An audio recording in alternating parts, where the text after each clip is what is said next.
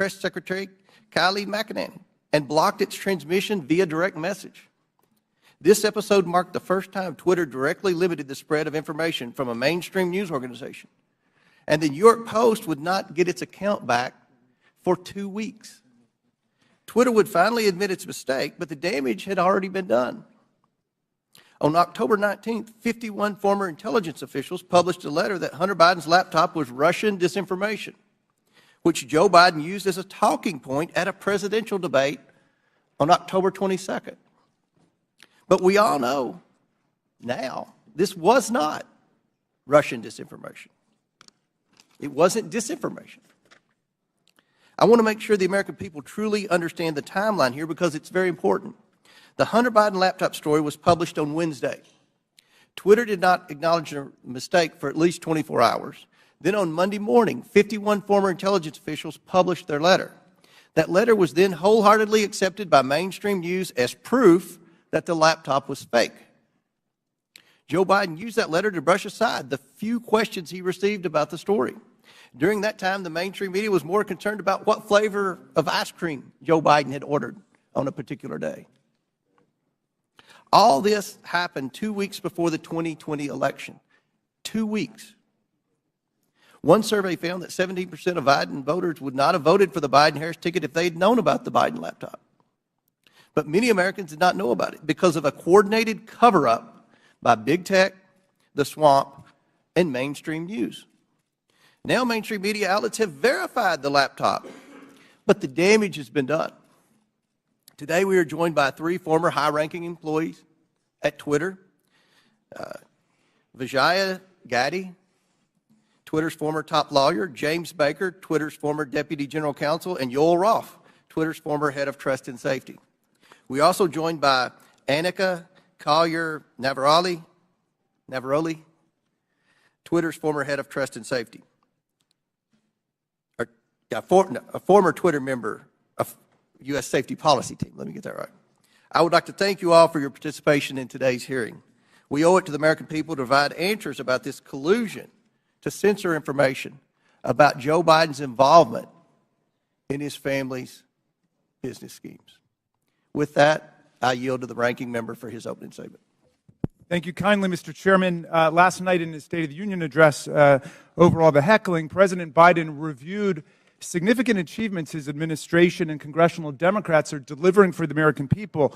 The lowest unemployment rate in over 50 years, a manufacturing boom in clean energy, semiconductors, and infrastructure, expanding health care for veterans and lowering prescription drug costs for seniors and people with diabetes, beating the opioid epidemic and addressing our national mental health crisis, historic action on climate change. But this morning, we return not to focus on advancing this robust agenda of progress, but instead to take up an authentically trivial pursuit, all based on the obsessive victimology of right-wing politics in America. The majority has called a hearing to revisit a 2-year-old story about a private editorial decision by Twitter not to allow links to a single New York Post article made for a 2-day period that had no discernible influence on anyone or anything. The New York Post published the article on its own pages, and it was carried by lots of other media outlets. It was widely discussed, including on Twitter itself, even during the brief moment in time when links weren't provided, and it was a fixture in right-wing media for the next 3 weeks before the election. I think even the chairman and other members of this committee were out on TV and social media talking about it. But instead of letting this trivial pursuit go, my colleagues have tried to whip up a faux scandal about this 2-day lapse in their ability to spread Hunter Biden propaganda on a private media platform. Silly does not even begin to capture this obsession. What's more, Twitter's editorial decision has been analyzed and debated ad nauseum. Some people think it was the right decision. Some people think it was the wrong decision. But the key point here is that it was Twitter's decision. Twitter is a private media company. In America, private media companies can decide what to publish or how to curate content however they want. If Twitter wants to have nothing but tweets commenting on New York Post articles run all day, it can do that. If it makes such tweets mentioning the New York Post never see the light of day, they can do that too. That's what the First Amendment means.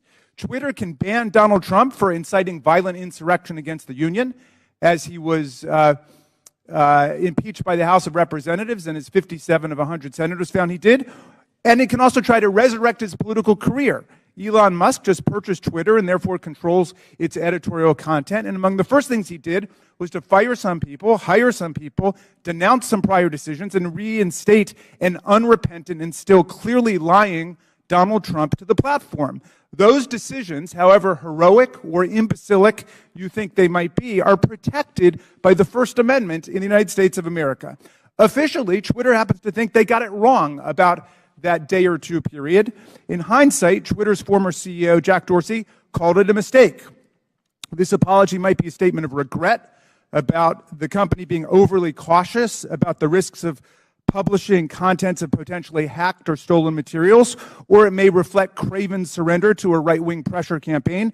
But however you interpret it, the apology just makes the premise of this hearing all the more absurd. The professional conspiracy theorists who are heckling and haranguing this private company have already gotten exactly what they want, an apology. What more do they want? And why does the U.S. Congress have to be involved in this nonsense when we have serious work to do for the American people? But what makes this hearing tragic is that if our colleagues really wanted to examine a serious problem involving American democracy and social media, my friends, it is staring us in the face right now. Twitter and other social media companies acted as central organizing and staging grounds for the January 6th violent insurrection against Congress and against Vice President Pence. Twitter became the national and global platform for incitement to seditious violence against our government and a forum on the day of attack for coordinating logistical movements and tactical maneuvers in the mob violence against our police officers. In the lead up to January 6th, Twitter decided to allow Donald Trump and countless MAGA extremists to use the platform to spread Trump's ridiculous big lie and disinformation about the election. And soon the internet was replete with incitement for civil war, race war, insurrection, revolution, and mob violence. Twitter did so despite increasingly desperate appeals from its own employees to act in the interests of public safety approaching January 6th. The First Amendment is robust and expansive, but it stops at this point. It does not protect anyone's right to engage in incitement to imminent lawless action and violent action against the government or against other people. This is the Brandenburg Principle. There's no carve-out to free speech for speech relating to the New York Post or Hunter Biden or laptops, but there is a significant carve-out when the speech is deliberately calculated to produce imminent violence and chaos against the government. That's why Twitter's deliberate indifference to Trump's big lies and incitement, its decision to ignore the pleas of its own employees to deal with the impending explosion against our police and against Congress on January 6th, are matters that require real investigation and reflection. Rather than conspiring to suppress right-wing MAGA speech, as my colleagues astonishingly claim, Twitter and other media companies knowingly facilitated Trump's spread of disinformation, or what his own sycophantic Attorney General William Barr would come to call bullshit, and gave voice to his followers' glorification of violence and calls for civil war. Today, we will hear from Anika Collier-Navaroli, a former Twitter employee turned corporate whistleblower and patriotic hero who raised the alarm inside Twitter and about numerous accelerating warning signs that she saw leading up to the violent and catastrophic attack on the Capitol on January 6, 2021. Ms. Navaroli is here today to publicly testify about how senior officials at Twitter resisted her efforts to put policies in place or to enforce existing policies to promote public safety and to defend our national security. Twitter management, however, did not want to cross Donald Trump. I don't know precisely how we will solve the problem of private social media platforms being used for the organization of coups and incitement of violent insurrections against the United States or Brazil or any other country. But this is a grave problem confronting democracy, not just in America, but all over the world. It is not a silly, concocted partisan issue. We must analyze it carefully and legislate effectively to address it, and we must never forget that the enemies of democracy, led by autocrat and war criminal Vladimir Putin, are spending hundreds of millions of dollars on social media propaganda and disinformation to destabilize democracy all over the world, even as they wage their genocidal, illegal, aggressive war against the people of Ukraine? How are we going to prevent the liberal democracies from being overrun by propaganda, disinformation, and violent incitement? We'll listen to Anika Collier-Navaroli because she has something important to say. She poses a problem that would be worthy of a serious congressional hearing, and we should have one. Thank you, Mr. Chairman. I yield back. Gentleman yields back. I want to thank again the witnesses for appearing here today. Today's witnesses are former Twitter employees. Vijaya Gaddy, Twitter's former general counsel; James Baker, Twitter's former deputy general counsel; Yoel Roth, Twitter's former head of trust and safety; and Anika Collier-Navaroli, a former member of Twitter's U.S. safety policy team. I want to remind everyone you all are appearing under subpoena by your own request. Pursuant to Committee Rule 9G, the witnesses will please stand and raise the right hands. Do you solemnly swear or affirm that the testimony you are about to give is the truth, the whole truth, and nothing but the truth, so help you God? Let the record show that the witnesses all answered in the affirmative. We will begin the 5-minute question portion of our hearing today. The chair recognizes. What's that? Oh, I apologize. Ready to get to the questions. We'll start with the opening statements, then we'll go to the questions. So each witness will get 5-minute opening statements, and we'll begin with you, Mr. Baker. Thank you, Mr. Chairman. Mr. Chairman, Ranking Member Raskin, and members of the committee, thank you for the opportunity to appear before you today. I hope that we will have a useful conversation about matters that are of great importance to the nation and the world. My main goals for this statement are simply to attempt to set the record straight with respect to certain false assertions that have been made about me in the public arena, and to offer a suggestion with respect to potential legislation in the area of social media regulation.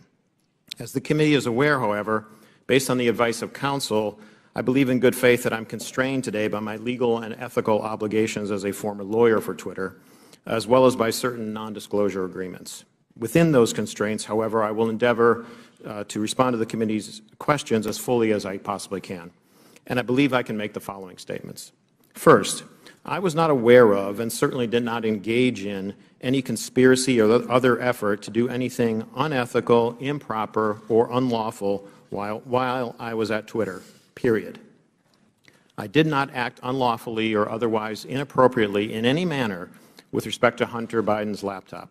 Indeed, documents that Twitter has disclosed publicly reflect that I urged caution with respect to the matter and noted that we needed more information to fully assess what was going on and to decide what to do. Hardly a surprising piece of advice from a corporate lawyer. Moreover, I'm aware of no unlawful collusion with or direction from any government agency or political campaign on how Twitter should have handled the Hunter Biden laptop situation. Even though many disagree with how Twitter handled the Hunter Biden matter, I believe that the public record reveals that my client acted in a manner that was fully consistent with the First Amendment. I think that the best reading of the law is that as a private entity, the First Amendment protects Twitter and its content moderation decisions. And I do not believe that the facts in the public record indicate that Twitter became a state actor, as that concept is defined under existing precedent, such that the First Amendment would have constrained it. Second, I believe that at all times I executed my duties and responsibilities to my client, Twitter, lawfully and ethically. At no time was I an agent or operative of the government or any political actor when I worked at Twitter. To the contrary, I believe that I worked zealously and diligently within the bounds of the law in pursuit of my client's best interests. Third, I did not destroy or improperly suppress any documents at Twitter regarding information important to the public dialogue. At all times, I sought to help my client understand and comply with its legal obligations. It is worth noting that the public record indicates that after I left the company, attorneys or other unidentified third parties collected and or reviewed the contents of at least some of the Twitter files prior to their release. Fourth, Twitter disclosed publicly emails between me and Yoel Roth regarding one of Donald Trump's tweets about COVID. I do not have access to my Twitter emails, so I do not know if or how I responded to Mr. Roth.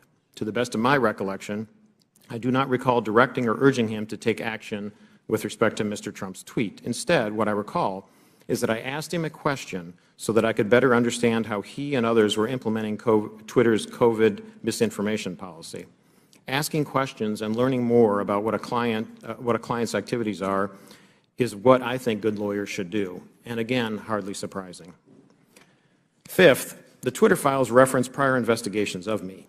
It is true that the Department of Justice investigated certain aspects of my conduct while I was employed by the FBI related to the handling of certain information.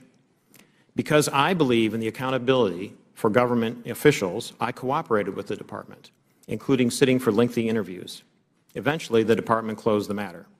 No adverse action was taken with respect to me, and my security clearances while a government employee were never restricted because of the matter. In closing, Mr. Chairman, I want to return briefly to the general topic of government interaction with social media companies. The law permits the government to have complex, multifaceted, and long-term relationships with the private sector. Law enforcement agencies and companies can engage with each other regarding, for example, compulsory legal process served on companies, criminal activity that companies, the government, or the public identify, such as crimes against children, cybersecurity threats, and terrorism, and instances where companies themselves are victims of crime. When done properly, these interactions can be beneficial to both sides and in the interests of the public. As you, Mr. Chairman, Mr. Jordan, and others have proposed, a potential workable way to legislate in this area may be to focus on the actions of federal government agencies and officials with respect to their engagement with the private sector. Congress may be able to limit the nature and scope of those interactions in certain ways, require enhanced transparency and reporting by the executive branch about its engagements, and require higher-level approvals within the executive branch prior to such engagements on certain topics, so that you can hold Senate-confirmed officials, for example, accountable for those decisions. In any event, if you want to legislate, my recommendation is to focus first on reasonable and effective limitations on government actors. Thank you, Mr. Chairman. Thank you, Mr. Baker. Ms. Gaddy. Chairman Comer, Ranking Member Raskin, and members of the committee, thank you for this opportunity to provide this opening statement. After a decade as a corporate lawyer, I joined Twitter in 2011 as the first member of the corporate legal team. In 2013, I was promoted to general counsel. In 2018, I became the chief legal officer and continued in that role until October of 2022. During my time at Twitter, I had many distinct teams reporting to me, including legal, trust and safety, public policy, corporate security, and compliance. I was drawn to work at Twitter because I was inspired by how people were able to use the platform and awed by its potential. Twitter enabled anyone to hear directly from any individual instantly. People from around the world were coming together on Twitter for an open and free exchange of ideas. The work was challenging and fulfilling. After Jack Dorsey returned as CEO in 2015, one of his top priorities became what we called the health of the public conversation. This was based on customer research, advertiser feedback, Twitter's declining revenue, user growth, and stock price. Teams across Twitter were focused on making the platform safer, better, and more profitable. As an executive of the company, I also was responsible for helping to achieve the corporate goals set by Mr. Dorsey, and I was accountable to him, the board of directors, and ultimately Twitter's public stockholders. As we prioritized the health of the public conversation, we did not lose sight of what Twitter was for most people, a place to talk about their favorite things. Topics that animated the platform range from K-pop to the World Cup to video games and movies. We needed to ensure that differences of opinion would not cross the line, for example, into sending death threats to soccer players who missed important goals, distributing non-consensual intimate photos, or cyberbullying so vicious that it could compromise a teenager's mental health. Twitter's platform rules covered a wide range of conduct and changed over time based on new behaviors and harms on the platform and feedback from customers, regulators, governments, advertisers, researchers, and others. This feedback led to a principles-based approach, which we applied to an array of difficult yet equally complicated situations around the world. These rules were also benchmarked against industry standards. We all knew how difficult it would be to design, much less apply, one set of global rules for hundreds of millions of accounts that shared billions of tweets a week. While I was at Twitter, the company never lost sight of its deep commitment to promoting and defending free expression around the world. For example, to protect human rights defenders, we fought for the right of people to use pseudonyms on the platform. We litigated in courts around the world to protect the rights of people to express their opinions, often defending them against their own governments who are acting unlawfully or violating international human rights. And we took extra precautions to ensure we scrutinized or challenged and never just acquiesced to government legal demands. Defending free expression and maintaining the health of the platform required difficult judgment calls. Most applications of Twitter's rules were fact-intensive, subject to internal debate, and needed to be made very quickly. We recognized that after applying our rules, we might learn that some of them did not work as we imagined and that we would need to update them. We always remained open to new information from our customers and critics regarding our policies and enforcement. At times, we also reversed course. For example, on October 14, 2020, the New York Post tweeted articles about Hunter Biden's laptop with embedded images that looked like they may have been obtained through hacking. In 2018, we had developed a policy intended to prevent Twitter from becoming a dumping ground for hacked materials. We applied this policy to the New York Post tweets and blocked links to the articles embedding those source materials. At no point did Twitter otherwise prevent tweeting, reporting, discussing, or describing the contents of Mr. Biden's laptop. People could and did talk about the contents of the laptop on Twitter or anywhere else, including other much larger platforms, but they were prevented from sharing the primary documents on Twitter. Still, over the course of that day, it became clear that Twitter had not fully appreciated the impact of that policy on free press and others. As Mr. Dorsey testified before Congress on multiple occasions, Twitter changed its policy within 24 hours and admitted its initial action was wrong. This policy revision immediately allowed people to tweet the original articles with the embedded source materials. Relying on its long-standing practice not to retroactively apply new policies, Twitter informed the New York Post that it could immediately begin tweeting when it deleted the original tweets, which would have freed them to retweet the same content again. The New York Post chose not to delete its original tweets, so Twitter made an exception after 2 weeks to retroactively apply the new policy to the Post's tweets. In hindsight, Twitter should have reinstated the Post account immediately. There is no easy way to run a global communications platform that satisfies business and revenue goals, individual customer expectations, local laws, and cultural norms, and get it right every time. Still, while I was at Twitter, we worked hard every day to make Twitter a healthy platform and ultimately a healthy business. Thank you for your attention. I look forward to your questions. Thank you very much. Mr. Roth. Thank you, Chairman Comer, Ranking Member Raskin, and members of the committee for the opportunity to speak with you here today. In nearly 8 years at Twitter, I worked in and led a division called Trust and Safety. Trust and Safety's core duty is content moderation, removing tweets that violate Twitter's terms of service and suspending users who repeatedly break the rules. This work is sometimes dismissed merely as censorship, but it represents a key way that Twitter and other companies live up to their responsibility to keep the users of their products safe. Much of this work is uncontroversial. For example, taking down accounts that engage in child sexual exploitation or promote terrorism. The gray area of this work, though, is when trust and safety teams have to make decisions about so-called lawful but awful material, content that may be legal in many jurisdictions, but isn't something most people would want to experience. Think of things like posting someone else's home address without their permission, or bullying somebody for a disability or for how they look. A free speech absolutist might say, yes, that kind of content is unpleasant, but it's not against the law. What right do you have to remove it? The answer is the need to make Twitter an appealing product for millions of people. Consistently, in its own research, Twitter found that users were unhappy with the company's approach to content moderation, and that this dissatisfaction drove people away from the service. This has consequences for what we mean by free speech on social media. Again and again, we saw the speech of a small number of abusive users drive away countless others. Unrestricted free speech, paradoxically, results in less speech, not more. And it was our job in Trust and Safety to try to strike an appropriate balance. But the importance of this work goes far beyond Twitter's business prospects and into the realm of national security. In 2017, I led the team at Twitter that uncovered significant interference in an American election by agents of the Russian government.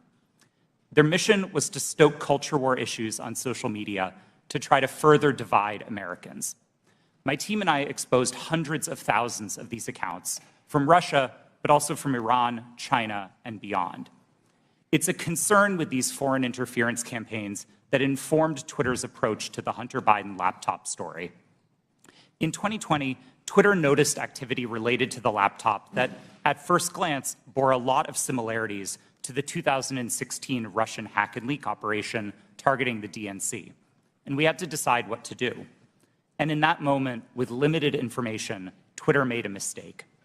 Under the distribution of hacked material policy, the company decided to prevent links to the New York Post stories about the laptop from being shared across the service.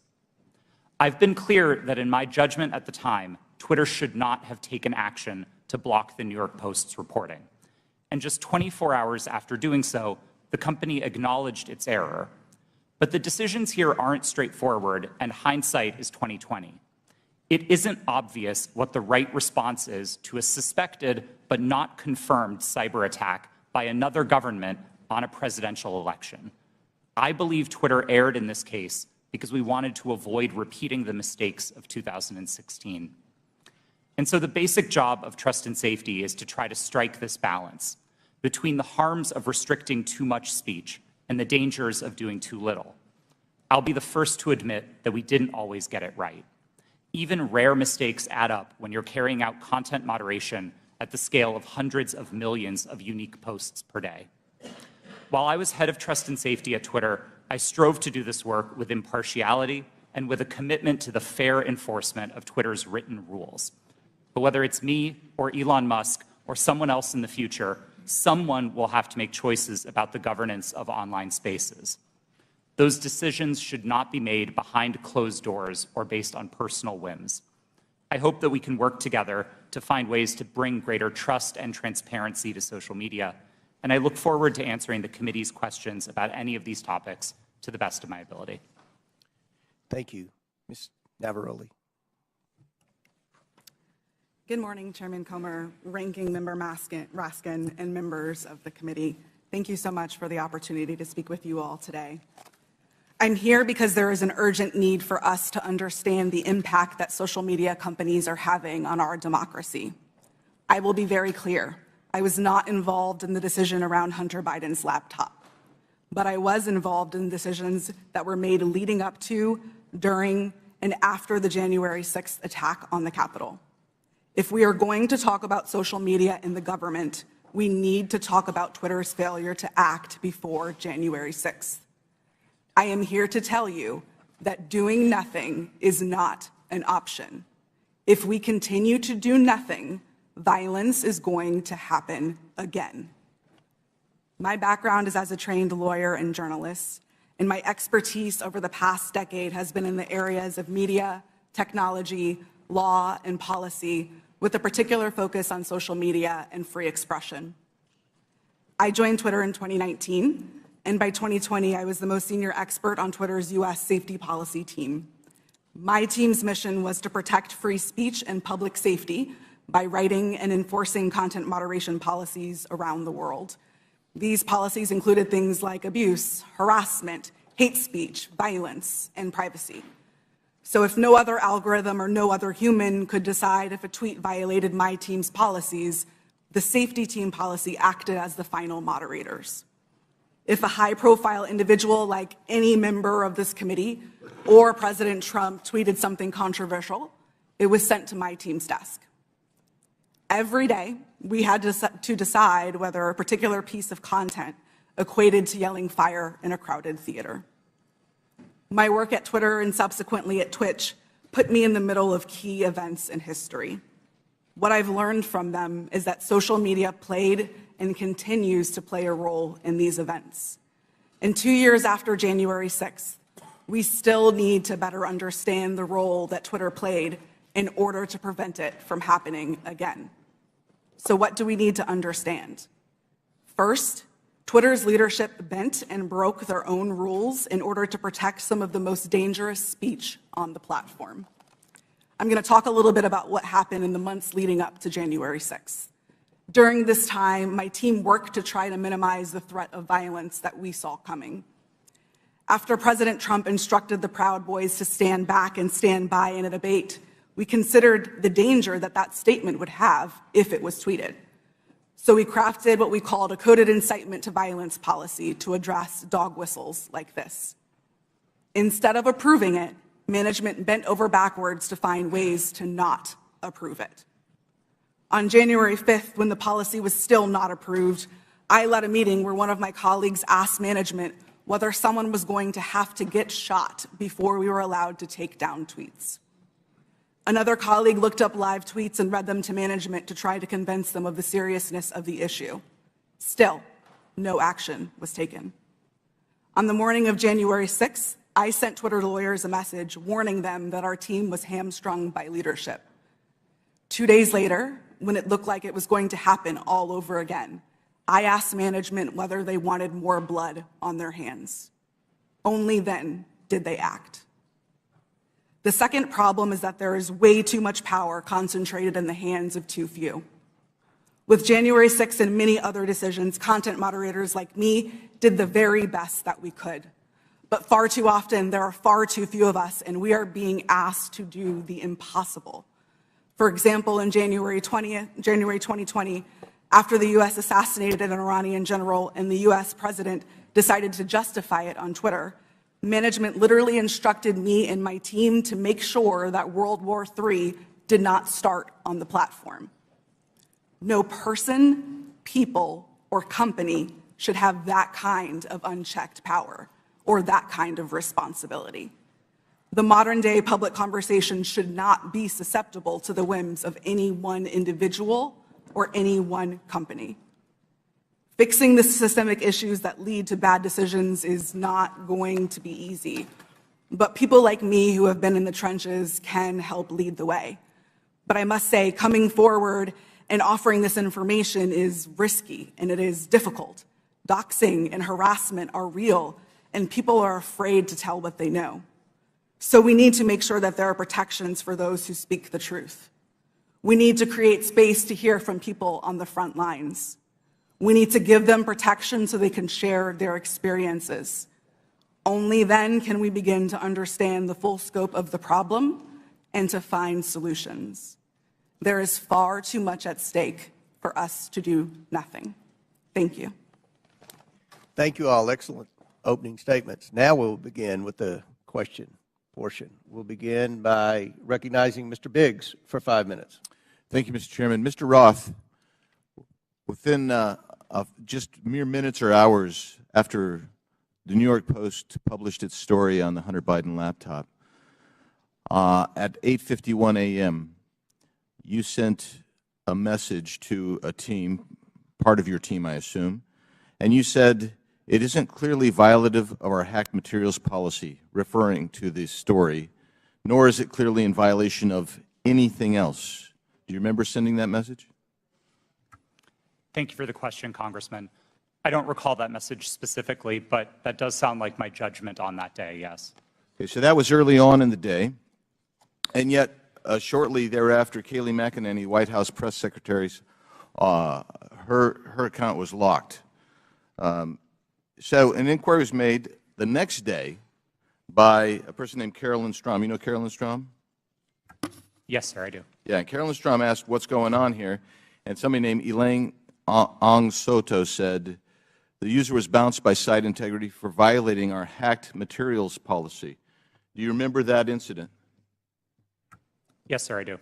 And somebody named Trenton Kennedy said, "I'm struggling to understand the policy basis for marking this as unsafe."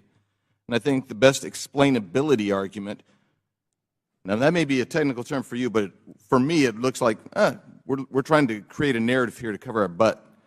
The best explainability argument for this externally will be that we're waiting to understand if this story is the result of hacked materials. Do you remember Mr. Kennedy's communication? Yes, I do. Yeah. And so then we get into a whole series of things written by Mr. Baker going back and forth.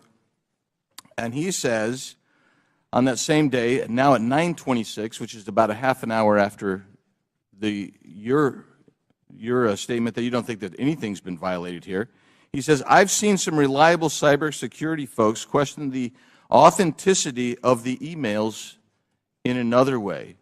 And then you seem to later, but by the way, that's almost inconceivable. I mean, it just seems inconceivable that would have happened so quickly that he would have that.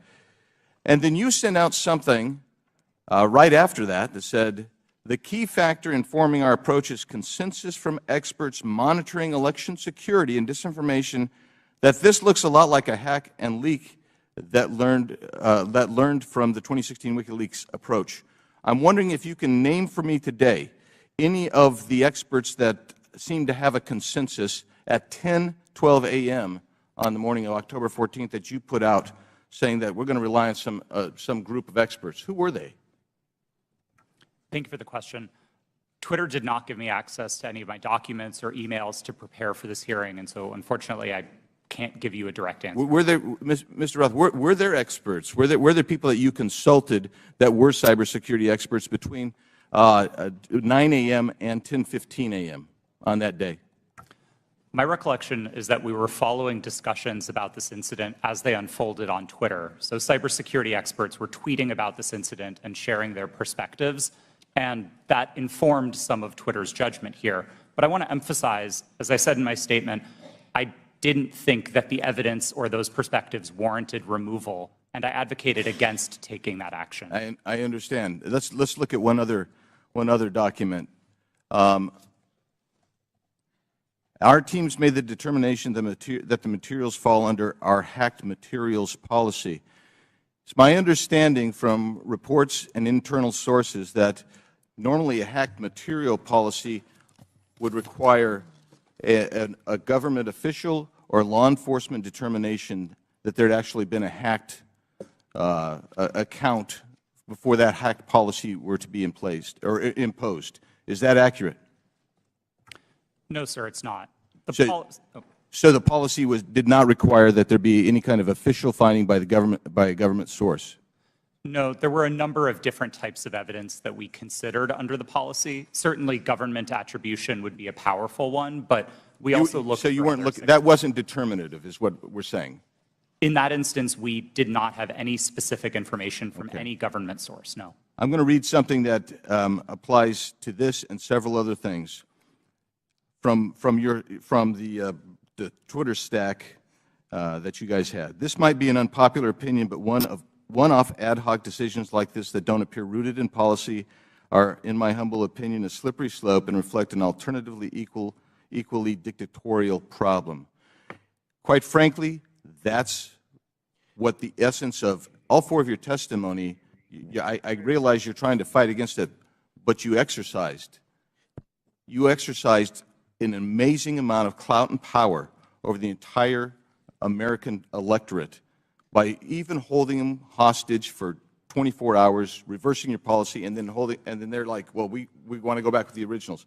That's 24 hours, or 2 weeks, that you imposed your will on the American electorate. I'll yield back, Mr. Chairman. Gentleman, time's expired. He went 30 seconds over. I'll give the ranking member an extra 30 seconds. You're very fair-minded, Mr. Chairman. Mr. Roth, let me start with you. Did I hear you correctly to say that there were thousands or even hundreds of thousands of counterfeit Twitter accounts set up by Russian propaganda and disinformation for Vladimir Putin to pump his poison into the bloodstream of American social media? Is that right?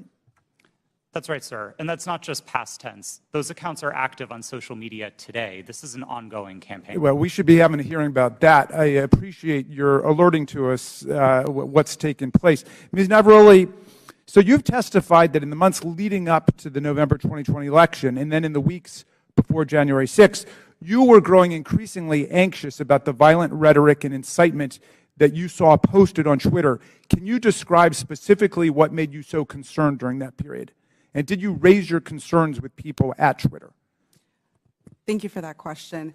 As I said in my opening statement, after former President Trump in his debate said the statement, stand back, stand by to the Proud Boys, my team, in discussion with other teams at Twitter, realized that we had a gap in our policies and that could not be said on the platform because it would have gone too far. What we did see continue to happen was those statements, in addition to other coded incitement to violence or dog whistles began to spring up on the platform. And so what was once fringe ideology or fringe statements that were calling for the overthrow of the government became a loud roar. And so we heard individuals beginning to say that they were locked and loaded, that they were ready for Civil War Part 2, that they were ready for another revolution, that they were ready for the day of the rope in very clear English on Twitter. And on the January 6th committee, we have tens of thousands of statements like that being made on Twitter and other parts of social media. So we got a little taste of what you were experiencing on a daily basis. Now, there was this meeting on January 5th at Twitter. I don't think it was called specifically to look at what was going to happen the next day. That just happened to be a regular meeting. But at that meeting, you and other employees raised urgently the problem of what you saw coming on January 6th. How did Twitter management respond to the concerns that you raised?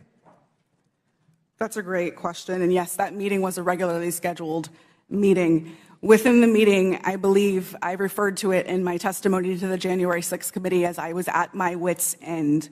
I had argued, I had asked questions, I had asked for clarification. We had found dangerous tweets within the meeting, and yet the individual who is the most senior leader within the team in that meeting told us that we were not allowed to take that content down and that we were not allowed to use the coded incitement to violence policy.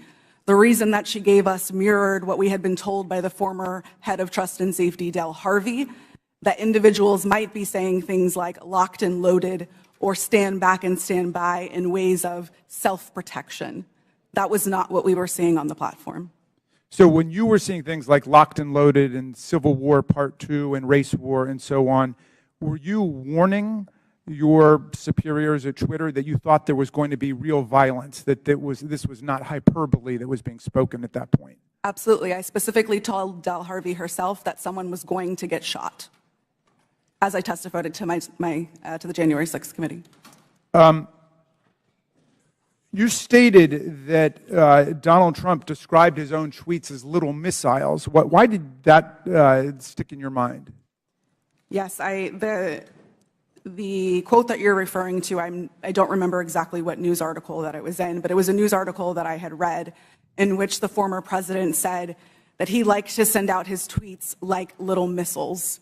To me, that sounded exactly like weaponization of a platform in his own words, and yet Twitter was not concerned.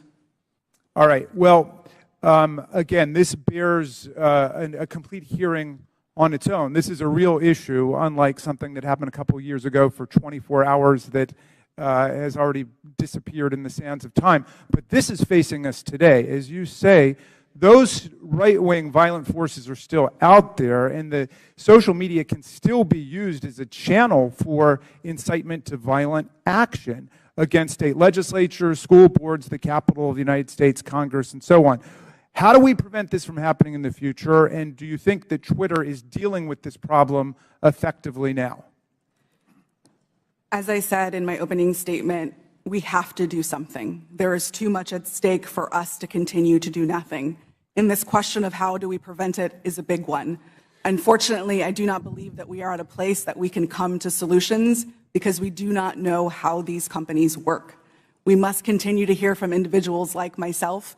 We must have a seat at the table to be able to share our experiences, because our experiences and the ways that we have succeeded, the ways that we have failed, hold the key to our futures and the key to our democracies. All right, thank you, Mr. Chairman. I would just say I was skeptical about revisiting the whole New York Post thing, where there have already been congressional hearings and they've already apologized for their little lapse, but this is a serious issue, and so I'm glad we at least have the opportunity to begin to talk about it in public. And I yield back to you. Thank you.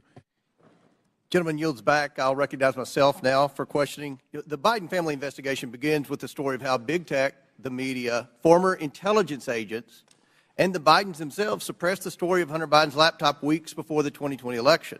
Today, we're hearing from Twitter executives who buried the New York Post laptop story, claiming it violated the platform's hacked materials policy. In reality, the Twitter executives were hostile towards conservatives and biased towards anyone who opposed their points of view. For example, Mr. Roth, did you write this tweet? I regret the language that I used in some of my former tweets, but Yes, I did post that. And I'll read the tweet so it's in the record. Yes, that person in the pink hat is clearly a bigger threat to your brand of feminism than actual Nazis in the White House. Mr. Roth, do you think all conservatives are Nazis? Certainly not, sir. What about the hundreds of people who worked in the Trump administration? Certainly not. Did Ms. Gaddy or any other lawyer at Twitter ever tell you to take down that tweet? No, Twitter did not have a practice of restricting employees sharing their personal viewpoints on the service. Turning back to the laptop, Ms. Gaddy, are you aware that Hunter Biden's lawyers, as recently as last week, wrote the Department of Justice about Hunter Biden's laptop? I've seen some articles about that. Yes, they did. And it appears that Hunter Biden's attorney is admitting that the laptop and emails on it are authentic. So, Ms. Gaddy, on October 14, 2020, did Hunter Biden report to Twitter that he was the victim of a hack? No, I don't believe he did. Ms. Gaddy, when the New York Post initially broke the story about the laptop, did you call Hunter Biden's lawyer to ask if it was authentic? No, I did not. Isn't it correct that the Biden campaign had contact with Twitter in the run-up to the 2020 election? Not to my knowledge. And you're telling this committee that you didn't ask any Biden representative if the laptop was real or for Hunter Biden's attorney's phone number to confirm its authenticity? We did not speak to anybody related to that. Mr. Baker, are you aware that the FBI had Hunter Biden's laptop since December of 2019? I'm sorry, am I aware of that now? Well, were you aware then? Then, no. I don't believe, sir, that to the best of my recollection, I don't think I knew But that. you're aware now? I've heard that now, yes. Mr. Baker, did you call any of your contacts at the FBI to ask whether or not they knew if the material had been hacked? I don't recall contacting them about that on that day.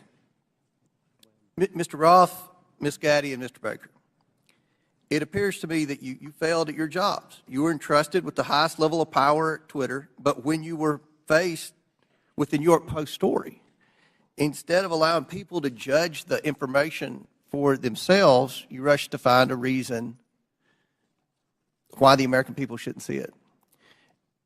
In a matter of hours, you were deciding on the truth of a story that spans years and dozens of complex international transactions. You did this because you were terrified of Joe Biden not winning the election in 2020. That's what it appeared. I can assure you this committee will succeed in holding the Bidens accountable. So much of the evidence of wrongdoing from this family is located in that hard drive that you all led the American people to believe was Russian disinformation, when in fact it was not. Now, I agree with Mr. Baker's opening statement. The concern for me is the level of involvement the FBI had with not just Twitter, but all of our social media platform companies. And I think it kind of goes in the opposite direction of where my friend, the ranking member, was trying to take this in his opening statement. This is something this committee should be concerned about. The government doesn't have any role in suppressing speech. And that's something the media should be very concerned about. What if there's a conservative president that somehow cleans out our FBI and they put in conservatives to suppress liberal speech? That's something that should never happen. So I look forward to more questions, and at this time I yield to the gentleman from I think Ohio. the chair for yielding. Mr. Baker, you said you didn't talk with the FBI that day. Did you talk to the FBI about the Hunter Biden laptop story prior to then or after that day? I'm trying to make sure I can answer this question consistent with the restrictions that I talked about in my opening Simple statement. question. Did you talk to the FBI about the Hunter Biden story? To the best of my recollection, I did not talk to the FBI about the Hunter Biden story before that day. Did you talk to him after it? You said your response is real specific to the chairman. You said, I did not talk to the FBI about the Hunter Biden laptop story that day. I assume that day is October 14th. I want to know if you talked to him on the 13th or before, or if you talked to him on the 15th and after. I don't recall speaking to the FBI, sitting here today, I don't recall speaking to the FBI at all about the Hunter Biden matter. Well, then why'd you answer it the way you did? I beg your pardon? I yield back there. Chair recognizes Ms. Norton for 5 minutes.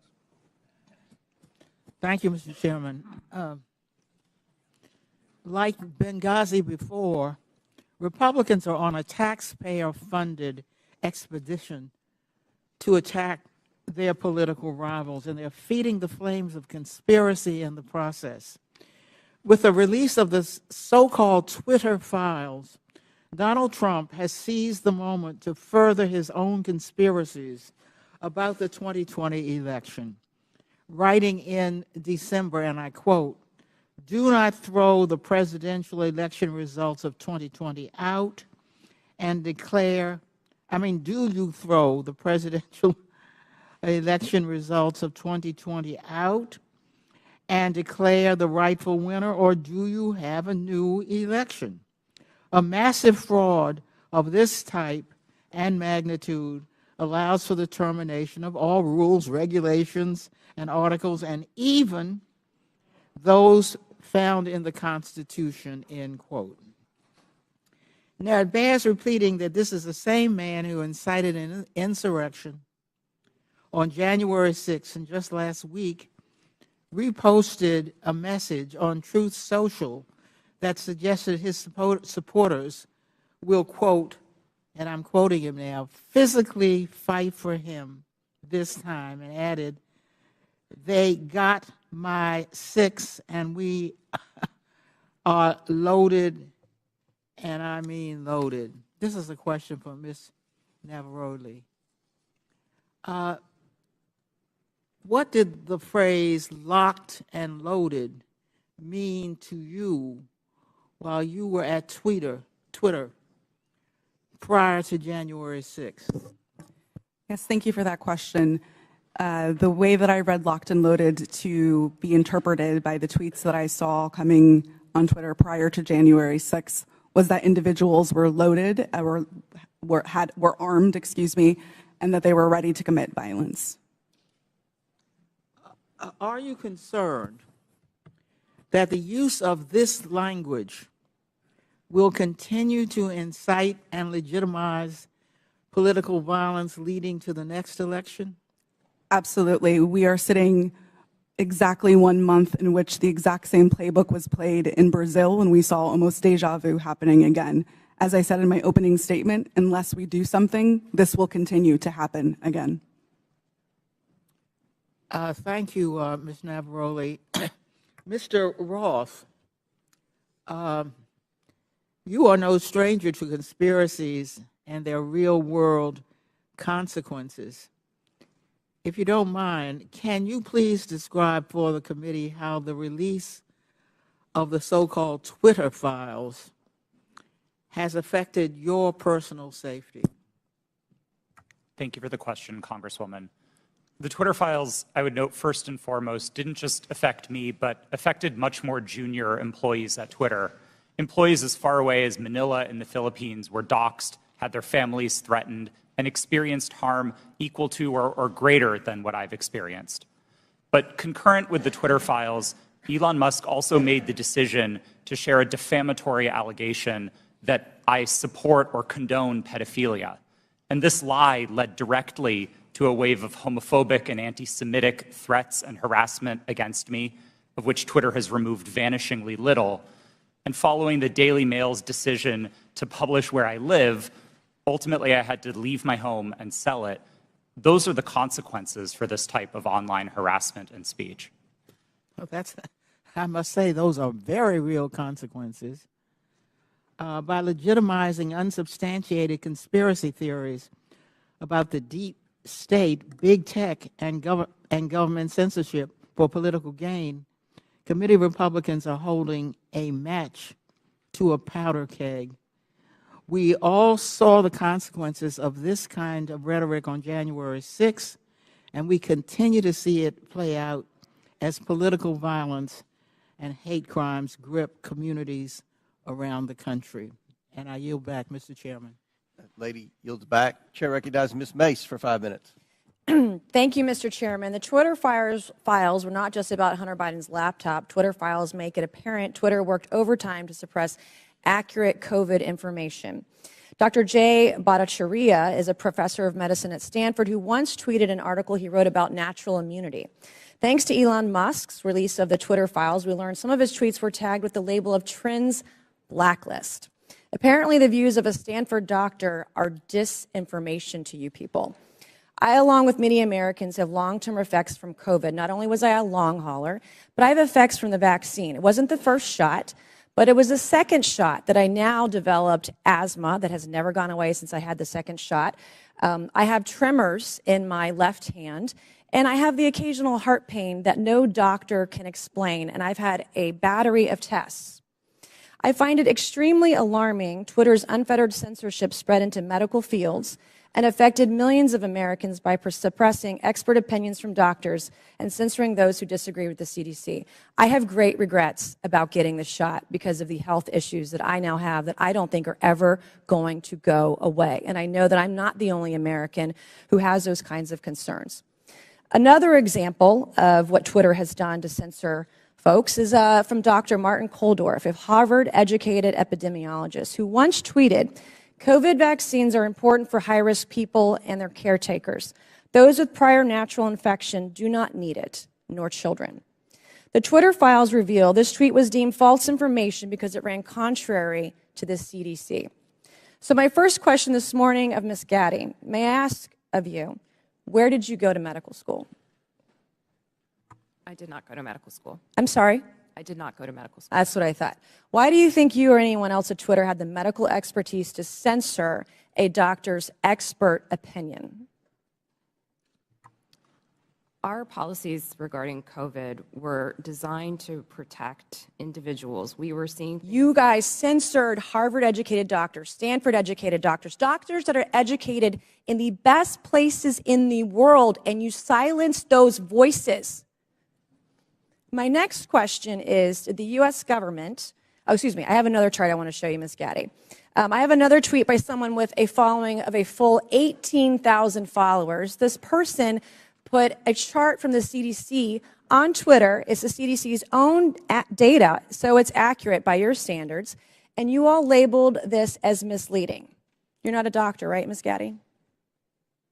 No, I'm not. Okay. What makes you think you or anyone else at Twitter have the medical expertise to censor actual, accurate CDC data? I'm not familiar with these particular situations. Yeah, I'm sure you're not. But this is what Twitter did. They labeled this as inaccurate. It is the government's own data. It's ridiculous that we're even having to have this conversation today. It's not just about the laptop. This is about medical advice that expert doctors were trying to give Americans because social media companies like Twitter were silencing their voices. I have another question, my last one for you, Ms. Gaddy. Did the U.S. government ever contact you or anyone at Twitter to pressure Twitter to moderate or censor certain tweets? Yes or no? We have a program. Did the U.S. government ever contact you or anyone at Twitter to censor or moderate certain tweets? Yes or no? We receive legal demands to remove content from the platform from the U.S. government and governments all around the world. Those are published on a third-party website, and anyone can review Thank them. God for Matt Taibbi. Thank God for Elon Musk for allowing to show us in the world that Twitter was basically a subsidiary of the FBI, censoring real medical voices with real expertise that put real Americans' lives in danger because they didn't have that information. I also want to thank one of my colleagues, Ro Khanna, because as it turns out, censorship isn't just an important issue to conservatives. Some of my colleagues on the other side of the aisle, like Ro, found this censorship very concerning, and even wrote to you and to folks at Twitter that he was concerned about the First Amendment being censored. So I want to thank him for speaking up and speaking out about this issue because this should not be a partisan issue. This should be an issue that's an American issue. Mr. Chairman, I would like to enter into the record, I ask unanimous consent, to enter into the record a Wall Street Journal article from December 9th, 2022 by Justin Hart entitled "The Twitter Blacklisting of Jay Bhattacharya." Enter the record, please, Mr. Chairman. Without objection, so ordered. Thank you, and I yield back. Chair recognizes Mr. Lynch for 5 minutes. Thank you, Mr. Chairman. I just want to go over the chronology here, Mr. Roth. Back in 2016, Russia and Vladimir Putin engaged in what bipartisan Senate Intelligence Committee investigators called a, and I quote, aggressive, multifaceted effort to influence the outcome of that year's presidential election. The campaign included hacking of the systems of a major political party and leaking illegally obtained information, scanning U.S. election systems for vulnerabilities, and exploiting the weaknesses of social media platforms to spread disinformation to the American people. Again, in a 2017 declassified report, the U.S. intelligence community assessed that Russia's 2016 election operations signaled a, quote, new normal in Russian influence efforts, and that the Kremlin would, quote, apply lessons learned going forward against the U.S. and its allies. Mr. Roth, in a December interview with journalist Kara Swisher, you state that this declassified assessment was, quote, and I'm quoting you, a watershed moment in the history of content moderation and the Internet, close quote. You also stated in that interview that Twitter discussed potential threats to the integrity of the 2020 elections, and it was, quote, and I'm quoting you again, obvious to think about the most influential thing that impacted the 2016 election, which was the hack and leak campaign organized by the Russian government, and that, quote, we would have been stupid not to think about that risk. Mr. Roth, why would Twitter have been stupid to ignore that risk? Thank you for the question, Congressman. I think Twitter and the entire social media industry were, frankly, caught with their pants down in 2016 and missed an opportunity to do the critical work of protecting election security. This isn't my judgment. This is the judgment of academics and researchers who have spent years studying Russian active measures. And most of their conclusions suggest that the #1 most influential part of the Russian active measures campaign in 2016 was the hack and leak targeting John Podesta. It would have been foolish not to consider the possibility that they would run that play again. Right. And so let me ask, was that top of mind for Twitter? You're trying to measure the credibility of incoming intelligence. Was that top of mind in regard to your decision, the company's decision to temporarily limit the distribution of the October 14th New York Post story that was delivered by Mayor Giuliani? Yes, that was one of the animating concerns for us. For nearly 2 years, we had engaged in scenario planning exercises for potential risks tied to the elections, and one of them appeared to be happening that day. Now, again, I think the facts were complicated, and I do believe Twitter made a mistake then, but our judgment was colored by the experience of 2016 and by the very real Russian activities that we saw play out that year. Mr. Roth, in a December 2020 sworn declaration to the FEC, you said that starting in 2018, you had, quote, regular meetings with the Office of the Director of National Intelligence, the Department of Homeland Security, the FBI, and industry peers regarding election security. Is that correct? Yes, sir, it is. You stated that during these meetings, quote, federal law enforcement agencies communicated that they expected hack and leak operations by state actors that might occur in the period shortly before the 2020 presidential election, likely in October, and that there were, quote, rumors that a hack and leak operation would involve Hunter Biden, close quote. Is that your recollection today? It is, but I want to clarify that sentence slightly. I think it actually should have been 2 separate sentences. It is true that in meetings between industry and law enforcement discussed the possibility of a hack and leak campaign in the lead up to the election. And in one of those meetings, it was discussed, I believe by another company, that there was a possibility that that hack and leak could relate to Hunter Biden and Burisma. I don't believe that perspective was shared by law enforcement. They didn't endorse it. They didn't provide that information in that meeting. Okay.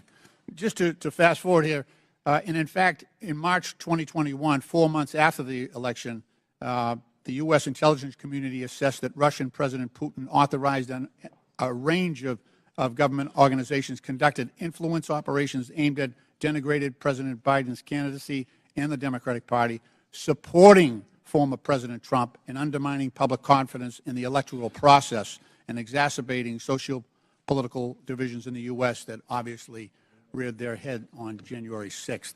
Mr. Chairman, my time has expired, and I yield back. Gentleman yields back. Chair recognizes Mr. Jordan for 5 minutes. Thank you, Mr. Chairman. Mr. Roth, did the government tell you that the Biden laptop story was fake? No, sir, they did not. Did they tell you it was hacked? No, sir, they did not. On October 14, 2020, Twitter blocks the New York Post story on the Hunter Biden, the New York Post story on Hunter Biden, and suspends their account. The night before, FBI Special Agent Elvis Chan sends you an email. The email says this: heads up, I will be sending a teleporter link for you to download 10 documents. It's not spam. Please confirm receipt when you get it. 2 minutes later, 6:24 p.m., you respond back, received and downloaded, thanks. What were those 10 documents? Twitter didn't give me access to my laptop, but Special Agent Chan has said publicly, and the FBI has confirmed, that those documents did not relate to Hunter Biden, and that's my recollection of them. What did they relate to? My interactions with Agent Chan and with the FBI almost entirely focused on what the FBI called malign foreign interference, things like Russian troll farms and Iranian involvement in the elections, not on any type of domestic Any of the activity. information on there classified?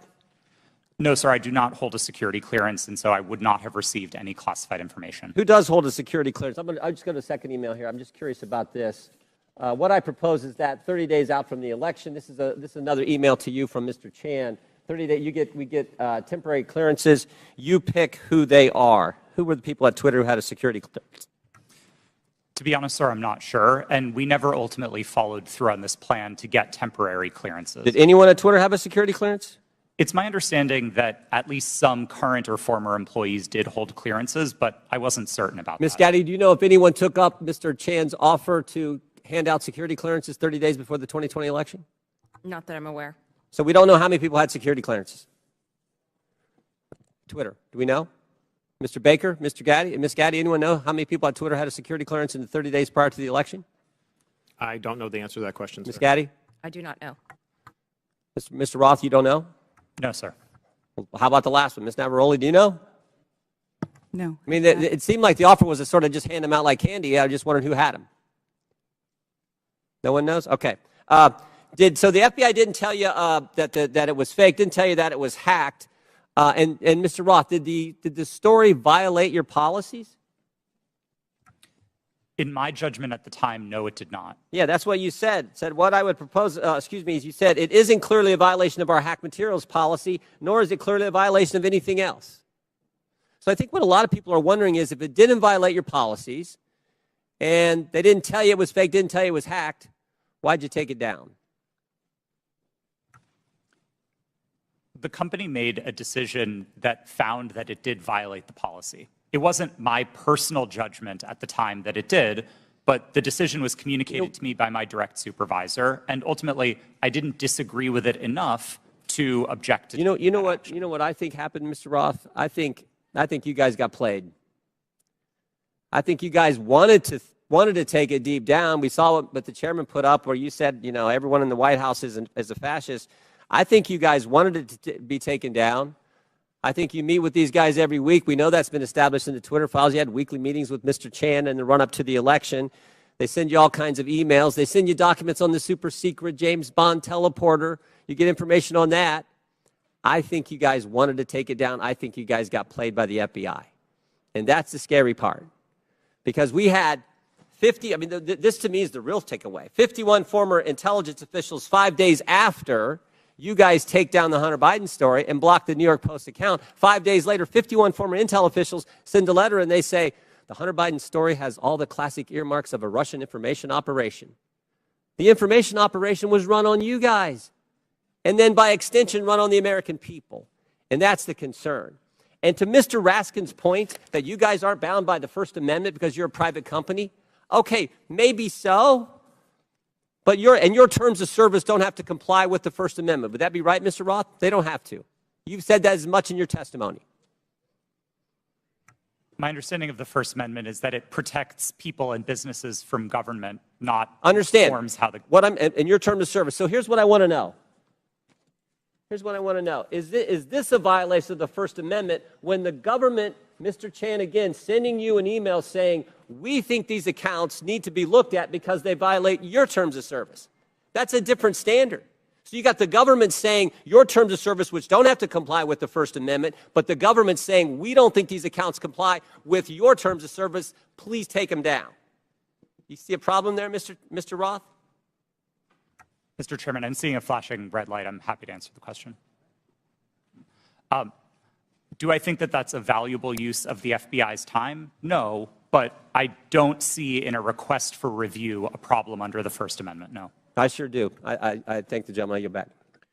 Chair recognizes Mr. Conley for 5 minutes. Thank you, Mr. Chairman. Very good. My, what happens when you hold a hearing and you can't prove your point? We heard from the chairman in his opening statement that it's wrong for government to call Twitter and say, take down a tweet. Did I hear that correct, Mr. Roth? That was my understanding, yes. Yeah. So on May 27th, 2020, President Donald J. Trump tweeted, and I quote, Republicans feel that social media platforms totally silence conservatives. By the way, something that would come as news to you, apparently, Mr. Roth, because you're still the subject of conservative harassment. We will strongly regulate, he went on to say, or close them down before we ever allow this to happen, unquote. Ms. Navaroli, doesn't that sound eerily like a government official telling Twitter that there's a threat, we'll shut you down if we don't like the content? I am not familiar with the tweet that you have referenced. Well, but if I just told you that quote without telling you who said it, might it have some ominous overtones from your point of view if you're still at Twitter? We'll shut you down. We'll regulate you. We will never allow this to happen. Those are pretty strong words. They are. Yeah. Okay.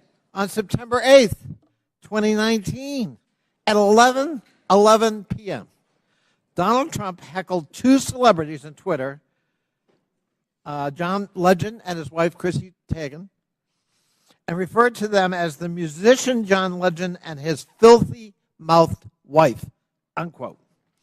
Ms. Teigen responded to that email at 12:17 a.m., and according to notes from a conversation with you, Ms. Navaroli's counsel, your counsel, the White House almost immediately thereafter contacted Twitter to demand the tweet be taken down. Is that accurate? Thank you for the question. In my role, I was not responsible for receiving any sort of request from the government. However, what I was privy to was my supervisors letting us know that we had received something along those lines or something of a request. In that particular instance, I do remember hearing that we had received a request from the White House to make sure that we evaluated this tweet and that they wanted it to come down because it was a derogatory statement directed towards the president. They wanted it to come down. They made that request. To my recollection, yes. I thought that was an inappropriate action by a government official, let alone the White House. But it wasn't Joe Biden about his son's laptop. It was Donald Trump because he didn't like what Chrissy Teigen had to say about him. Is that correct? Yes, that is correct. My. You ever think it's appropriate for the President of the United States to direct or otherwise influence a social media company to take down its content? I think it's a very slippery slope. Mr. Roth, Ms. Gaddy, Mr. Baker, any evidence that Joe Biden's ever done that?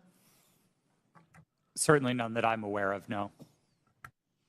I don't recall anything like that. I'm sorry, that President Biden did what, sir? Has Joe Biden ever called Twitter, to your knowledge, or his White House at his behest, to take down content or urge you to take down content? I don't know the answer to that question, sir. Well, I'm going to have to conclude at least from 3 of the 4. You don't know.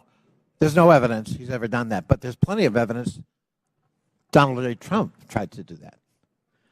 And if we're going to have a hearing about the misuse of social media and the intrusion of government in the content on social media, we've got an environment-rich target, but it's not Joe Biden.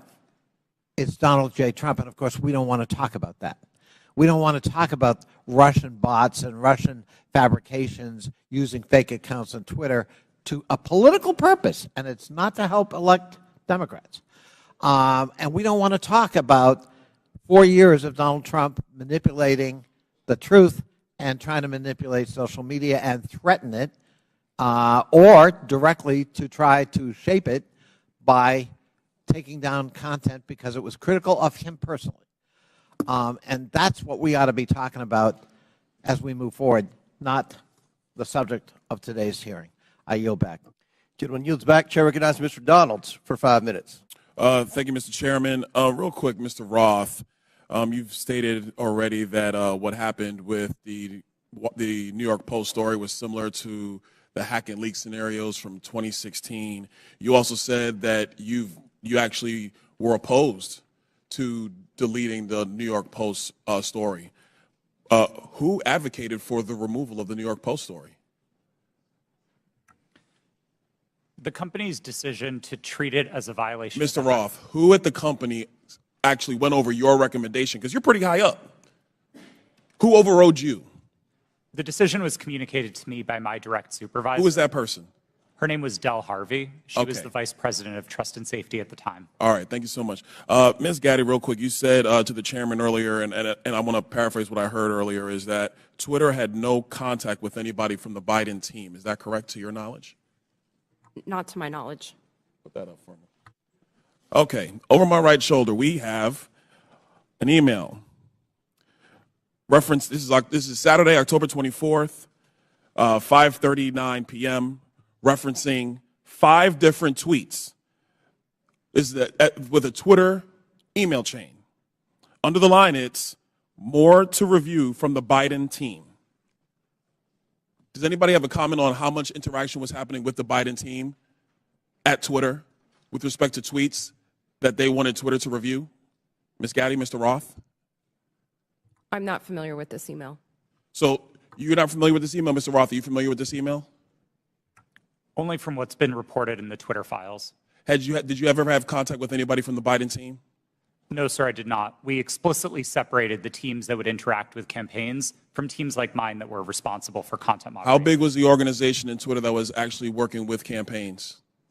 I couldn't say for sure. Did you ever have any contact with the DNC?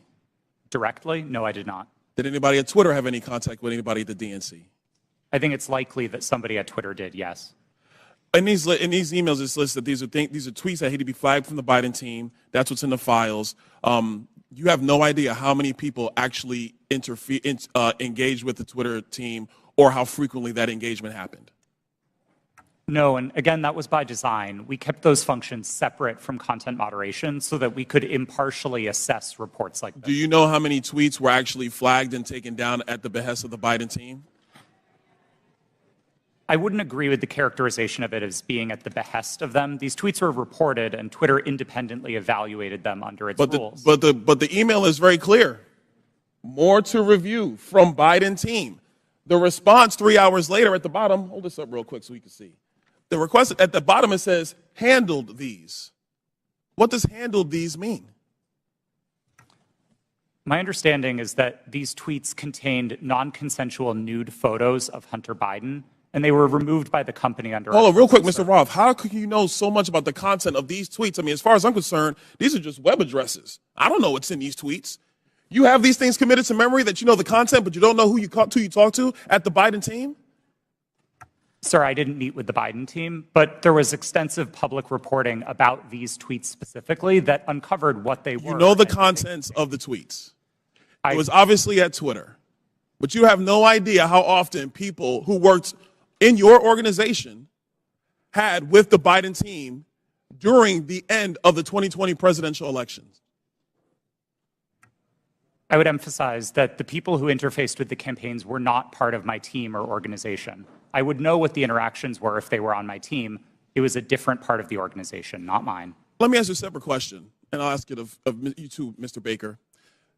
Have you guys been able to quantify the amount of in-kind contributions associated with taking down the New York Post story? Because the New York Post story was down for 2 weeks, give or take. Do you have any understanding of how much that story was limited by Twitter and also by other social media companies? What the impact of an in-kind contribution that would be to the Joe Biden presidential election in 2020?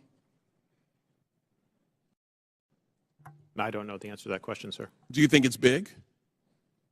I don't know the answer. Do you think it's more than a maximum contribution to a campaign? I wouldn't want to speculate. Would you call it 25,000? I don't know the answer to that question. 100,000? Sir, I don't know the answer to the question. $1 million? I don't know the answer to the question. Do you think Twitter will be in violation of federal election laws with the size of an in-kind contribution to take down a story, which is true, by the way, because you guys thought you knew something with limited information? I'm not going to speculate on that sitting here today, sir. I try to propound a legal analysis of election laws. I'll yield back. Gentleman yields back. Chair recognizes Ms. Ocasio-Cortez. If she's here. It's your turn. You want to go? Okay. We won't start the clock till you get there. Appreciate also your generosity. I just want to start off right here at the top here. This isn't even my line of questioning, but I'd like to submit to the record a Washington Post article now warning about Hunter Biden laptop disinformation, the guy who leaked it. Here's the deal. Before I even get into my questions, I think that the story here with the Washington Post reporting is that what they're saying right here, when the New York Post first reported in October 2020 that it had obtained contents of a laptop computer allegedly owned by Joe Biden's son Hunter, there was an immediate roadblock faced by other news outlets that hoped to corroborate reporting, as many did. The newspaper wasn't sharing what it obtained. New York Post had this alleged information and was trying to publish it without any corroboration, without any backup information. They were trying to publish it to Twitter. Twitter did not let them, and now they were upset. I believe that political operatives who sought to inject explosive disinformation with the Washington Post couldn't get away with it. And now they're livid. And they want the ability to do that again.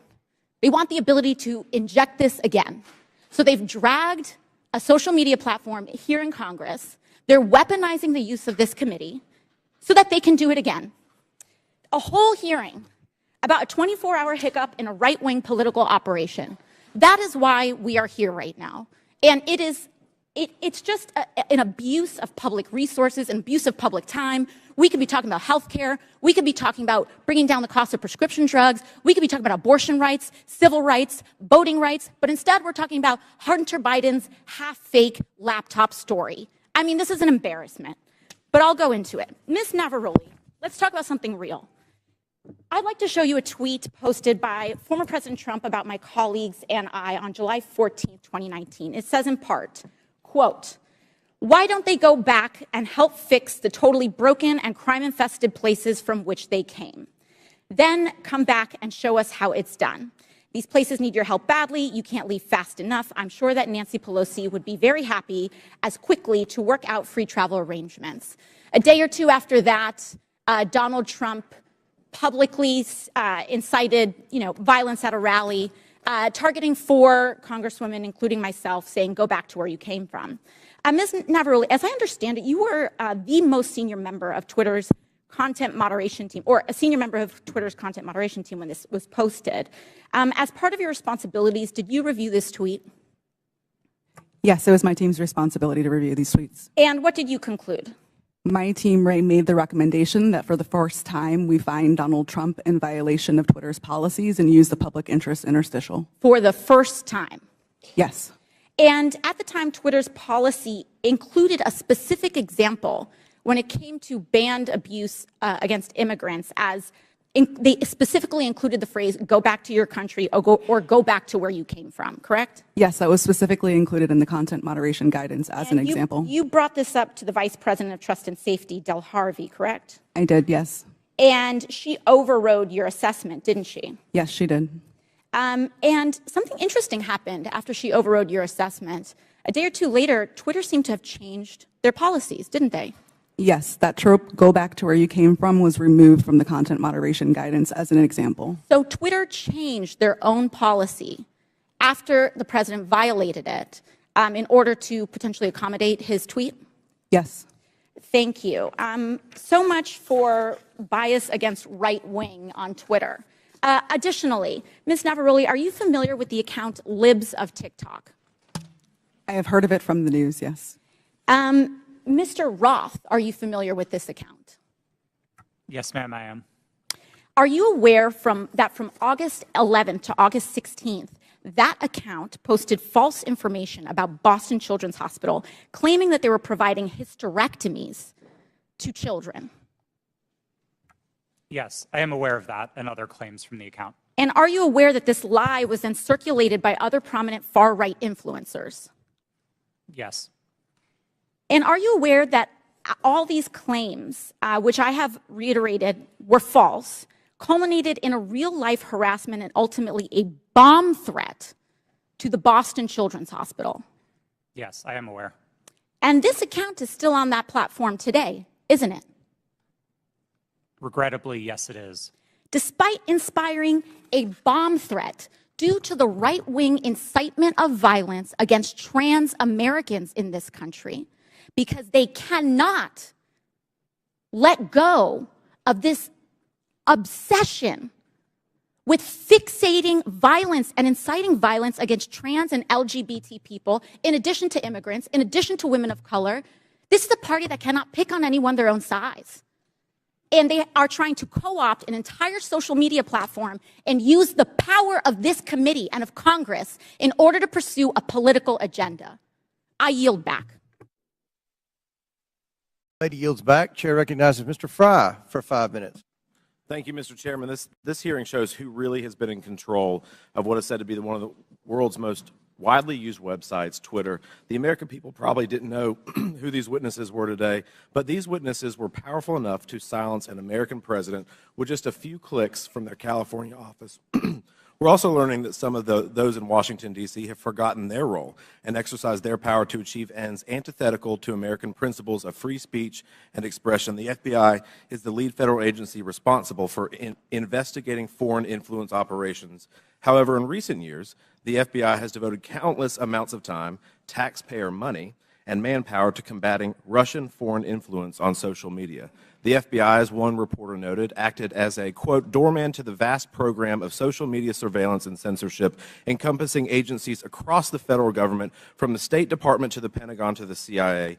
End quote. Reports suggest that thousands of reports from the FBI and the Foreign Influence Task Force were sent to Twitter. This isn't what the American people are paying for. This isn't what we trust the FBI to do. FBI agents shouldn't be sitting at a desk in Washington, D.C., scrolling through Twitter and emailing with social media companies. An email from one Twitter employee to another reads, quote, the FBI San Francisco Emergency Operations Center sent us the attached report of 207 tweets they believed may be in violation of our policies, end quote. Another email revealed that there are, quote, some folks in the Baltimore field office and at headquarters that are just doing keyboard searches for violations. Mr. Roth, Twitter usually found little evidence that the accounts the FBI flagged had ties to foreign influence. Is that correct? In part. But we received many reports from the FBI, particularly related to malign foreign interference, that were highly credible and were constructive. So I would say it was a bit of a mixed bag. And you pushed back to the FBI when they would send you a list of American-based accounts. Is that correct? Politely, but yes. Mr. Roth, it appears that Twitter employees were under pressure by the FBI and other government agencies to validate these theories of foreign influence. Would you agree with that? No, I wouldn't agree with the word pressure. The FBI was quite careful and quite consistent to request review of the accounts, but not to cross the line into advocating for Twitter to take any particular action. So flagging American accounts, in your view, is not foreign or theories of foreign influence. There's not pressure there just by flagging it to you. Again, domestic accounts. I don't think it's a great use of the Bureau's time, but I wouldn't characterize how they communicated with us as pressure. Mr. Roth, you enjoyed these meetings with the FBI, it seems, based on the tweets behind me or the communications behind me. In internal communications at Twitter, you said, definitely not meeting with the FBI, I swear. Is that correct? I believe I was joking with a colleague at the time, but yes. But I can assume that you were meeting with the FBI when you were communicating with your colleague. Is that correct? Yes, one of my job responsibilities was meeting with law enforcement about election security. And just so I'm clear, the person you're communicating with here says, very boring business meeting that is definitely not about Trump. I assume that's also sarcasm. Yes, that's my assumption. And we can assume that Twitter was having these meetings with the FBI about President Trump, correct? No, sir. The meetings that I was a part of with the FBI were almost entirely and exclusively focused on malign foreign interference, so accounts being operated outside of the United States by other governments, not on the accounts of Americans. So what is the basis of this communication then where you talk about not meeting with Trump or not meeting about Trump? Again, I think those comments are sarcasm, but the context for this interaction was the need to mark my calendar private after another Twitter employee joined one of those meetings with the FBI unexpectedly. And so I had to implement additional security measures around my calendar. This was a fairly banal interaction with a colleague. Mr. Chairman, I yield the rest of my time to Mr. Jordan. Can I ask Mr. Jordan? I thank the gentleman for yielding. Mr. Roth, was there ever any visibility filtering that was hard-coded by Twitter employees into accounts of specific users?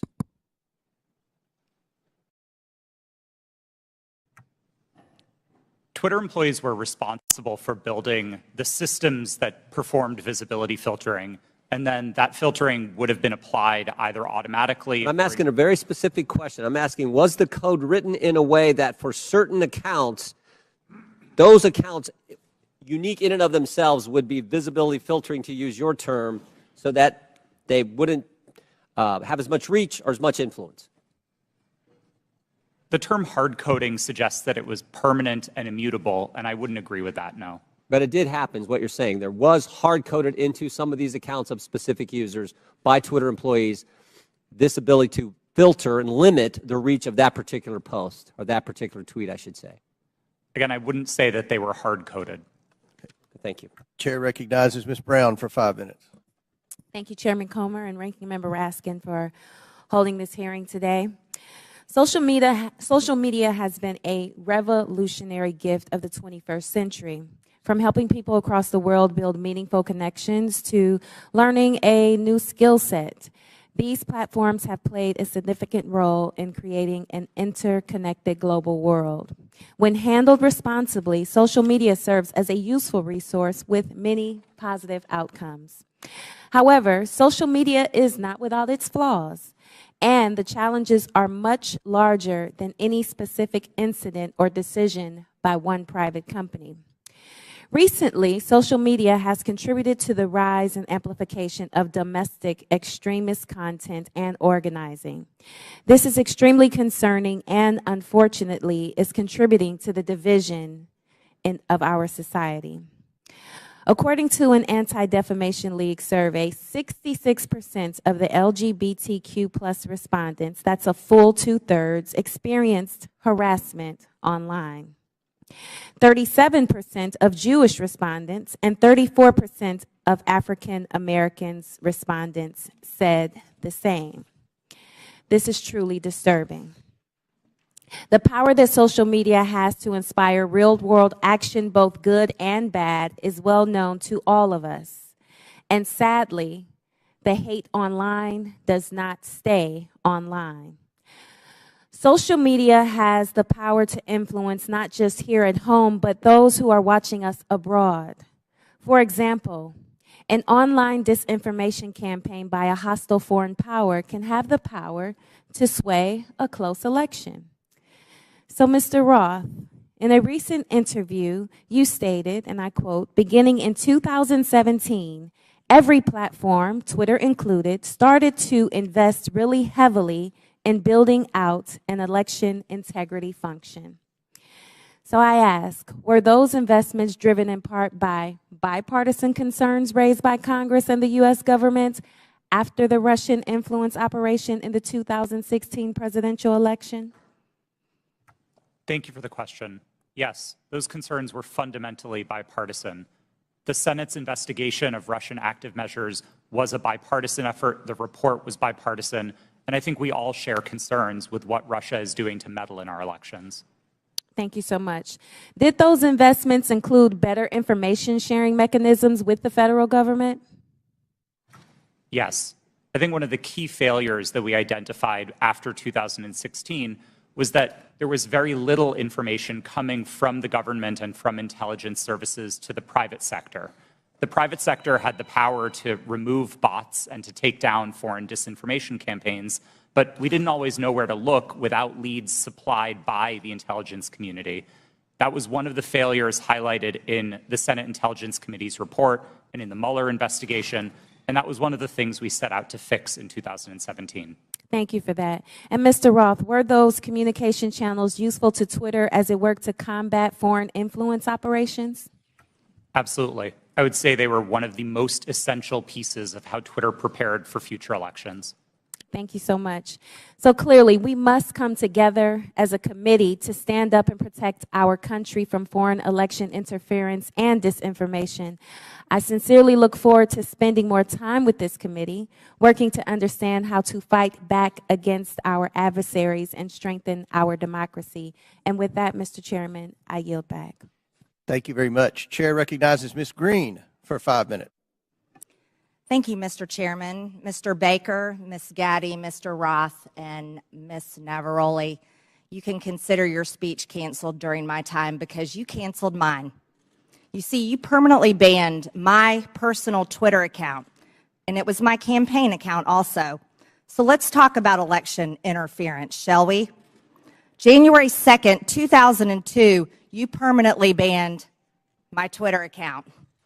This was the account that I would put my campaign ads on, raise money on, fight back when attacked with lies, and be able to talk to my voters in my district. But you banned it. And then let me explain. My account was not reinstated until November 21st, 2022. That was after my election on November 8th. You know, at your company or your former company where you worked, Twitter employees, over 98% of them donate to Democrats. So while you coordinated with DHS, the FBI, the CIA, our government, and outside groups to permanently ban, shadow ban conservative Americans and candidates like me and the former president of the United States, President Donald J. Trump, you were censoring and wrongfully violating our First Amendment free speech rights. Guess what? None of you hold security clearances. None of you are elected, and none of you represent 750,000 people like I do. Let's explain. 52 United States Law 10101. No person shall intimidate, threaten, coerce, or attempt to stop any other person for the purpose of interfering with their rights to vote or to vote as he may choose. You didn't shadow ban or permanently ban my Democrat opponent. No, you did that to me. And that was wrong, and it was against the law. You see, not only that, was it me that you violated my First Amendment rights? You violated countless conservative Americans. These were doctors that were trying to tell the truth about COVID, doctors that were having success treating people with ivermectin that you all would not allow to be talked about on your platform. These were parents complaining about their school boards, teaching gender lies in their schools, biological males entering their daughters' bathrooms and sports. These were also people questioning the 2020 election, and guess what? That's Americans' First Amendment right. These were people talking about voting machines. You know what? Democrats did that in 2019, before the 2020 election. On Twitter, people could question elections such as 2016, saying Hillary won, but in 2020, no one could question elections saying Trump won. You abuse the power of a large corporation, big tech, to censor Americans. And you want to know something? Guess what? I'm so glad that you're censored down. I'm so glad you've lost your jobs. Thank God Elon Musk bought Twitter. And you know what? Let's talk about something a little bit further. It's amazing to me, Mr. Roth, as the head and trust of safety at Twitter, your ability, or should I say inability, to remove child porn. Now, here's something that disgusts me about you. In your doctoral dissertation entitled Gay Data, You argued that minors should have access to Grindr, an adult male gay hookup app. Minors? Really? You know, Elon Musk took over Twitter and he banned 44,000 accounts that were promoting child porn. You permanently banned my Twitter account, but you allowed child porn all over Twitter. Twitter had become a platform, you said, connecting queer young adults. You also wrote on Twitter in 2010, can high school students ever meaningfully consent to sex with their teachers? In 2021, while you were the director of trust and safety on Twitter, an underage boy and his mother announced a lawsuit against Twitter because Twitter was benefiting from and refused to remove a lewd video featuring this boy and another minor. That is repulsive. But you violated me. What were my tweets? Okay, let's talk about them. I was talking about the deaths being reported on VAERS. By the way, that's on the CDC website. I was also saying that I didn't think any entity should enforce a non-FDA approved vaccine or mask. Guess what? A lot of people agreed with me, but you called that COVID misinformation. By the way, I'm a member of Congress and you're not. I also said the controversial COVID-19 vaccines should not be forced on our military. You want to know something? Republicans stopped that in the NDAA. Ladies, time has expired. And your time has expired. I yield back. Thank you, Mr. Chairman. Chair recognizes Mr. Gomez. Thank you, Mr. Chairman. Mr. Roth, please explain to us why Ms. Marjorie Taylor Greene, the representative from Georgia, was removed from Twitter.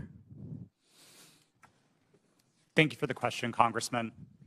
My recollection is that her personal account was banned from Twitter after repeated written notices due to repeated violations of the Twitter rules. Can you add a little specificity to the violation of the Twitter rules? Yes. Again, I didn't have access to my Twitter email, documents, anything that would have let me prepare to answer that in more detail, but my recollection is that the Congresswoman repeatedly violated Twitter's policies about sharing misinformation about COVID-19. She received multiple written warnings about that conduct. She received multiple timeouts related to that conduct. And then ultimately, consistent with the written and published policy, those repeated violations resulted in her account being permanently suspended. Mr. Chairman, so in essence, I'd like to make a point of personal privilege. It's still my time. We'll stop. It's still my clock. It's still my order, time. Mr. Chairman. Point of order by Mr. Raskins. Yeah, I don't believe that members of this committee have the right to interrupt someone's testimony because their Point name of was personal privilege. And you were mentioning my name, Mr. Raskin. Yeah, no, I understand, but that's not the rule, Ms. Green. I don't think a member. That is the rule in Congress. Well, then I'd like we can take a point I'd like of the personal parliamentarian privilege. to rule on whether any member of this committee has the right to interrupt a witness's testimony because they mentioned the name of a member of Congress. You mentioned my name, Mr. Raskin. Yeah, I'm not testifying. Chair recognizes Ms. Green. Thank you, Mr. For your Chairman. point of privilege, very briefly. Thank you. For Mr. Roth, who made you in charge of what is true and what's not true? Does she get to reopen her question? No, we'll go back to Mr. Gomez, and Mr. Gomez, please remember the decorum of the committee. The clock. We'll restart the clock now. You didn't lose any time. Chair recognizes Mr. Gomez. Thank you so much. The gentlelady from Georgia was suspended from Twitter for knowingly and consistently spreading conspiracy theories about COVID-19 vaccine, right? Which is shameful, especially in a pandemic where a million people have lost their lives. With that, I yield my rest of my time to the gentleman from New York, Mr. Goldman. Thank you, Mr. Gomez. Let's talk about the so-called Twitter files, which my Republican colleagues seem to think are God's gift to journalism. In one about the Hunter Biden laptop, the author says that every single fact in the New York Post story was accurate. And Chairman Comer, I notice you blew up the cover of that New York Post story, which I appreciate you doing that because I'd like to dig into this article. The very first paragraph says Hunter Biden introduced his father to a top executive at a Ukrainian energy firm, less than a year before the elder Biden pressured government officials in Ukraine into firing a prosecutor who was investigating the company. That is false. 100% false. Is the gentleman sure about that? Yes, in fact, I am sure about that. And as the lead counsel in the first impeachment investigation, we proved that he was actually fired because he was not prosecuting corruption, not that he was fired because he was prosecuting corruption. Corruption of the president's son's company. I'm sorry, would the gentleman yield? Corruption of the president's son's company? I'd like to reclaim my time. Gentleman's recognized. The fact that Joe Biden fired, consistent with U.S. policy in every single European country, the prosecutor general in Ukraine because he did not prosecute corruption, including at companies like Burisma, has been proven over and over and over. And if you want to know who actually prosecuted Burisma, Chairman Comer, you should talk to the British authorities, because they were the ones who were prosecuting Burisma, and they couldn't get any cooperation from the Ukrainian prosecutor general. So that's why he was fired. So right off the top, the very first paragraph of this so-called bombshell story is completely false. Now, what is the allegation that we are hearing from our Republican colleagues about the connection to Joe Biden and Burisma? It is an email from a Burisma employee thanking Hunter Biden for organizing a meeting with the Vice President Biden. We know nothing about the substance of that meeting. We know nothing about how long they met. It was not on Vice President Biden's schedule. And in fact, I would ask my Republican colleagues, do you meet with foreign businessmen? Do you meet with foreign diplomats? If we were to say to you every single time you met with somebody that you discussed something that you're voting on, how would you react? It's preposterous. And Chairman Comer, you have said in your opening statement that Joe Biden lied to the American people. That is a bold, bold accusation. And so far, we've seen no actual evidence of any lies or any support for Joe Biden being involved in anything having to do with Ukraine other than promoting U.S. foreign policy. And I hope that you are not abusing the power as chairman of this committee, and that you are not wasting taxpayer dollars on a fishing expedition into a civilian child of a president for political purposes. I yield back. The gentleman yield to a quick question. You don't have to. It's your choice. You yield. Yeah, please. So, I would love to discuss this. Are you admitting that Joe Biden did get the prosecutor in Ukraine fired? I think it's very clear that Vice President Biden, along with all of our allies in Europe, pressured Ukraine to fire a corrupt prosecutor general who was not charging corruption cases that would have included potentially Burisma. Corruption with his son's company? Yes. In fact, if what he wanted was the prosecutor general to prosecute corruption, and the allegations that you are making and that the Russians are making, because this is all part of Russian propaganda, is that Burisma was corrupt and Joe Biden was trying to stop an investigation into Burisma. That is categorically false, and there is no evidence of it. Mr. Chairman, we're going to recognize one more speaker. We've been requested by the presenters for a brief bathroom break. If you'll allow us, we have one more questioner, and then we'll take that break. Chair recognizes Mr. Timmons for 5 minutes, and then we'll have a 5 to 10 minute break. Mr. Timmons. Thank you, Mr. Chairman.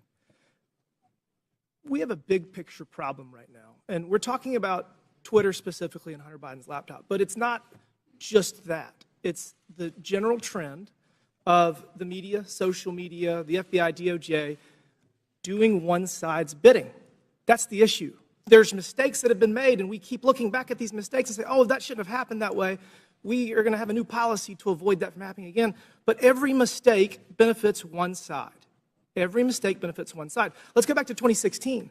The Democrat National Committee and the Clinton campaign paid Fusion GPS to fabricate the Steele dossier, which was the basis of this entire Russia collusion investigation. Special counsel, we spent $40 million pursuing it. There was no evidence of the Trump campaign colluding with Russia. There was none. It was actually fabricated by the Democrats and the Clinton campaign to create a narrative to damage President Trump. So that was a mistake. We all know that now. That was the conclusion of that investigation.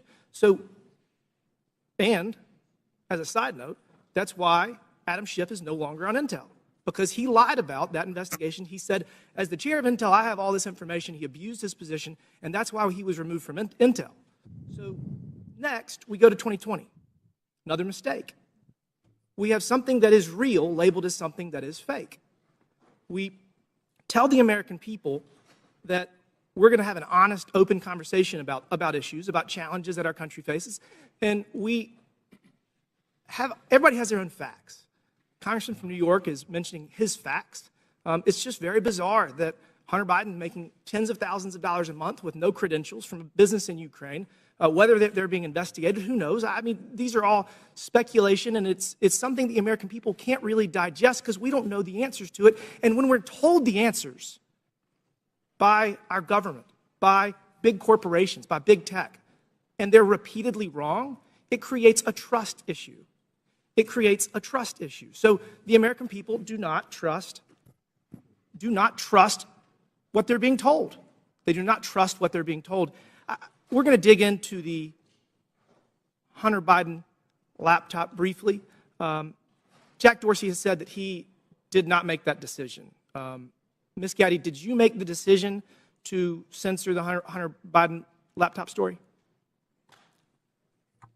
Yes, I was involved in that decision. Who was the final arbiter? Because Mr. Roth has said he disagreed with that decision. Who was the final person that said, we're going to do this? I ultimately approved that decision. Okay, thank you. Mr. Roth, you have said previously that you did not believe that the New York Post story violated any policy. You've said that multiple times today. How many times, other than this one, did something get banned or flagged that you disagreed with? Is this the only one? No, sir, not at all. Okay, so these are Twitter challenging. Twitter repeatedly banned and censored material that you thought shouldn't be censored. Is that fair? These are challenging judgment calls, and I think reasonable minds can differ about whether a given piece of content. Okay, but on this one you did disagree. I just want to say the American people need to have valid information to process decisions. I would argue that denying the American people the substance of Hunter Biden's laptop story was Hunter Biden's laptop was wrong. You got photos and text messages of Hunter Biden committing multiple felonies, which was never actually criminal. There were no criminal charges. Must be nice. Hunter Biden and James Biden were negotiating deals with Chinese Communist Party agents, one of whom Hunter Biden classified as the spy chief of China. We have evidence at least one of Hunter's deals with Chinese Communist Party-linked entities. Joe Biden was given a 10% equity stake in the joint venture. You have evidence that the Bidens were trying to sell America's natural resources to the Chinese, and this is my personal favorite. Evidence that the Bidens and a Chinese energy company owned by the Chinese Communist Party had leased office space no further than 3 miles from where we're sitting right now. And the man running for president had his own office in that office space, his own personal office. Do you think the American people deserve to know that? I do. I think that there's a lot of smoke surrounding the Biden's relationship with the Chinese Communist Party. There's a lot of smoke surrounding the Biden's relationship with Ukraine. And they deserve to have the facts to make a decision for themselves. Y'all got it wrong in 2016 with Russian collusion. You got it wrong with Hunter Biden's laptop in 2020. You got it wrong regarding COVID at every turn. The American people deserve better. Will the gentleman yield for a question? Gentleman yield. Will the gentleman yield for a question? Gentleman yield. Yes. And Mr. Raskins. Mr. Baker, did you talk to any of the 51 former Intel officials who sent the now famous letter on October 19th, 2020, saying that the Russian the story in the New York Post had all the classic earmarks of a Russian information operation. Have you talked to any of those 51 prior to that letter being sent on the 19th or after? Sir, I can't remember who's on that group, but Clapper, Brennan, Morrill. I've talked to those people during the course of my career, yes. Have you talked to them in your time at Twitter? I can't remember who's on that list, so I'm No, afraid. how about the three I just mentioned, Clapper and Brennan? Okay. All right. Mr. Chairman, regular order. Last question. But feel free to answer.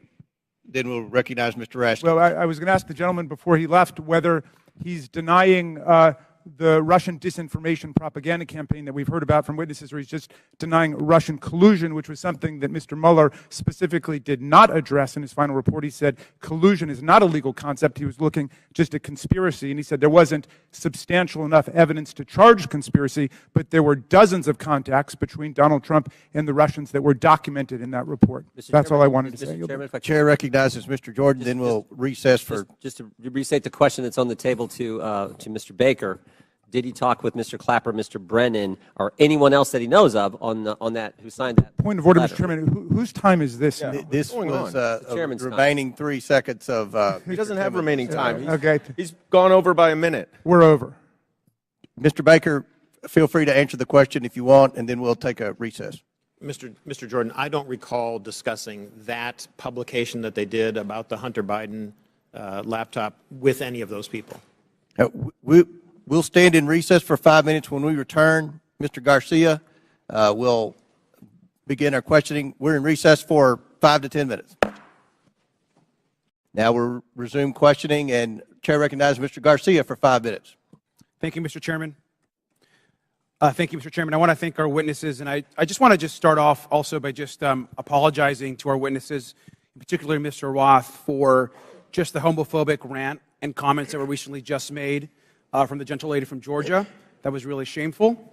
And I know that we're here to talk about serious issues, and we're having conversations about Grindr and other issues, which is not really what this hearing is about. So apologize to all of our witnesses. Want to note that I am someone that you would probably call a Twitter super user.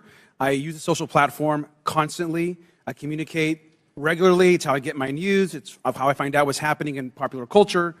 And I admire what Jack Dorsey, Evan Williams, and Christopher Stone actually tried to build as a company. I wish I could say the same for what the platform is today. I think to me and to many other users, we've seen the site currently degraded. We've seen Mr. Musk more interested in attacking journalists and uplifting conspiracy theories and actually running a company. And I think we can all agree that just overall the service has substantially degraded. I think just an example is the forced For You page mess that I personally don't like, and I think most folks don't as well. But I want to know more seriously that Mr. Musk and the current team has also done damage as far as trust and safety on the platform. He's gutted the trust and safety teams that have been described. He's eliminated content management systems, and the human rights team, which, as we know, has ceased to operate. I do want to just take a minute to thank Mr. Roth and particularly Ms. Navaroli and your teams. I know that you were trying your best. I want to thank all of the folks that worked at Twitter because they believed in its mission, a mission I'm not sure holds true today completely, but it's one that I know a lot of folks worked on. And so just thank you for that work. And mistakes were made, and clearly you have actually lived up to those mistakes and the issues that have existed. But I especially want to thank you for your work around the pandemic. The pandemic took over 1 million American lives, 1,300 in my own city back home, and your decisions in content moderation actually saved countless lives in this country, including the work you did by moderating or banning members even of this committee who peddled in lies and were actively causing death and harm to others. And so for that work on content moderation, I want to thank you. And I want to go back to something that Mr. Roth said briefly. You had mentioned earlier in this hearing that you thought that currently there's still systemic election interference and interference happening. How serious do you think the current threat from Russia and other countries is to current election interference? I think we can look to the evidence from the midterms to know that these campaigns are ongoing and they are serious. And it's not just Russia, Iran, and China, though they are the big players. There's now a playbook for how election interference works. And it's unfortunately all too cheap and all too easy for countries to try to carry this out. Thank you. And I think so. I think it's pretty clear what we've learned today. One thing we've learned, which hasn't been much, by the way, is that there's current election interference happening today by Russia and other actors. And so that is something that's serious. That's which the focus of this hearing should actually be about, versus all of this kind of nonsense and lies and conspiracy theories that this committee is actually focused on today. I want to take the remaining balance of my time and yield to Ms. Ocasio-Cortez. I thank the gentleman from California. I'd like to raise and follow up on a point that the opposition and the other side of the aisle is making, which is trying to insinuate that there is something scandalous or unusual about federal agency outreach to social media platforms and other organizations such as Twitter. The insinuation here is that in the FBI and other agencies reaching out to Twitter, that there's something nefarious about this, that this was some sort of partisan weaponization or attempt to intimidate. But we actually have quite a documented history of representatives from the Trump administration hailing the progress that the government had made in working with companies like Twitter to counter foreign influence operations and other areas of concern. In early March 2020, right before the Super Tuesday primary election, several Trump administration officials, including Mike Pompeo, Bill Barr, Chad Wolf, and acting director of national intelligence Richard Grenell issued a statement praising the government's cooperation with the private sector to fend off foreign interference and said that relationship was, quote, stronger than it's ever been. This was around this whole time where there's this grievance around this. And listen to what DHS Secretary Chad Wolf had to say just weeks before the 2020 presidential election. We now have direct lines of communication with tech and social media companies and election officials so that both parties can seamlessly take action against false information spreading online. I would argue that this information from the Trump administration would say that they would support your decision in temporarily suspending this disinformation that seemed to be coming out from the New York Post. So with that, I yield back to the chair. Gentlelady yields back. Chair recognizes Mr. Burchett for 5 minutes. Thank you, Mr. Chairman. Ms. Gaddy, Charlie Kirk and Dan Bongino are conservative commentators. Is that a fair characteristic? Just yes or no would be fine. I believe so, but I'm not familiar with them. Okay. The posters behind me show the side of Twitter that is not available to users. Is that correct? This appears to be a view of some of our agent tooling, but I do not have access to that, so I'm not very familiar with that. Okay. Well, Ms. Gaddy, the labels identify status that have been assigned to these accounts. Is that correct? I don't know. Ma'am, these are your internal things. You're telling me you don't receive these, you don't know what they mean? Representative, I did not have access to these tools, and so I don't know. They look familiar to me. As an executive, you did not have access to inside information at Twitter. Okay. Ms. Gaddy, Mr. Bongino's account, there's a few words under the verified and active. Can you read the first two labels under verified and active? They're the yellow ones. Notification spikes, search blacklist. All right, thank you. Ms. Bongino, ma'am, Mr. Bongino has more than 3.5 million Twitter followers. Is that correct, would you say? I'm sorry, I don't know the answer to that question. Okay, well, that is correct. Let's look at Mr. Kirk's account. Ms. Gaddy, can I get you to read the yellow labels on Mr. Kirk's account? Can you see those? I'm sorry, I can't see them from right here. All right. Do you know that Mr. Kirk has almost 2 million followers? I was not aware of that. Okay. Let me ask you, what is a search blacklist? I do not know specifically what that is, but I could make a guess if that would be helpful. Why don't you make a guess for me, please? We do, when I was at Twitter, there was an ability to prevent something from appearing in one of the tabs of search results. Okay, thank you. What does do not amplify mean? To the best of my recollection, when I was at Twitter, it would mean that we would not recommend or amplify that content in the parts of Twitter where Twitter was making recommendations. Thank you, ma'am. In 2018, you said that Twitter does not shadow ban. Twitter did, however, engage in what is called visibility filtering, One Twitter employee described visibility filtering as a way for us to suppress what people see to different levels. Do you agree with that characterization? I'm sorry, can you please repeat the question? I said Twitter, okay, they engaged in what is called visibility filtering. One Twitter employee described visibility filtering as a way for us to suppress what people see to different levels. Do you agree with that characterization? I agree that visibility filtering does give an ability to change. Okay. Shadow banning, ma'am, is understood that the practice is limiting the visibility of a user's post without their knowledge. How is visibility filtering any different? Representative, I believe there are different definitions of shadow banning. Okay. But you said that Twitter in 2018 does not shadow ban. Was that a truthful statement, ma'am? Was that a lie?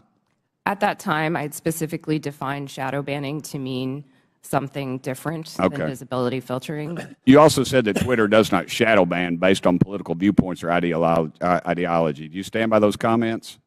While I was at Twitter, to the best of my knowledge, we did not do that. Okay.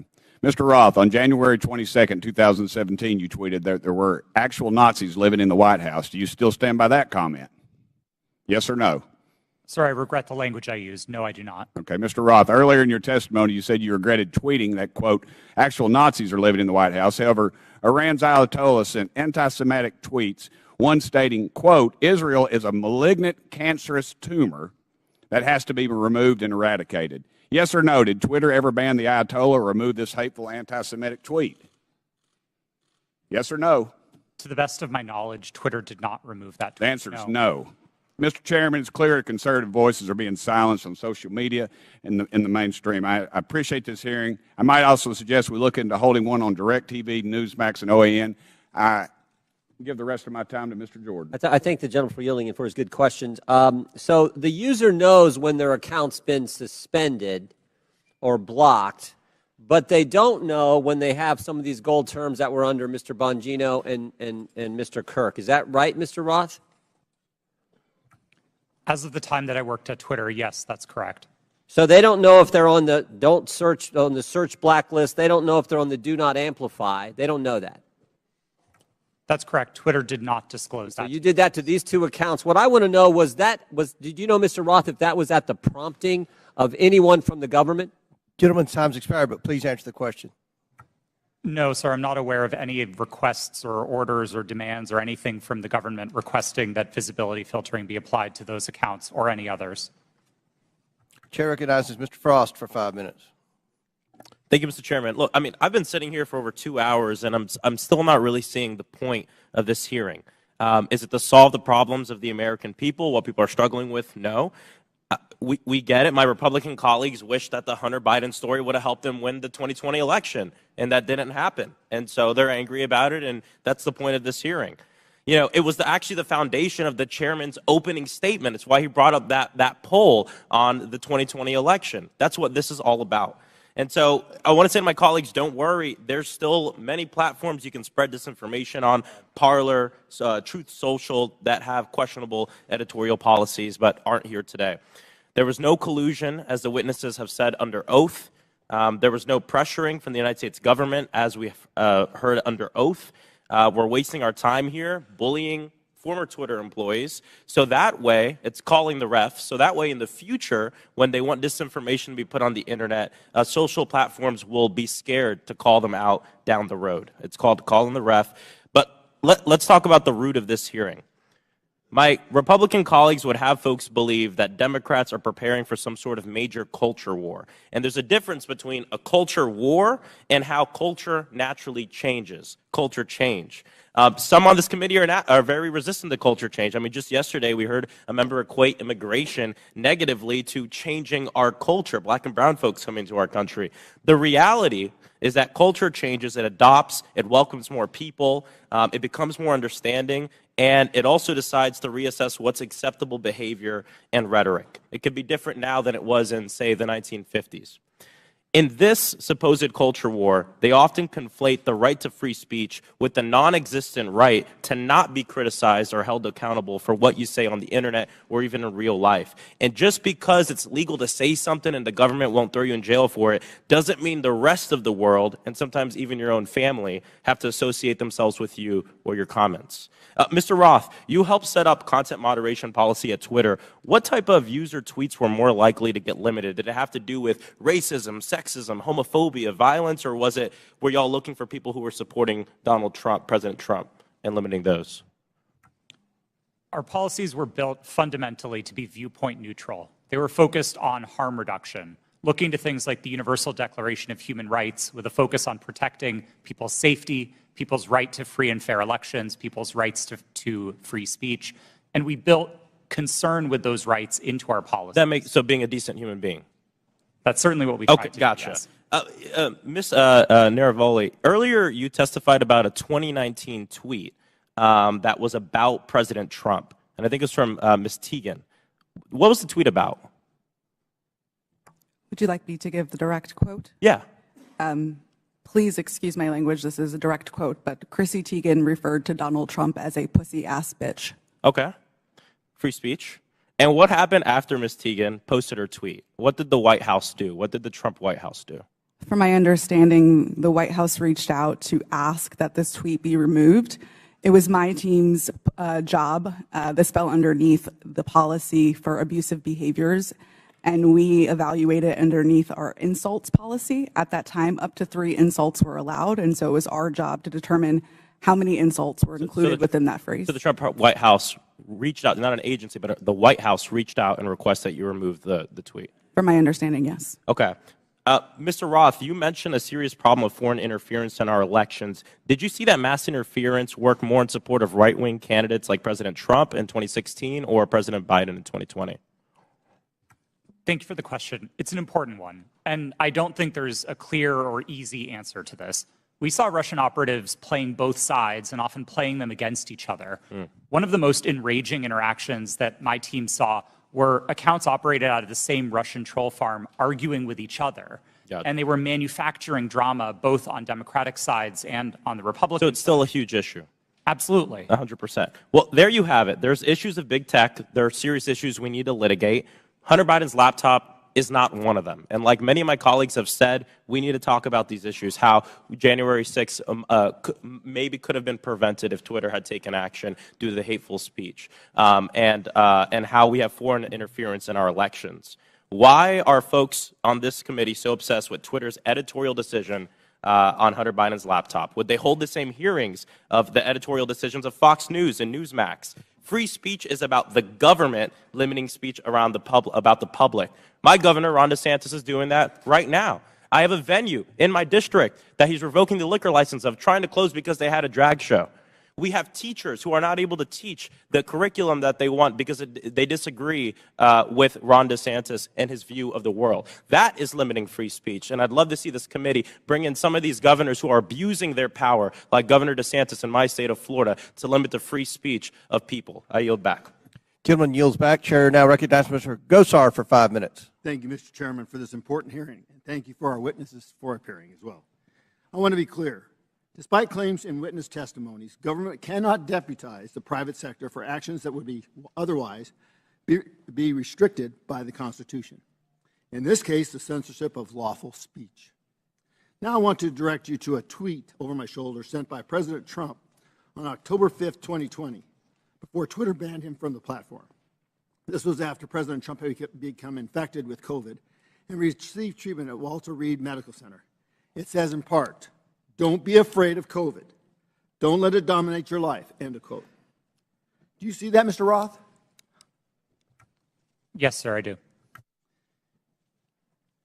Less than an hour later, you received an email from James Baker at Twitter, reproduced behind me as well, saying, quote, "Why isn't this POTUS tweet a violation of our COVID-19 policy, especially the 'don't be afraid' COVID statement," end of quote. Isn't that correct, Mr. Roth? Yes, I believe that's the email displayed. Now, Mr. Baker, was it your understanding that the Twitter COVID-19 policy was people should be afraid of COVID? Sir, my recollection. Yes or no? Could you repeat the question, sir? Was it your understanding that Twitter's COVID-19 policy was, quote, people should be afraid of COVID? Yeah. At that point in time, I did not fully understand what Twitter's COVID misinformation policy was, and so I was trying to understand. I'm recapturing my time. So maybe you thought that Twitter's policy was that it should dominate people's lives. Is that what you thought? I'm sorry, I'm having a hard time hearing you, sir. So is it the fact that Twitter, don't let it dominate people's lives? Is that the problem with the tweet? I didn't, at that point in time, I did not understand fully. I was relatively new at Twitter, and I was trying to understand what the policy was, and therefore I was. I just want to ask you, the other two were asked, where did you go to medical school? I beg your pardon? Where did you go to medical school? I did not go to medical school. Good. Now, I'd like to have a yes or no from each of the witnesses on these following questions. Did you or others at Twitter communicate with government officials by means of disappearing messaging systems like Signal, Snapchat, or Wicker? Mr. Baker, yes or no? Have I ever communicated with a government official using those? Yes or no? I don't recall. Ms. Gaddy? Not to the best of my Mr. recollection. Roth? Yes. Mr. Rowley?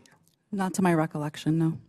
Once again, did you or others at Twitter receive requests from federal law enforcement to allow criminal activity or content whose distribution is criminal to proceed on Twitter? Mr. Baker? I'm sorry, I don't understand the question, sir. Ms. Gaddy? Can you please repeat the question, sir? Mr. Roth? If I understood the question correctly, it was whether we received requests to allow unlawful activity, and Yes. the answer is no. Okay, Ms. Navaroli? Not to my knowledge, no. Now, I'd like to submit for the record an article by the New York Post titled, quote, Twitter refused to remove child porn because it didn't violate policies. Ms. Gaddy, who was involved in this determination? I'm not familiar with this situation. Mr. Roth, are you familiar with it? No, sir, I'm not. Once again, I'd like a yes or no from each of the witnesses. Did you apply labels to users with an administrative tool to downrank them? Mr. Baker? I'm sorry, sir. I'm having a very hard time hearing your questions. Ms. Gaddy? I'm having the same problem, sir. Can you please repeat the question? Mr. Roth? I'm not sure I understood the question, sir. Well, I'm asking you, did anybody use an administrative tool to downrank users? Yes, sir. That's a part of Twitter's content moderation capabilities. Mr. Baker? Well, I'll rely on Mr. Roth. Okay, Ms. Gaddy? Yes, we're very public about our recommendation system and how they work. Mr. Chairman, today's witnesses played a central, powerful, and disturbing role in limiting not only free speech, but even people's good faith inquiries and research regarding their own health. The Internet is increasingly where my constituents go to engage in civic discourse. Our liberties as Americans will be diminished if we do not recognize our speech is increasingly virtual and right now subject to hostility and threatened through bans of deplatforming. The suggestions by witnesses that all of the removal of, quote, lawful but awful speech, quote, was done in favor of users is bunk. We could just as easily provide content filter options to allow lawful speech, letting users decide what lawful materials they do or don't want to engage with. But you didn't. You censored and manipulated millions of people. Do not allow people like this sitting in front of us today to be the arbiters of truth. I urge my colleagues to support my Section 230 reform, Stop the Censorship Act, which empowers users with the editorial contract. Our private businesses, you always have a contract with your customers. Allow them to pick. I yield back my time. Gentleman yields back. Chair recognizes Ms. Bailey. Thank you, Mr. Chairman. And I want to say, as a former history teacher, I care a lot about the facts and the details, so let's dive in. On December 4th, then-ranking member Comer appeared on Fox News and alleged that what Elon Musk's Twitter files showed was, quote, evidence that the Biden campaign colluded with big tech to suppress a story that we now know is 100% true, unquote. That is simply not true. It is not true based on what we knew then. It is not true based on what we know now. Mr. Roth, in a declaration to the FEC in December 2020, you stated, quote, I did not receive any communications from or have had any communications with representatives of Biden for President, the Democratic National Committee, or any of their agents regarding the New York Post articles before Twitter implemented the enforcement actions on October 14th, 2020, unquote. Mr. Roth, do you stand by that statement? Yes, absolutely. It's also worth noting that your colleague, I believe, Lauren Culbertson, told the FEC the same thing. Ms. Gaddy, did anyone from the Biden campaign or the Democratic National Committee direct Twitter to remove or take action against the New York Post story? No. Mr. Baker, same question to you, please. Not to my knowledge, no. So, the evidence is clear. Neither the Biden campaign nor the DNC had anything to do with Twitter's decision-making about the New York Post story.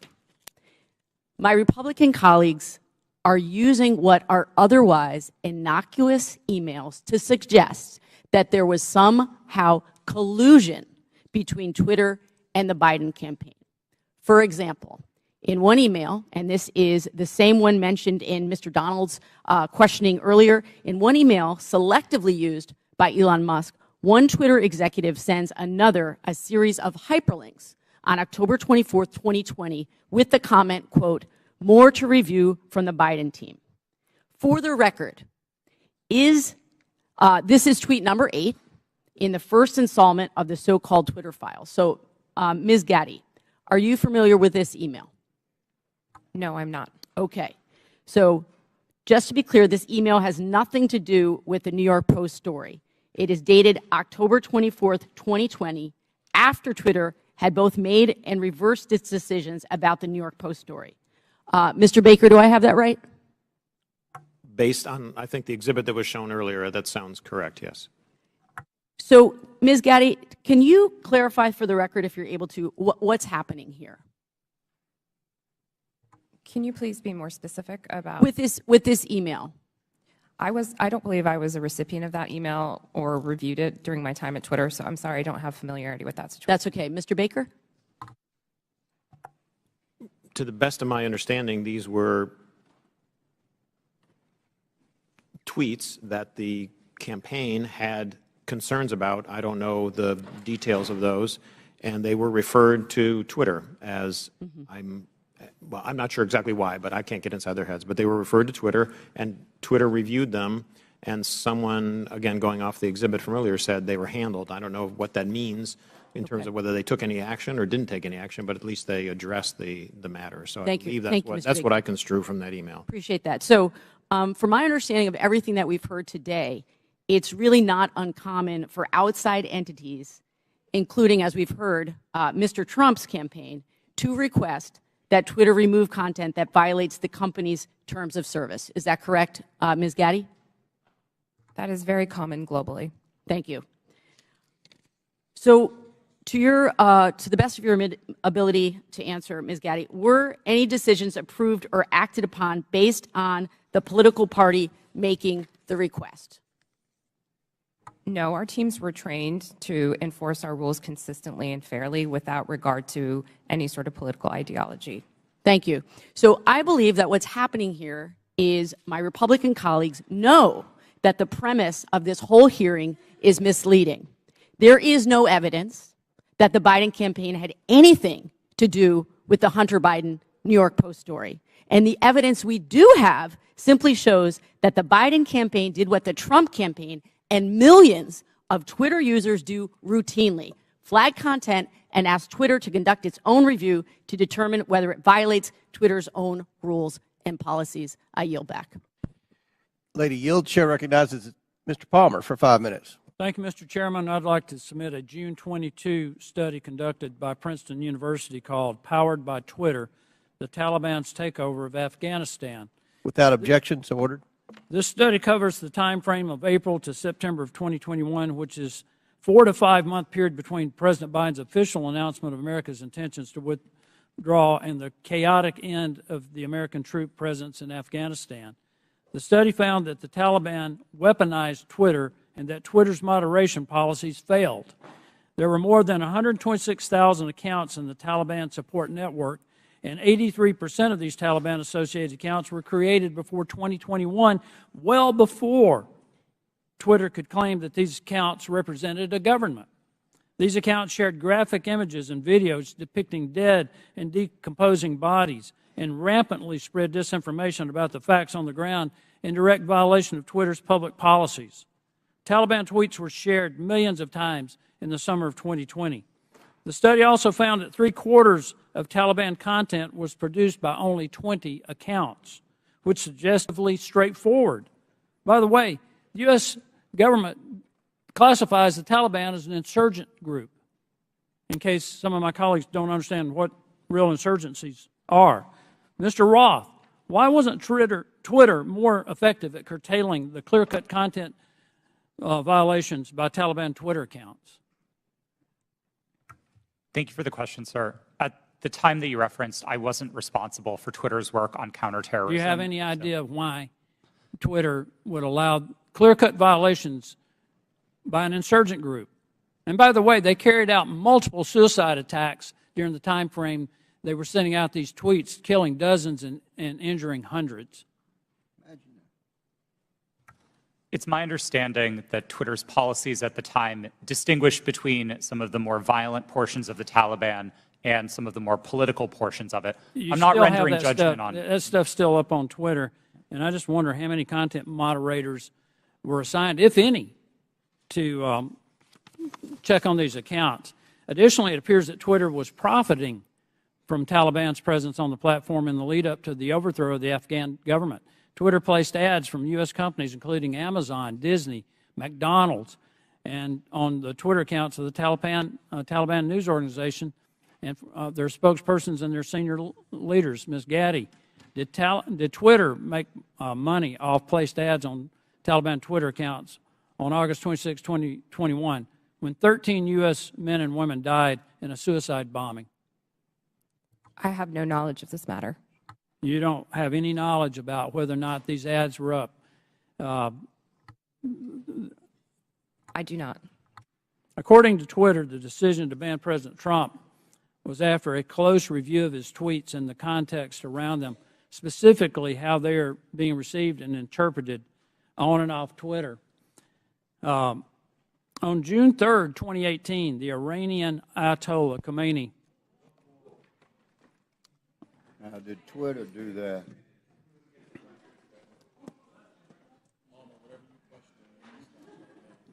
Sounds like the Green New Deal to me.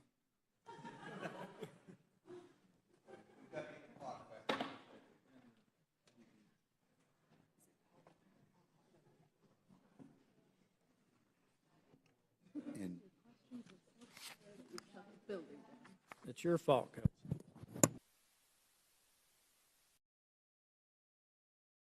Minutes remaining, so I now yield 3 minutes to Mr. Palmer. Thank you, Mr. Chairman. Let's try this again. According to Twitter, the decision to ban President Trump was after a close review of his tweets and the context around them, specifically how they are being received and interpreted on and off Twitter. On June 3rd, 2018, the Iranian Ayatollah Khomeini tweeted, "Israel is a malignant, cancerous tumor in the West Asian region and has to be removed and eradicated. It is possible and it will happen." This tweet remains on Twitter to this day. Mr. Roth, how do you believe this tweet from the leader of Iran calling for the eradication of Israel was received and interpreted on and off Twitter? I couldn't say for sure how that tweet was interpreted. You would have a pretty good idea, though, of how many retweets and the amount of traffic it got. Only from what I can see in that illustration. Why does the Iranian leader who has explicitly pledged to eradicate the Jewish state of Israel get to remain on Twitter? Mr. Roth. Like all of Twitter's users, the Ayatollah is subject to the same set of rules. And while I can't speak for Twitter's decisions today, I can say that Twitter took a number of enforcement actions against the Ayatollah's account, the same way that we would against That's still up. You understand how hypocritical this is, right? You banned a sitting U.S. president and a sitting member of Congress, Marjorie Taylor Greene, while a man who has pledged death to America and can openly call for the death of millions of Jewish people and yet not be removed from Twitter. Do you understand how that looks? How hypocritical that is? I'm asking Mr. Baker, Ms. Gaddy, Mr. Roth, Ms. Navarro. That's amazing. But it shows the hypocrisy at Twitter. I want to pivot here, Mr. Chairman.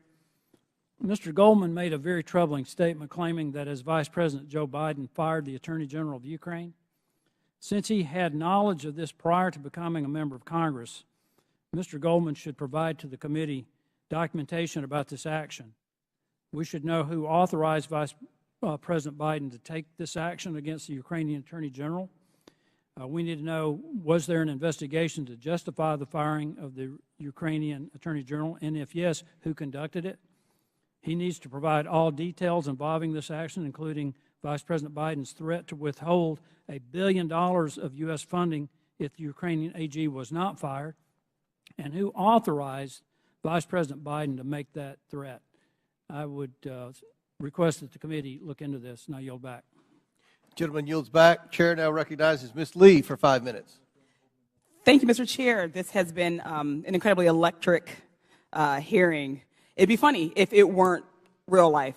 I understand my colleagues on the other side of the aisle want to be victims so very badly. But Ms. Navaroli, if I understand you correctly, public criticism and allegations of anti-conservative bias are actually making Twitter and other social media companies less willing to enforce their own policies against political conservatives, correct? Yes, that was my understanding based on research that was done at Twitter. Meaning the same Republicans insisting on making themselves a victim is working? Could you repeat the question?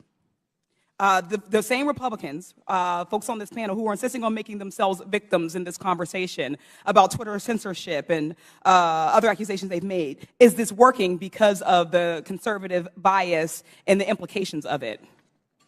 Or the allegations of conservative bias?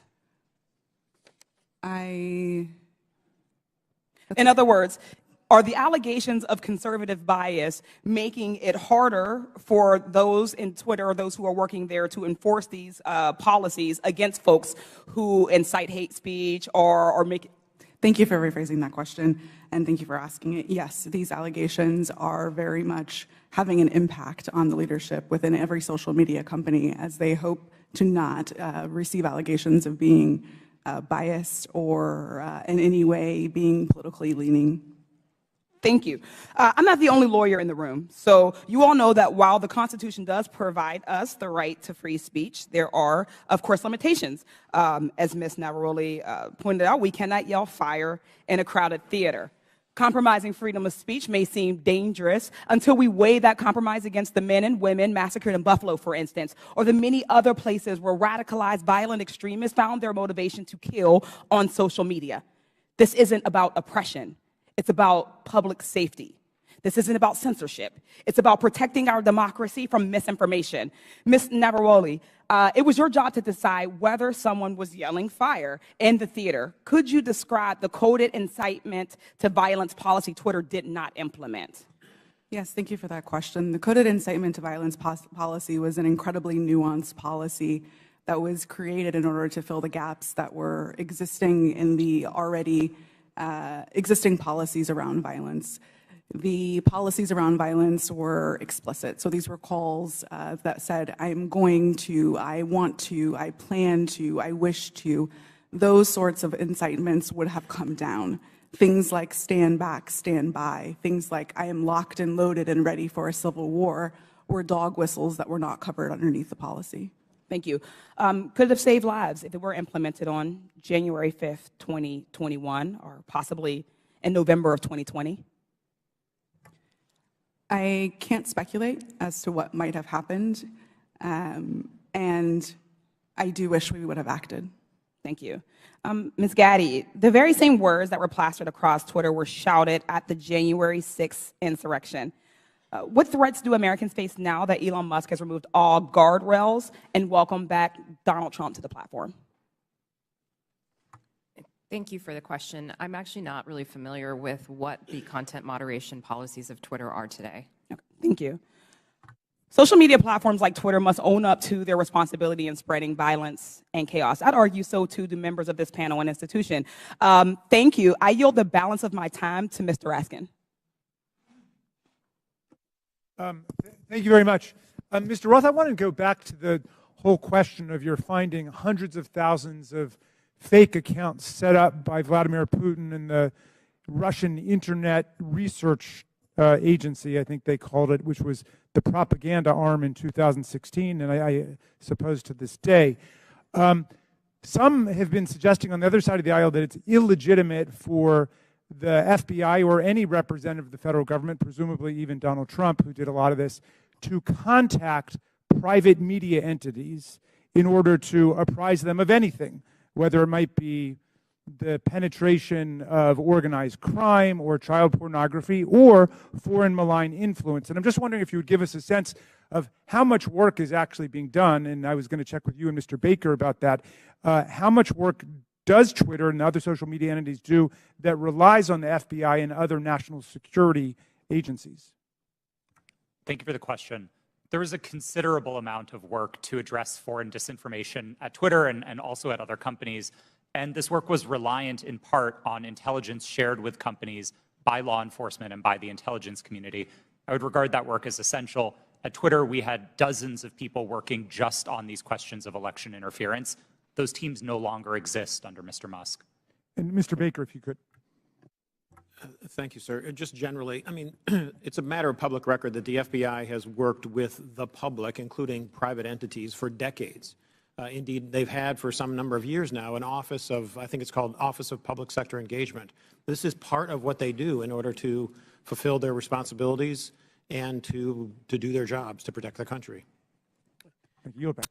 Chair recognizes Mr. Armstrong for 5 minutes. Thank you, Mr. Roth. I'm going to continue down that line of questioning. So when you testified, you were just talking about working very hard to keep foreign troll farms from using Twitter and to engage in malign foreign interference. This sounds like a fairly robust undertaking. You said between 2016 and 2020, you had different teams stood up to do this. Constant vigilance? Yes, sir. That was the phrase that we used. Yeah. And these types of attempts are constantly evolving. They're trying to find new ways to penetrate your system, so you have to be engaging with it on and being willing to adapt on a constant basis. Yes, sir. That's right. And now we forward to 2020, and earlier you had testified that you were having regular interactions with national intelligence, Homeland Security, and the FBI? Yes, I did. And primarily to deal with foreign interference? Primarily, but I would say almost misinformation exclusively. and all of that. But you had said earlier, like your contact with Agent Chang was primarily with foreign interference? Yes, that's right. All right. And these were emails. Were there meetings? Yes. Twitter met quarterly with the FBI Foreign Interference Task Force, and we had those meetings running for a number of years to share information about malign foreign interference. Agents from Homeland Security or intelligence, or just primarily the FBI? Our primary contacts were with the FBI, and in those quarterly meetings, they were, I believe, exclusively with FBI personnel. And you had multiple former FBI agents on the payroll. I mean, Mr. Baker, you have 10 years experience with FBI, DOJ? I was, well, with DOJ, it's 2 decades roughly, but I was just, for the record, I was never an FBI agent. Okay. Yeah. And Twitter has such a close relationship with at least one FBI agent that that agent could start emails with, "Hey, Twitter folks," and could actually advise your company about violations of your own terms of service. Mr. Roth, I think it's safe to say that you had a consistent dialogue with the FBI for the weeks and months prior to the New York Post. Is that fair? I had ongoing conversations with the FBI for years, I would say, about election security. And in response to Mr. Fry earlier, you said you would not categorize the FBI communications as pressure. No, I would not. However, Twitter's director of policy wrote to you in 2020 that Twitter has seen a sustained effort by the intelligence community to push Twitter and that Twitter should keep a solid front against these efforts. He specifically cited Elvis Chain, an FBI agent in San Francisco. Now, on August 11th, 2020, Agent Chan sent you 3 documents in prep for a meeting and said the documents pertain to APT-28, a hacking unit connected with Russian military intelligence. Agent Chan arranged for having security clearance for Mr. Baker and facilitated encrypted networks for the FBI to share information with Twitter employees. And on October 14th of 2020, you stated that this feels a lot like somewhat of a subtle leak operation. Earlier today, you testified that you were following national experts on Twitter, national security experts on Twitter, as a reason to take down the New York Post story on Hunter Biden's laptop. Yes, sir, I did. So after 2016, you set up all these teams to deal with Russian interference, foreign interference. You're having regular meetings with the FBI. You have connections with all of these different government agencies, and you didn't reach out to them once? Is that question in reference to the day of the New York Post Yeah. article? That's right. We generally did not reach out to the FBI to consult on content moderation decisions, especially where they related to domestic activity. It's not that we wouldn't have liked that information. We certainly would have. It's that I don't believe it would have been appropriate for us to consult with the FBI. In December of 2020, you did a declaration to the Federal Election Commission that the intelligence community expected a leak and a hack operation involving Hunter Biden. Recently, Mark Zuckerberg confirmed that the FBI warned Meta that there was a high effort of Russian propaganda, including language specific enough to fit the Hunter laptop Biden security story. You're talking to these people for weeks and months, years prior to this leaking. They have specifically told you in October that there's going to be a leak potentially involving Hunter Biden's laptop. They legitimately and literally prophesized what happened. And you didn't contact any of them? No, sir, I did not. Did they reach out to you? On and around that day, to the best of my recollection, no, they did not. So after the story was taken down and you guys did it and you personally disagreed with it, Ms. Gaddy, you said you did. Did you contact them and say, hey, is this what you were talking about?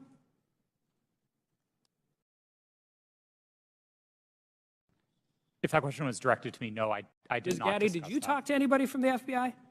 Not to the best of my recollection. So I guess my question is, what is the point of this program? You have constant communication. They're set up for foreign interference. They've legitimately warned you about this very specific thing, and then all of a sudden everybody just walks away? Like, this is what you planned for. This is what you prepared for. This is the information. They told you exactly what was going to happen, and then you want, I don't care if it's members of Congress, you legitimately want the American people to believe we just completely cut off contact with all of the people who we were supposed to defend against? I don't think it passes the smell test, and neither do the American people. I yield back. Chair recognizes Mr. Kassar for 5 minutes. I'm honored to be a new member of Congress, where our purpose is to listen to the people and represent their voices and lift up our communities. After talking to thousands of people across Texas, asking them, what do you want me to work on for you as a new member of Congress? Not a single person told me they were concerned about a New York Post story on Twitter about Hunter Biden. Is that really what we're dedicating this committee's time to? Is that really what we're going to dedicate the next 2 years to? Our constituents of all political backgrounds are worried they're getting pushed out of their neighborhoods by spiking housing costs. They see their public schools suffering because we aren't supporting our teachers. In my state, our rural hospitals are closing. We have more uninsured people than anywhere in the country. We have the highest number of food insecure kids, and reproductive rights have been stripped away. We're talking about none of that. It seems to me that we're having these hearings so that people can beat their chest about Hunter Biden, maybe do some fundraising, get some headlines, and ironically post those on Twitter. If that's what House Republicans want to spend their time on, then that's their prerogative. But to me, it's a damn shame. We're here for a bigger purpose than that. Under the leadership of the legendary chairman, Jack Brooks from Texas, this committee implemented the Great Society through the creation of Head Start and the creation of Medicare. They investigated Watergate. They built the U.S. space program. Anything is possible if we all come together to work on what our constituents demand, if we make sure that we say to our constituents that your voice matters here. We could be ensuring that the historic investments in infrastructure and domestic manufacturing create good union jobs where we need them the most. We could take on free speech and civil liberties issues at home and across the world. We could be investigating and taking a look at these real threats of domestic terrorism and civil unrest, we could be making sure that our constituents' lives are better. But instead, we're focusing today on Twitter. The American people deserve better. I yield back my time to Mr. Raskin. Thank you very much, Mr. Kassar. Let's go back to this point about the Russian disinformation campaign. And just to refresh everybody's recollection, Mr. Roth, you learned, was it before 2016 or after 2016, that Vladimir Putin had commanded an entire campaign to try to invade the American election with social media messages on Twitter, Facebook, and so on? Was that before the election you learned or after? While there was some public discussion of it before the election, most of the confirmed information was only declassified after Election Day.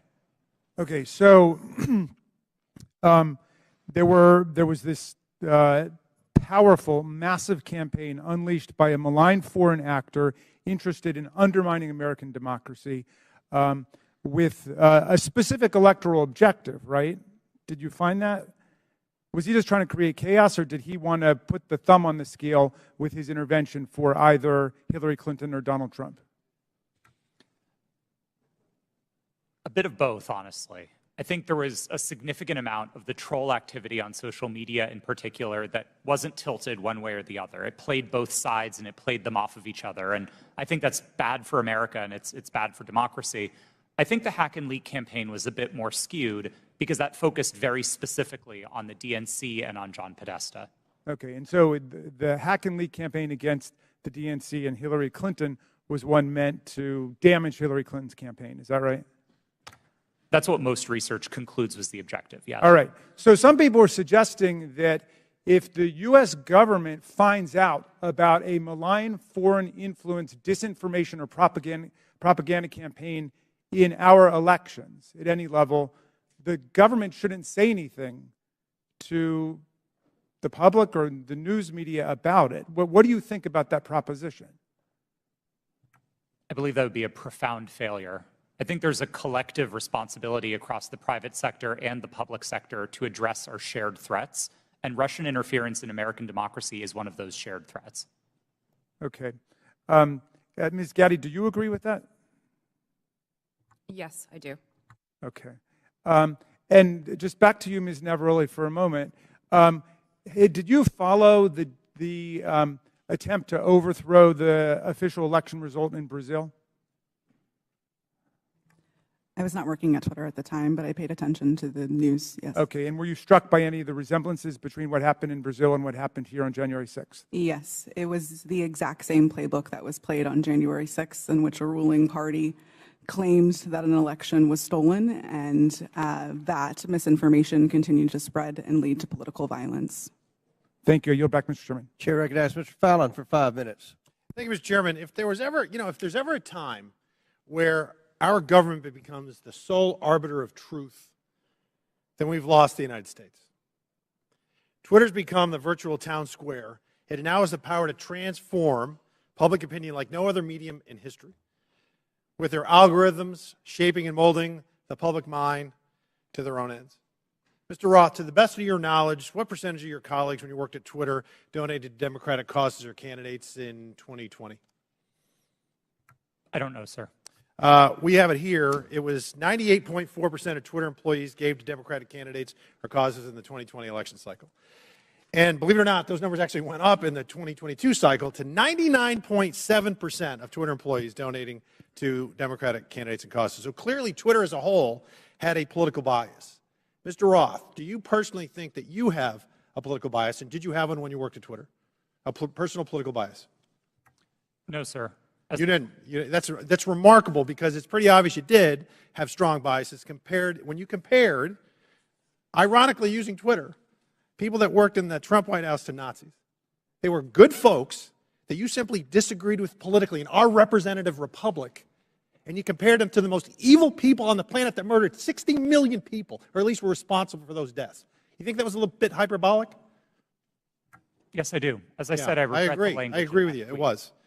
And so your political opinion spilled over into censorship work at Twitter. I think your biases had consequences, which you intentionally expressed through your propaganda and censorship role at Twitter. Additionally, You may have collaborated with U.S. intelligence community regarding stories that y'all didn't want the public to see. So namely, what we refer to as the Hunter Biden laptop story that ran in the New York Post. So I'll ask you, Mr. Roth, did you receive 10 confidential documents from Special Agent of the FBI, Elvis Chan, the night before the Hunter Biden laptop story ran? Yes. You did. See, because it's interesting, with the immediacy with which you all acted to censor the New York Post Hunter Biden laptop story seems to be very indicative of foreknowledge. And the story was seismic, and it was rushed to be suppressed, knowing full well it was not Russian disinformation, as some here said. It was truth that was denied the American voter. And the Media Research Center polled Democratic voters in 2020 swing states and found that 17% would have changed their vote if they had known the contents and evidence of the New York Post story.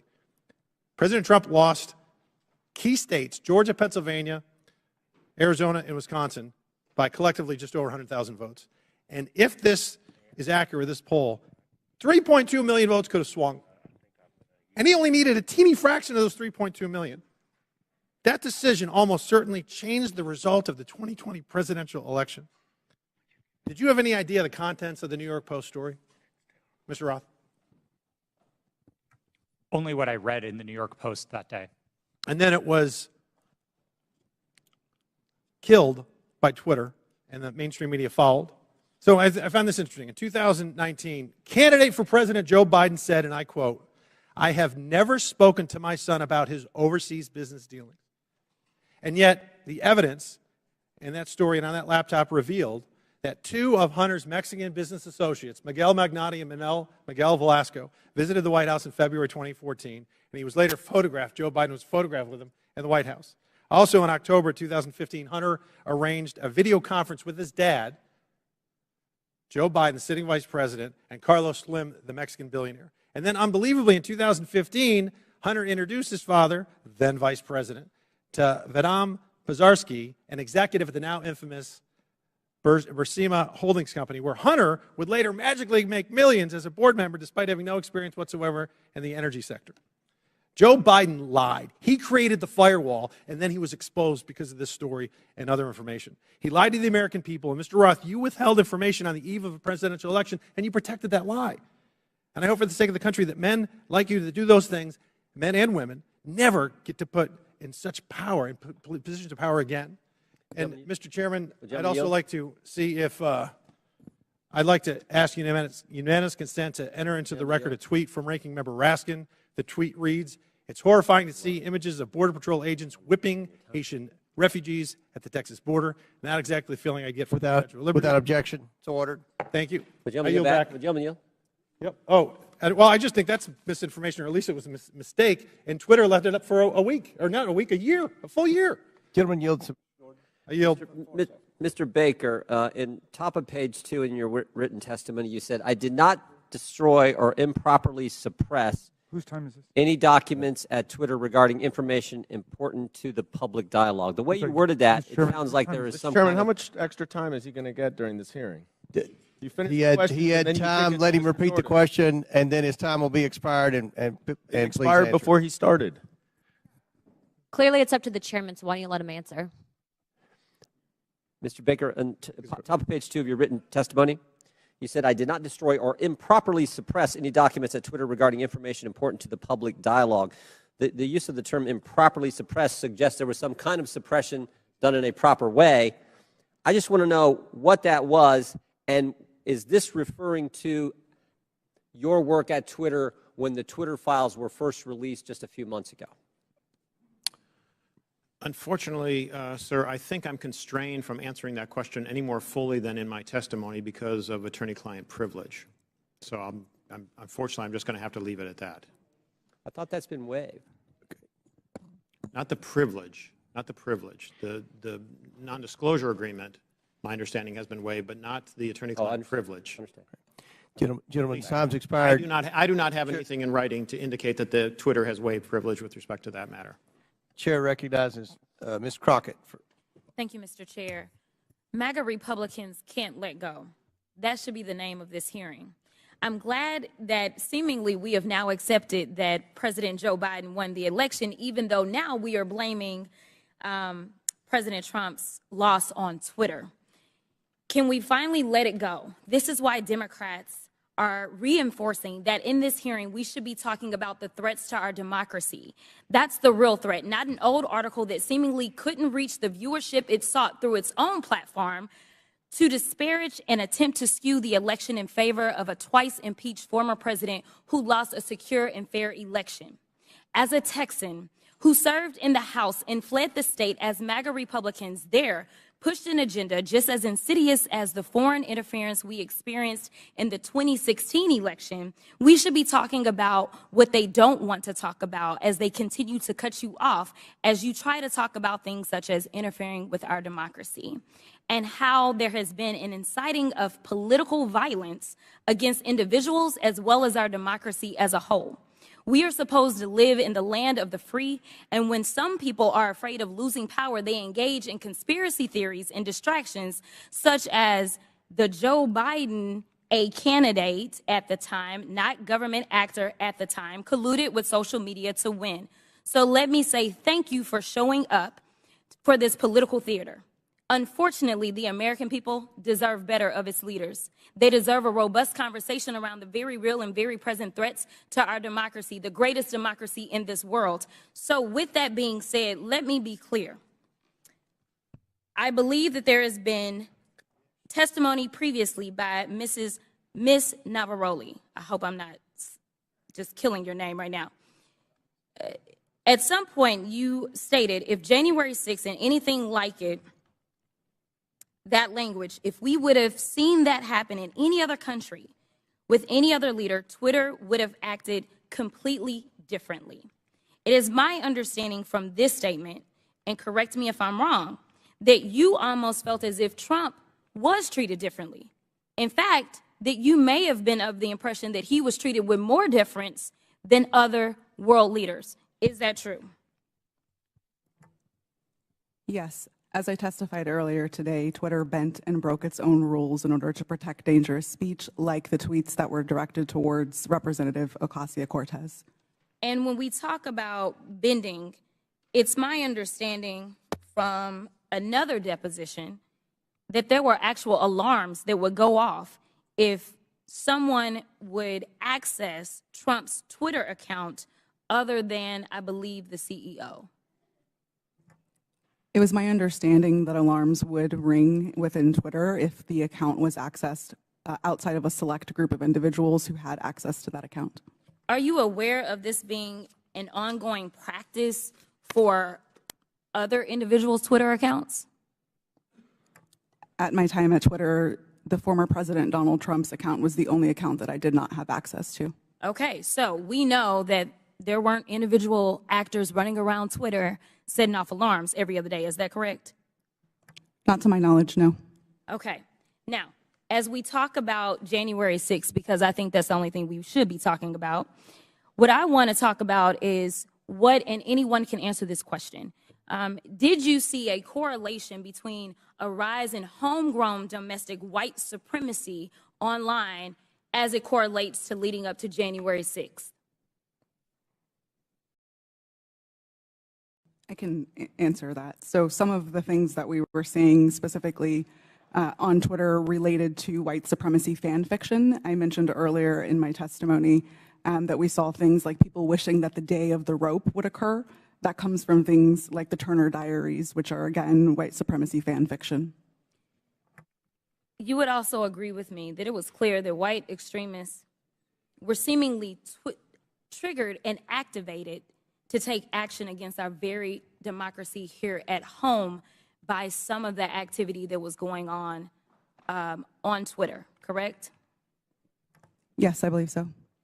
Now, just to make sure that we can summarize what we allegedly are here to talk about, you all would agree with me when I say that there was no physical damage or destruction to structures, limb, or life as it relates to this article, yet we do know that there was actual harm, physical harm, as well as destruction that occurred as a result of January 6th, correct?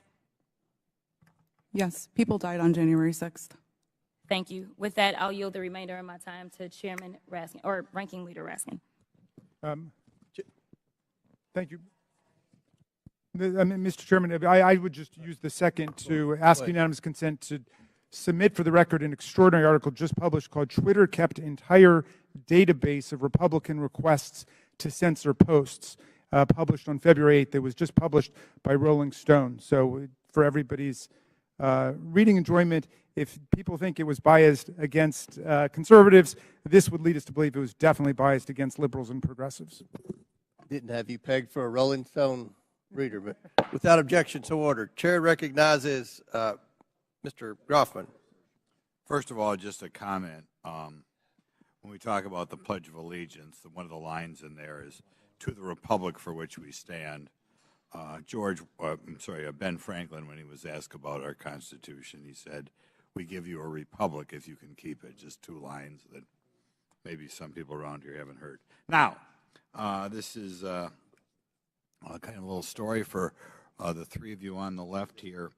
In January of 2021, the Christian magazine called the Daily Citizen tweeted about President-elect Joe Biden's announcement that Dr. Rachel Levine was his nominee for Assistant Secretary of Health.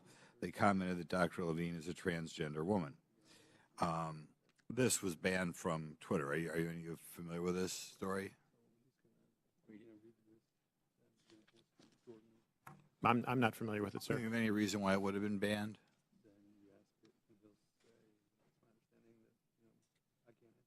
Okay.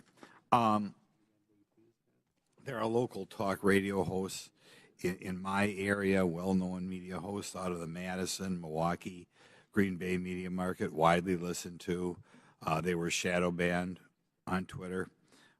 There's some very prominent doctors in the area that didn't agree, perhaps, with everything CDC or NIH said, that were banned on Twitter. I'd like you to comment on that because, normally I think when people make a major health decision, they always like to get two separate opinions. And some of these doctors who are wildly well respected, probably two of the most prominent doctors in Wisconsin, thought outside the mainstream. And I think if we're thinking outside the mainstream, they were taken off your platform. Could you comment on why you would take somebody off a platform, or why a distinguished doctor would be considered something that the public as a whole couldn't hear their version of events?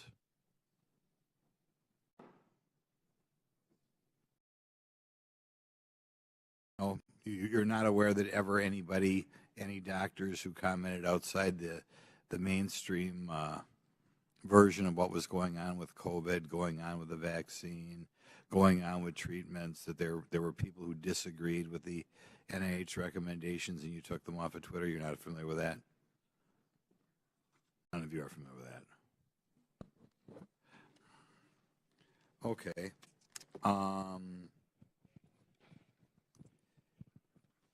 I'll yield some time to Jim Jordan then. I thank the gentleman for yielding. Mr. Baker, Mr. Roth earlier said he thought it was a waste of time for the FBI to be sending you accounts that they thought violated Twitter's terms of services and Twitter's policy.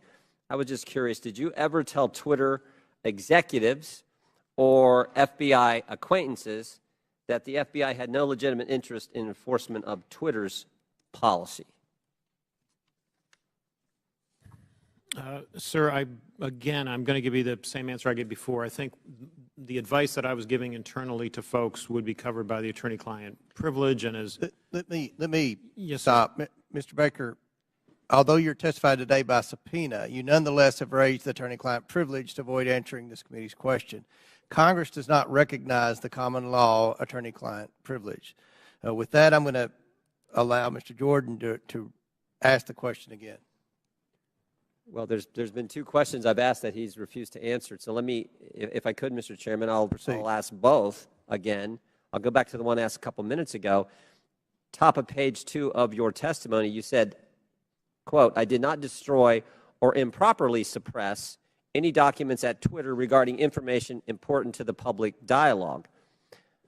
I would like to know what you're referring to that you, in your mind, properly suppressed, and when that took place, specifically if it took place during the time that the Twitter files were first being released just a few months ago? Well, again, sir, as I think we've notified the committee and we've had these conversations with Twitter as well to try to resolve this issue prior to coming up here today, I don't have anything in writing that clears me in my ethical responsibilities to my former client with respect to answering questions that I think fall squarely within the attorney-client privilege. So unfortunately, I don't think I can go beyond what I've said there already, sir. Unfortunately, Mr. Baker, your assertion that the attorney-client privilege, it's overruled as to this particular question and answer. So will you please answer the question by Mr. Jordan? Point of order, Mr. Chairman. State your point. Well, as I understand it, because we just went through this in the January 6th committee where multiple witnesses asserted attorney-client privilege, including people who weren't covered by it at all. Ultimately, that's for a court to decide. So I don't think there's anything we can do within the committee at this point, unless I'm missing something. We'll give you one more chance to answer the question. If you don't answer it, then we'll have to deal with it after the committee hearing. Mr. Baker, could you answer the question, I please? apologize, but I believe I have ethical responsibilities to my former client, and I don't think I can go beyond what I've said already, unfortunately. Yeah, I just said that. All right. Mr. Baker, you did suppress documents then that, in your language, was important to the public dialogue? I'm going to give you an extra minute, Mr. Goldman. Oh, You're thank next. you very much. I'm sorry, sir. Could you repeat the question? Again, going on what your written testimony. So you did suppress documents at Twitter regarding information that was important to the public dialogue. That's a yes or no.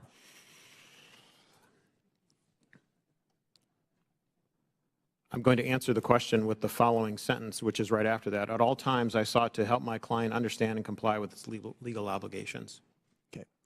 Gentlemen's time's expired. I recognize Mr. Goldman for 6 minutes. Thank you, Mr. Chairman. I understand that Mr. Palmer was asking some questions about some of my assertions about the removal of the Ukrainian prosecutor general. First, let's be clear, I did not say that Vice President Biden fired Mr. Shokin. It was official U.S. and European policy to encourage Ukraine to fire him, which they did. But he is right about one thing. What I say is not evidence, and neither is what any of our Republican colleagues say on the other side of the aisle. They may not like what these witnesses say, but the testimony of the witnesses is the evidence, not baseless statements without firsthand knowledge. But I urge Mr. Palmer, if he wants to understand what actually happened, to read the 300-page report that we published on the first impeachment investigation. There's a lot in there about Mr. Shokin. Luckily, though, he doesn't even have to do that. You can just read the New York Post story itself, because in that story, Shokin admitted that he never opened an investigation into Burisma. He claims to have had, quote, specific plans to do so. Yeah, sure.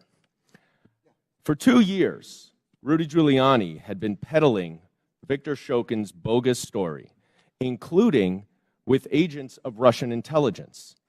And Chairman Comer, if you question that, I urge you to look up Andrei Derkach. So who was the sole source of the hard drive to the New York Post? Rudy Giuliani.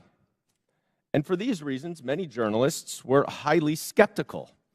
One reporter at the New York Post itself refused to put his name on the story. Fox News' Brett Baer said, quote, "The whole thing is sketchy," unquote. And both Giuliani and the Post refused to give the laptop to other journalists to verify and analyze it. In fact, Giuliani told the New York Times that he hoped that it would be published before it could be verified. So what is the so-called authentication for this laptop?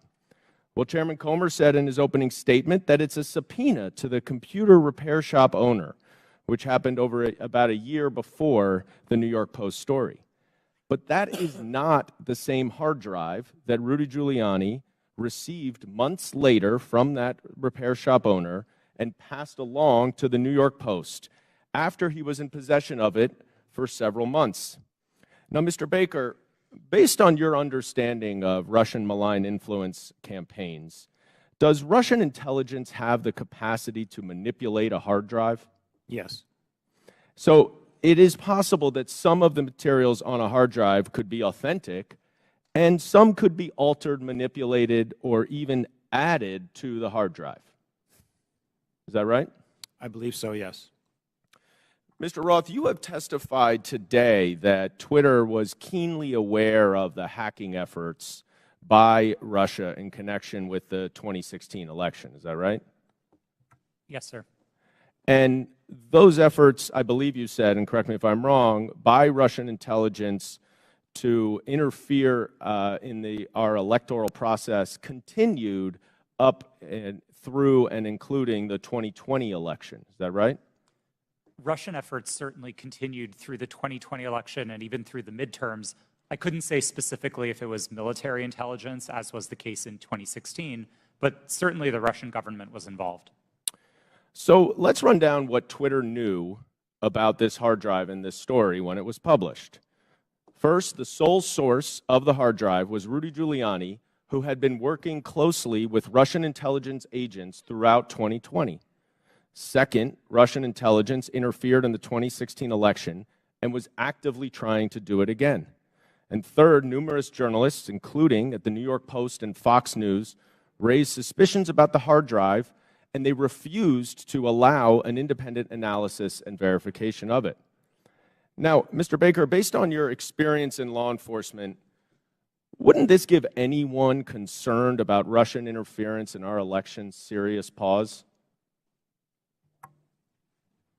Well, I think as reflected in the public record, at the time, I thought there were great concerns on that side of the equation, because in part with respect to all the things that had happened since 2016 with respect to the hack and leak or hack and dump issues, there were facts that indicated that the computer might have been abandoned and so on, but which made it a very difficult case, which is why we're sitting here today talking about it. Right, and there was a 24-hour delay in continuing to spread the publication of it. Isn't that right? Yes. Okay. You know, that is exactly what 51 former intelligence officials, many from Republican administrations, even the Trump administration, said in that letter that is being distorted by Mr. Jordan and others at this hearing. Let me quote one paragraph of what they say. We want to emphasize that we do not know if the emails provided to the New York Post by President Trump's personal attorney, Rudy Giuliani, are genuine or not, and that we do not have evidence of Russian involvement.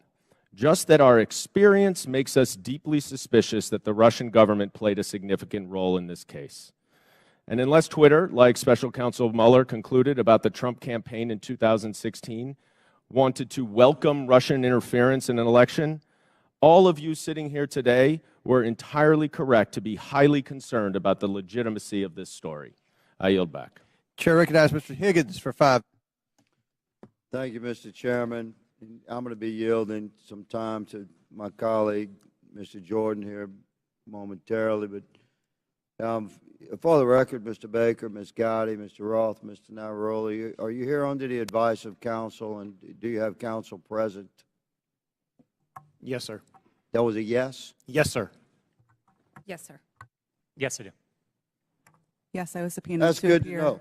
I'm glad you all have counsel present. Mr. Chairman, for submission for the record, I'd like consent to submit the Twitter files dated December the 8th, posted by the New York Post regarding the suppression of conservative commentators. I'd like that submitted. Without objection, so ordered. Mr. Chairman, thank you. I'd like to also submit for the record a timeline of events with cited sources outlining strong evidence of the Biden family organized criminal actions would certainly indicate that we've crossed the threshold of reasonable suspicion. I'd like this timeline submitted for the record. Excuse me, Mr. Chairman, where is that from, that timeline? Timeline in my hand, boss. I'll get it to you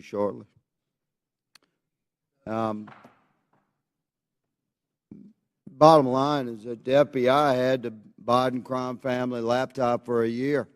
They knew it was leaking. They knew it would hurt the Biden campaign. So the FBI used its relationship with Twitter to suppress criminal evidence being revealed about Joe Biden 1 month before the 2020 elections. You, ladies and gentlemen, interfered with the United States of America 2020 presidential election, knowingly and willingly.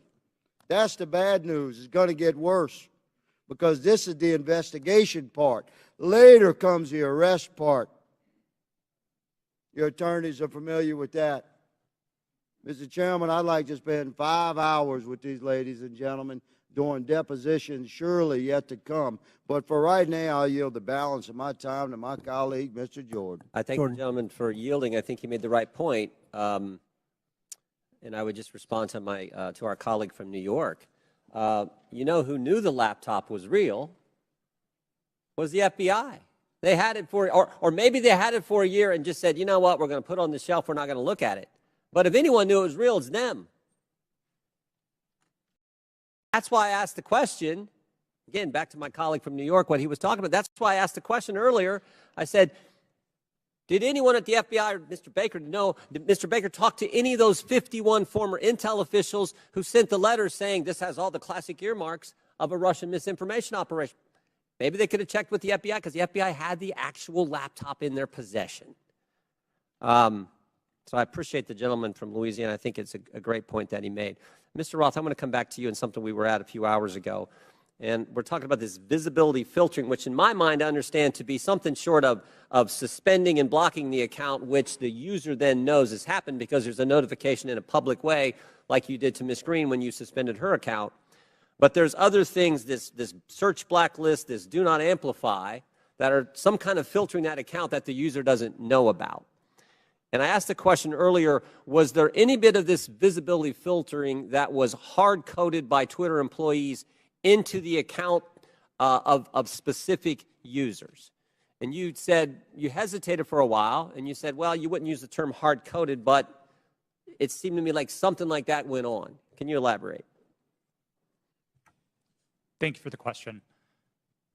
Twitter's visibility filtering system, as has been reported in the Twitter files, is based on applying labels to user accounts. And so in that sense, if the application of a label is what you meant by hard-coded, yes, Twitter systems did apply those designations to those accounts. But it was seldom the case that Twitter staff would manually, individually go in and apply those labels directly. Were any government officials, were those labels and therefore that filtering done to any government officials, any elected officials where the user wouldn't know about? I don't know, sir. I didn't have access to my Twitter computer, to any Twitter systems to prepare me to answer that question. So I'm just talking your time there and your experience there. Do you know if that happened? It would not surprise me to know that visibility filtering labels had been applied to the accounts of elected officials. So visibility filtered labels applied to the accounts, but the user doesn't know. Yes, it was not Twitter's practice to notify users. But you think that happened to elected officials and government officials? Again, I couldn't say for sure. I appreciate it. I yield back. Chair recognizes Mr. Mafume for 5 minutes. Well, Mr. Chairman, it's been a long morning and afternoon. And at this point in time, there's an adage that says everything that can be said has been said, except that not everyone has said it. So if you will indulge me for a few minutes, I'd just like to reflect on some observations having sat here and gone through this. And I'm hoping and praying that this is not a problem in search of a solution, because we're dedicating an awful amount of time here, and I don't want a few things to escape us. But having said that, I want to first associate myself with the remarks of Mr. Raskin, the ranking chair. His opening remarks succinctly, I think, encapsulated and put in place what many of us on this side of the aisle are feeling. And I also, as a point of personal privilege, would like to just express how many of us share the concern of the gentlewoman from South Carolina who indicated her ongoing medical condition, which she said she might have to live with the rest of her life. That just got me for a moment, and I wanted to make sure that that's on the record. Now, I would disassociate myself with her remarks when she said, as did the gentlewoman from Georgia, God bless Elon Musk.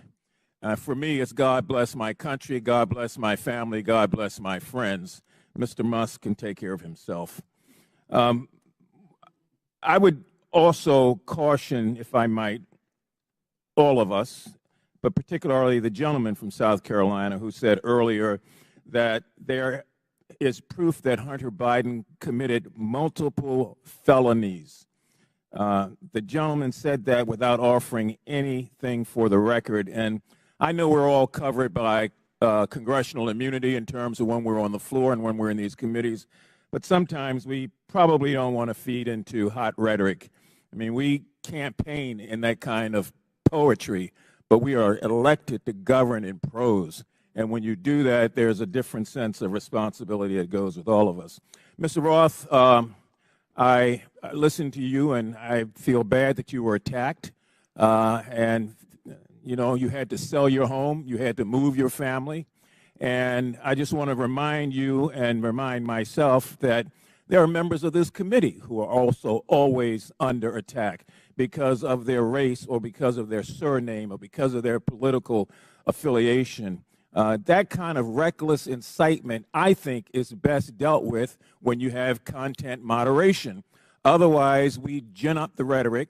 The people who can't control themselves oftentimes don't, and then we see violence occurring against whether it's members of Congress through threats or persons like yourself in the private sector. Ms. Navaroli, you in your testimony stated that on the morning of January the 6th that you sent lawyers a message warning them that your team was hamstrung by leadership. And 2 days later, when it looked like that might happen again, you asked management whether or not they wanted more blood on their hands.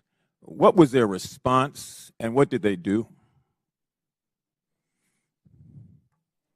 Yes, thank you for that question.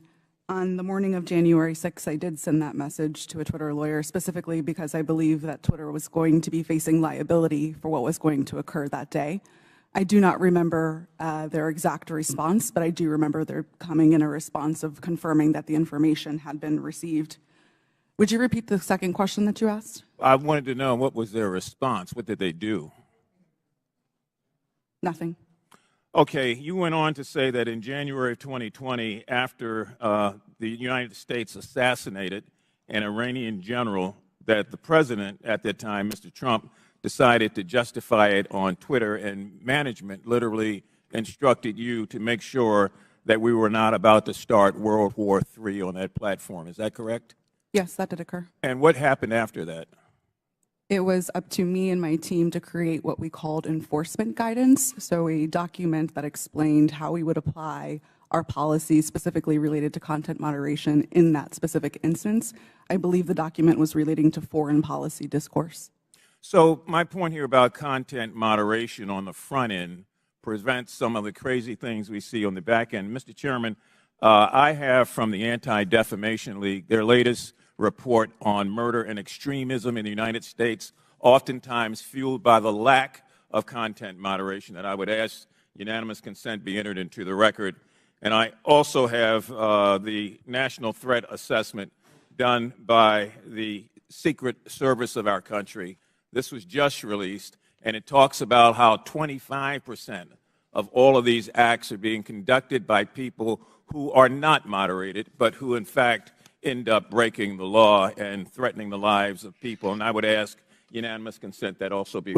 Without objection, so ordered. Thank you, sir. Chair recognizes Mr. Sessions for 5 minutes. Mr. Chairman, thank you very much. So I will say it, God bless Elon Musk, because I think I feel that way. It was Elon Musk that revealed data that uncovered a disturbing cabal. Let's be clear, we're here today because Twitter got caught, not because people wanted to admit mistakes got made, or perhaps because they got bought.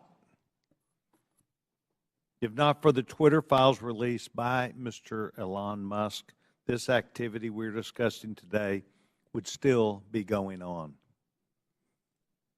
It's no secret that the political bias of Twitter and their previous leadership bled into politics and merged that with practices of the company. And that is a big concern. But a bigger concern is where our government, on a political basis by law enforcement, becomes engaged in things that a timeline would show were not truthful. That's the concern. The fact that Twitter was working hand in glove with the Federal Bureau of Investigation and the intelligence community to suppress free speech and things that were not true is disturbing. That is why we are here today. So, Mr. Roth, I would engage you if I could for a minute. By the way, I want to compliment all four of you. You've been here all day. This is hard to do. You've kept your cool. To the best of your ability, you're expressing honesty. I admire that. Mr. Roth, can you please tell me about the meetings with the FBI? How many? Where did they take place? How do they accomplish what they wanted? Thank you for the question. Yes, sir. Twitter met with the FBI, I would estimate, several dozen times over the course of multiple years. These meetings happened in person, in the Twitter office, in the offices of other technology companies, and at times they happened virtually. We issued press releases about these meetings. They were not happening in secret. They were not anything that the public sector or the private sector strove to hide from anybody. But in these meetings, we used it as an opportunity to discuss the shared threats of foreign malign interference, to discuss the preparations that the public and private sector were implementing, and to use that as an opportunity to make sure that we were having open channels of communication about those malign interference threats. Ms. Roth, did you at any time believe that the Bureau might not be honest about the things they knew and the information that they shared and passed to you? I would say I have a personal healthy skepticism about any type of law enforcement, but no, it was never my experience that representatives of the FBI were anything but forthright in those discussions. Do you believe that they, today, in looking back, misled you? I don't believe so, no. So you believe that the things which they told you, in looking back, are truthful even today? To the best of my recollection, yes. So the chance for FBI numerous times, dozens of times, to meet with you, did you put out information of the substance when you said you provided the public with information? Did you discuss what those meetings were about? I believe the public statements were fairly high level and talked about preparations for upcoming elections in the United States. Any internal records or meeting minutes would be on my Twitter computer, which I don't have access to. And does that reside, to the best of your knowledge, currently at Twitter? Yes, sir. I returned all Twitter property to the company when I chose to leave. Yes, and that would be a requirement, generally speaking. Yes. So you believe that the Bureau met with you, they did not mislead you, that you were as forthright as you could be to the public, and that you were playing the role that you felt like was responsible. Is that your testimony today? Yes, sir, it is. Thank you very much, Mr. Chairman. I yield back. Gentleman yields back, and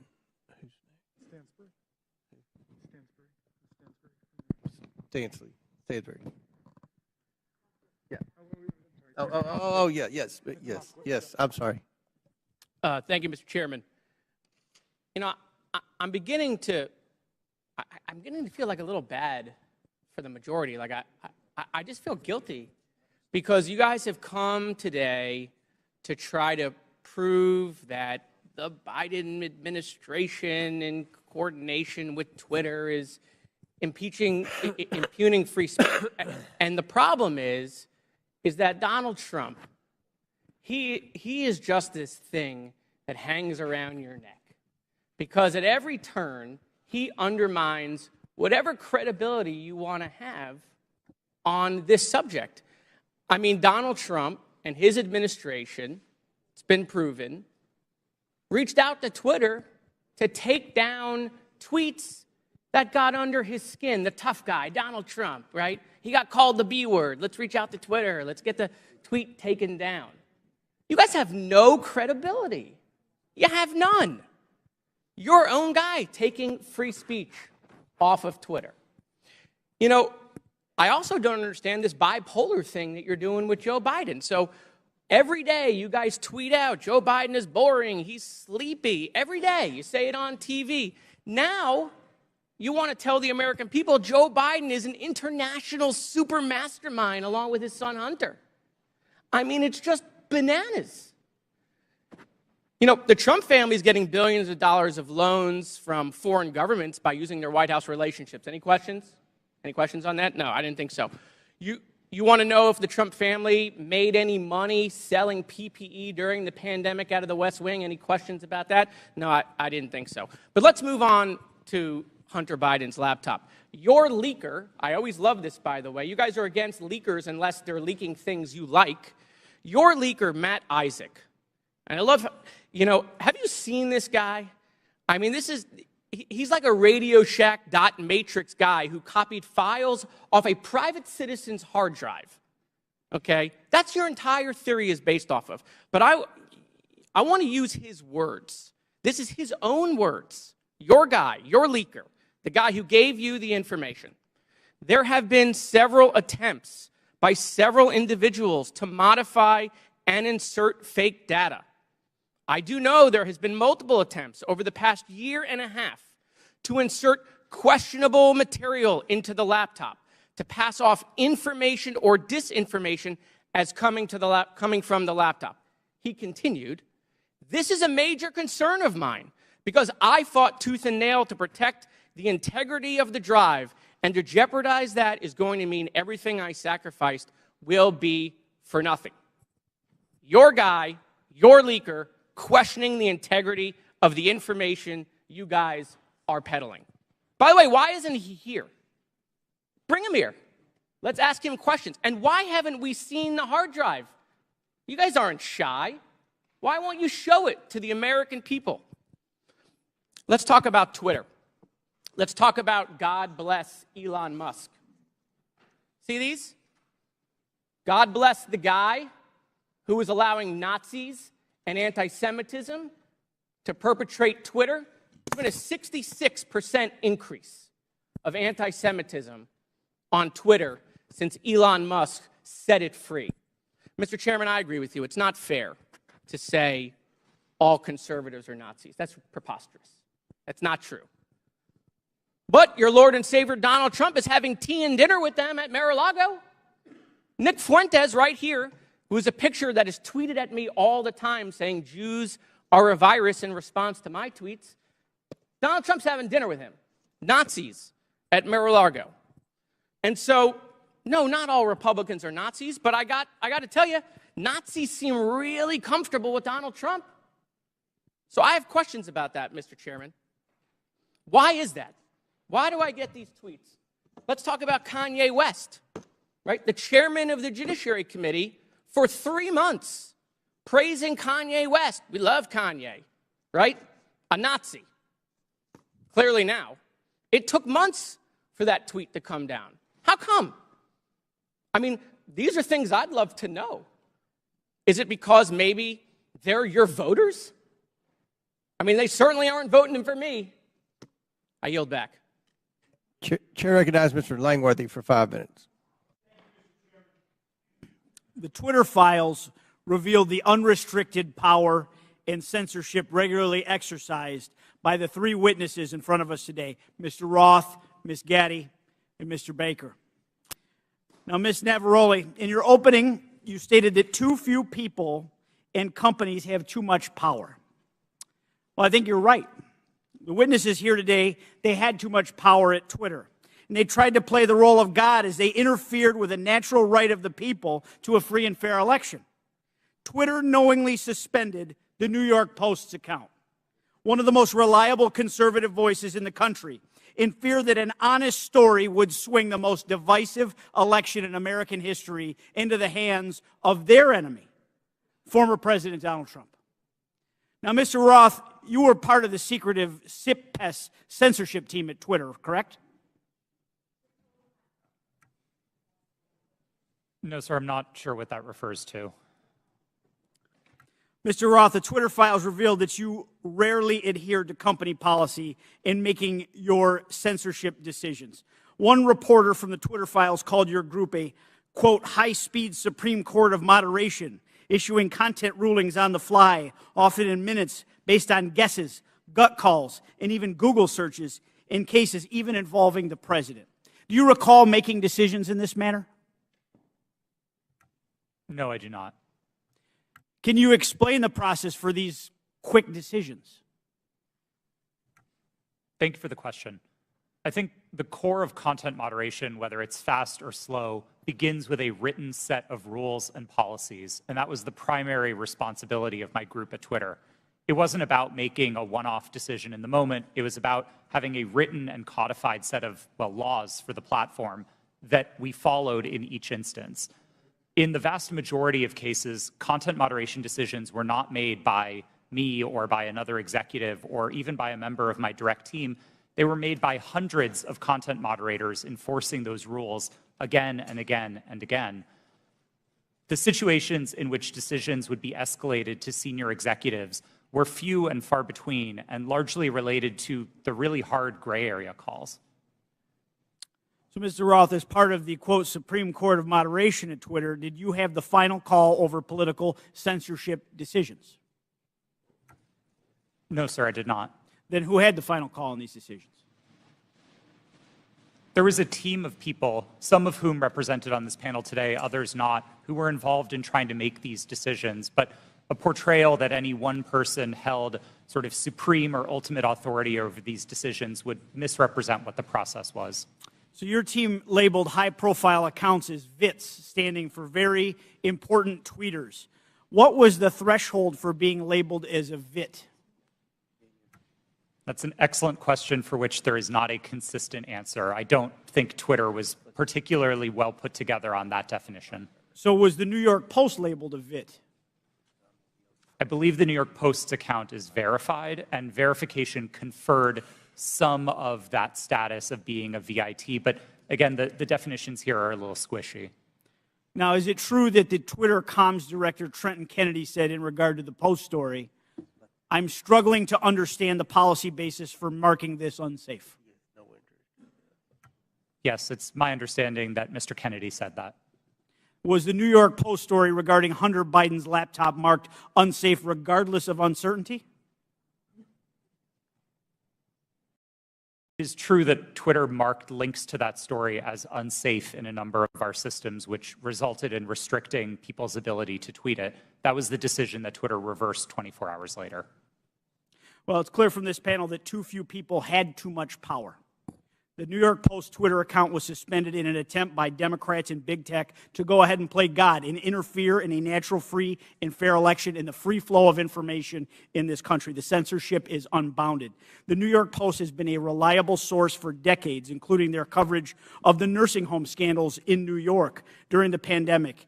Now that you and many others are gone from the company, there is hope that this platform will once again be a place where voices can be heard and respected, and it can return to be a town hall for all points of view, no matter if you agree with them or not, sir, and that our elections will never again be controlled by big tech. I yield back. Gentleman yield? Will the gentleman yield to Jordan? Mr. Jordan.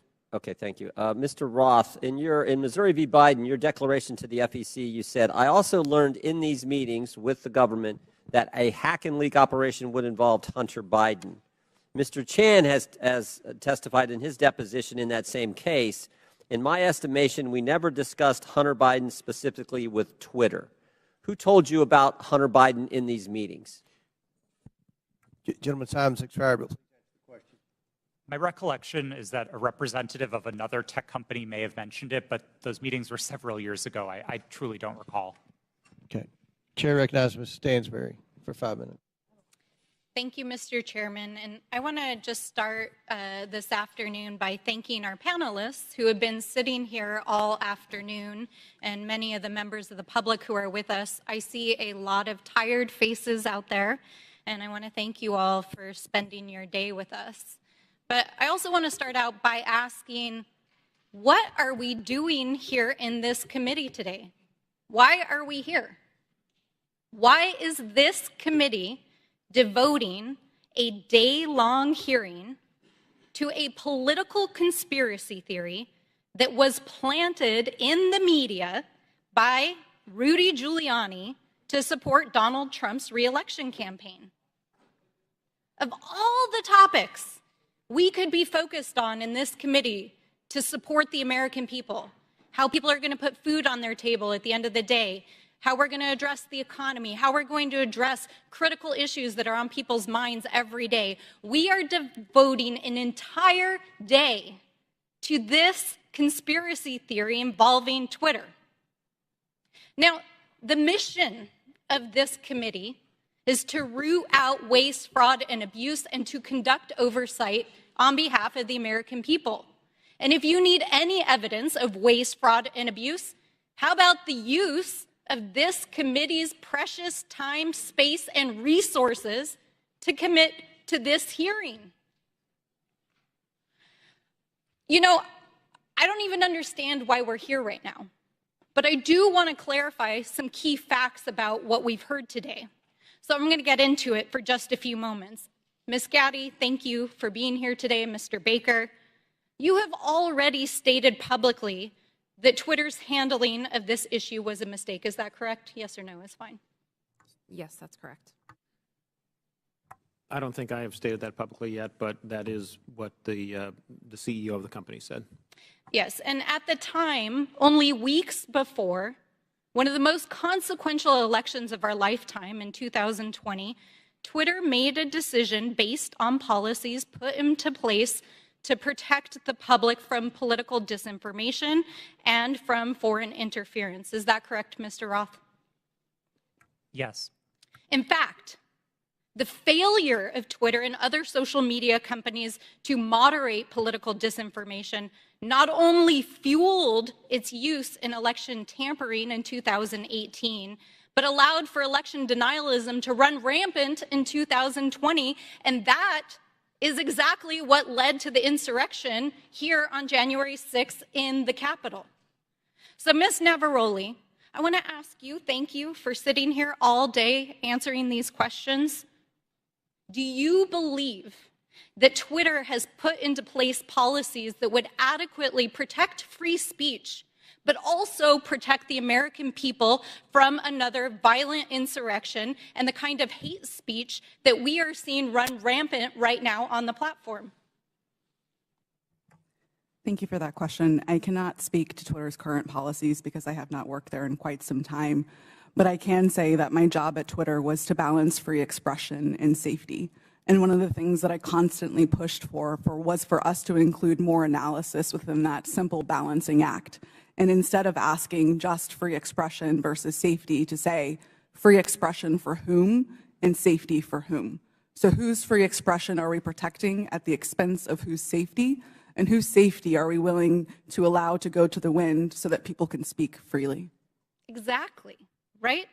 Because Twitter refused to sanction Donald Trump's account long before it was actually banned.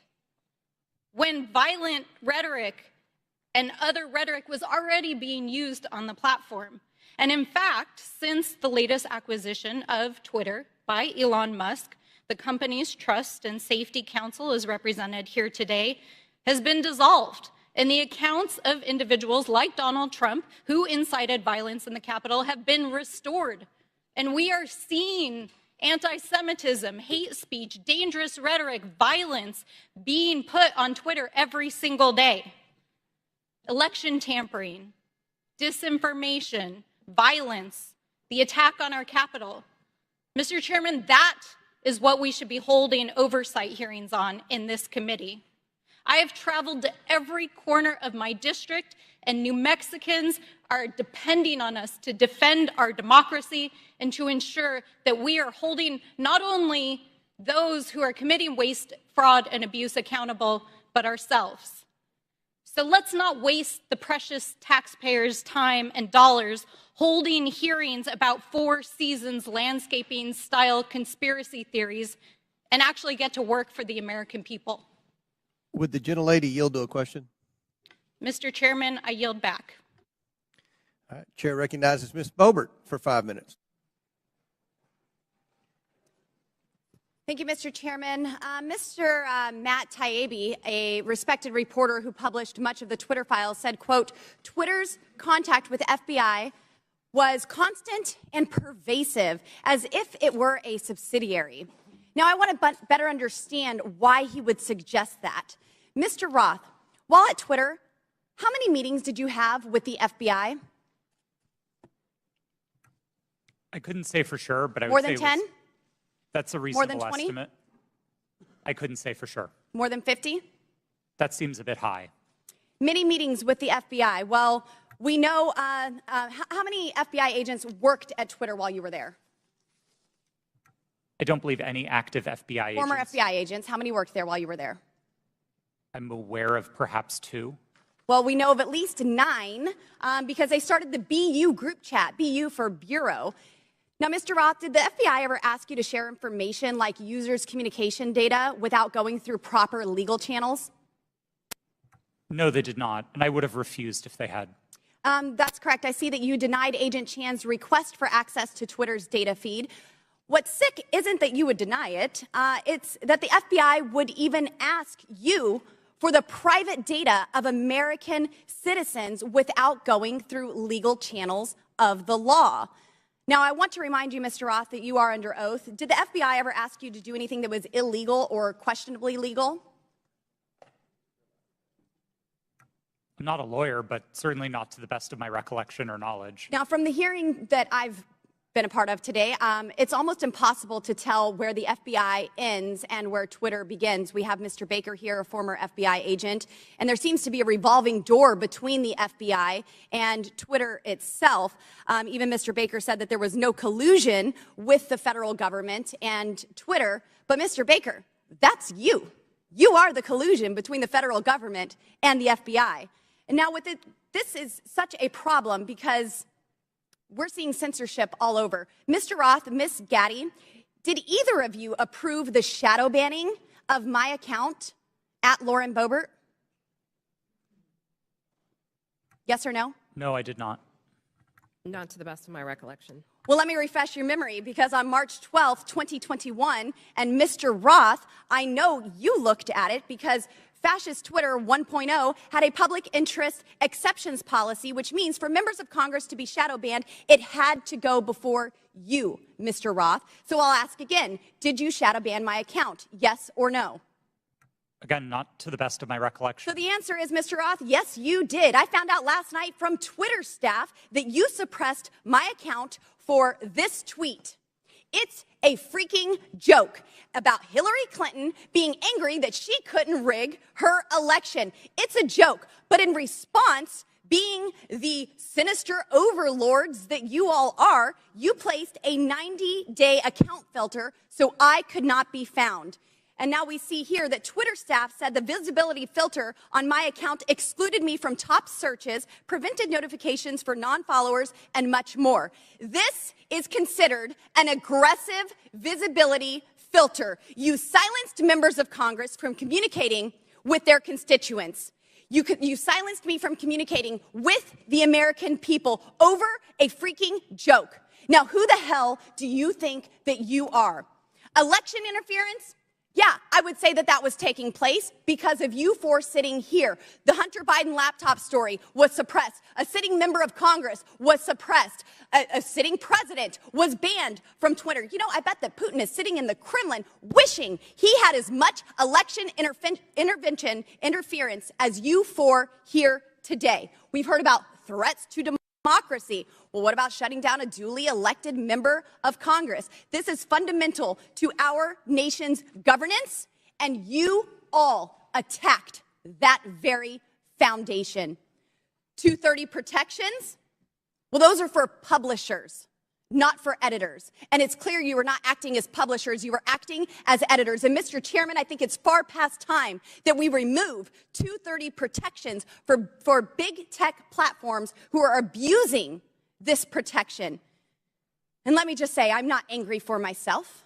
I'm not angry because I was silenced. I can reach out to Elon and to his staff, and I can see what's happened. And I can sit here today and hold you all in account.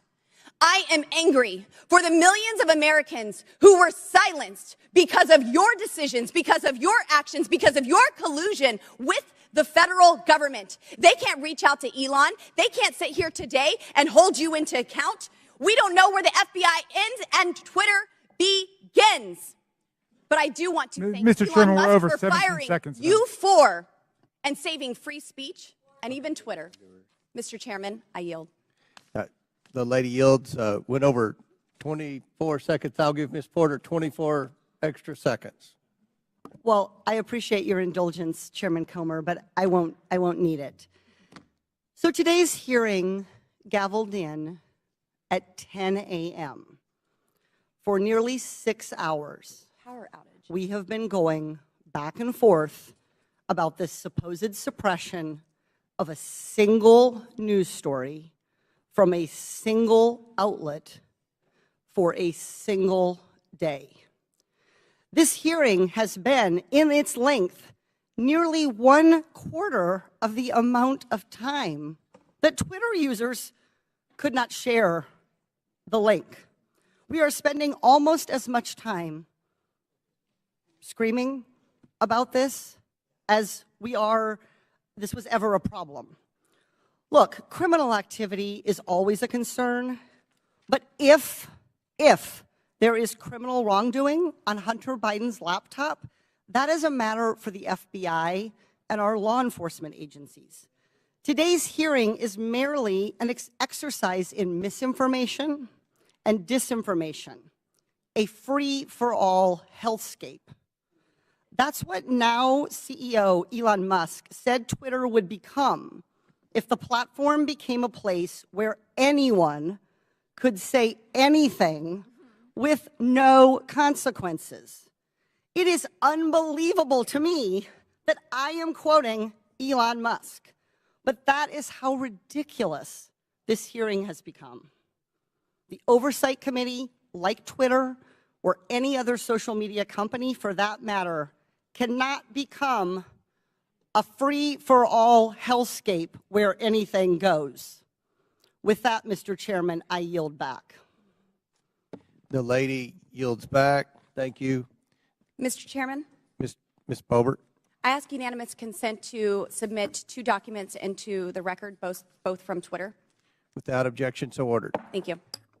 Chair recognizes Ms. Luna for 5 minutes. Thank you, Chairman. Mr. Roth? Mr. Roth, have you communicated with government officials ever on a platform called Jira? Yes or no? Real quick answer. We're on the clock. Not yes to or the no? best of my recollection. Not to your no. recollection? Great. If you did, in the event, communicate, who would have had access to this platform? That's the nature of my confusion. Okay. Jira is Did you ever speak to government officials on Jira regarding taking down social media posts? Again, not to the best of my recollection. Can you explain to me why the federal government would ever have interest in communicating through Jira, mind you, a private cloud server, with social media companies without oversight to censor American voices? I want to let you know that this is a violation of the First Amendment, and the federal government is colluding with social media companies to censor Americans. Mr. Chairman, I ask for unanimous consent to submit these graphics into record. And Mr. Roth, I'm going to refresh your memory for you. This flowchart behind me. Thank you, Chair. This flowchart shows the following federal agencies, social media companies, Twitter, leftist nonprofits, and organizations communicating regarding their version of misinformation using Jira, a private cloud server. On this chart, I want to annotate that the Department of Homeland Security, which has the following branches: Cybersecurity and Infrastructure Security Agency, also known as CISA, Countering Foreign Intelligence Task Force, now known as the Misinfo, Disinfo, and Malinformation, MDM. This was again used against the American people. The Election Partnership Institute, or Election Integrity Partnership, EIP, which includes the following: Stanford Internet Observatory, University of Washington Center for Informed Public, Graphica, and Atlantic Council's Digital Forensic Research Lab, and potentially, according to what we found on the final report by EIP, the DNC. The Center for Internet Security, CIS, a nonprofit funded by DHS, the National Association of Secretaries of State, also known as NASS, and the National Association of State Election Directors, NASED, and in this case, because there are other social media companies involved, Twitter. What do all of these groups, though, have in common? And I'm going to, again, refresh your memory. They were all communicating on a private cloud server known as Jira. Now, the screenshot behind me, which is an example of one of thousands, shows on November 3rd, 2020, that you, Mr. Roth, a Twitter employee, were exchanging communications on Jira, a private cloud server, with CISA, NASS, NASED, and Alex Stamos, who now works at Stanford and is a former security officer at Facebook, to remove a posting. Do you now remember communicating on a private cloud server to remove a posting? Yes or no? I wouldn't agree with the characterization. I don't care if you agree. This is your stuff. Yes or no, did you communicate with a private entity, the government agency, on a private cloud server, yes or no? The question was if I Yes or no? Yeah, I'm on time. Yes or no? Ma'am, I don't believe I can give you a yes or no. Well, I'm going to tell you right now that you did, and we have proof of it. This, ladies and gentlemen, is joint action between the federal government and a private company to censor and violate the First Amendment. This is also known, and I'm so glad that there's many attorneys on this panel, joint state actors. It's highly illegal. You are all engaged in this action, and I want you to know that you will be all held accountable. Ms. Gaddy, are you still on CISA's Cybersecurity Advisory Council? Yes or no? Yes, I am. Okay. For those who have said that this is a pointless hearing, and I just want to let you guys all know, we found that Twitter was indeed communicating with the federal government to censor Americans. I'd like to remind you that this was all in place before January 6th. So to say that these mechanisms weren't in place and to make it about January 6th, I want to let you know that you guys were actually in control of all of the content, and clearly we have proof of that. Now, if you don't think that this is important to your constituents and the American people from those saying that this was a pointless hearing, I suggest you find other jobs. Chairman, I yield my time. Mr. Chairman, point of order. Chair. Yeah, I just want to call to the attention of the chair and members Mr. Mafume, yes, that you're we're getting awfully close to witness intimidation, and I would ask the chair to intervene.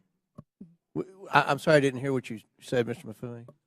I said I would caution all members that we were getting very close to witness intimidation, right on the verge of it, and I would ask that the chair and the ranking member agree how we will proceed from this point on. It was the threats that were just made. Ms. Ocasio-Cortez. Yeah, thank you, Mr. Chair. And in follow-up to that, I am curious about the committee's rule or the committee's disposition, accusing witnesses of a crime, discussing arrest, discussing, making these allusions and threats. I want to clarify for the record, what is the committee's policy around threatening a witness?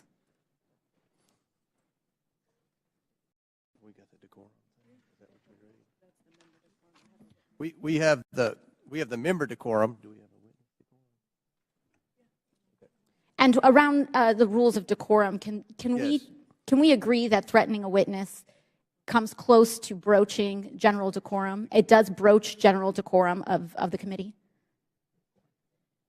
With all due respect, Ms. Ocasio-Cortez, we don't agree that there was any witness threatening. In threatening, when we discuss arrest, when we discuss a potential arrest of a witness and alluding to a witness or suggestion of a witness committing a crime without evidence and without documents being supported to the record. Can you be more specific? When when we talk about arresting a witness, or when we talk about a witness, insinuating that a witness is lying without documentation, I fear that this constitutes threatening a witness, and that will broach the rules of decorum of this committee.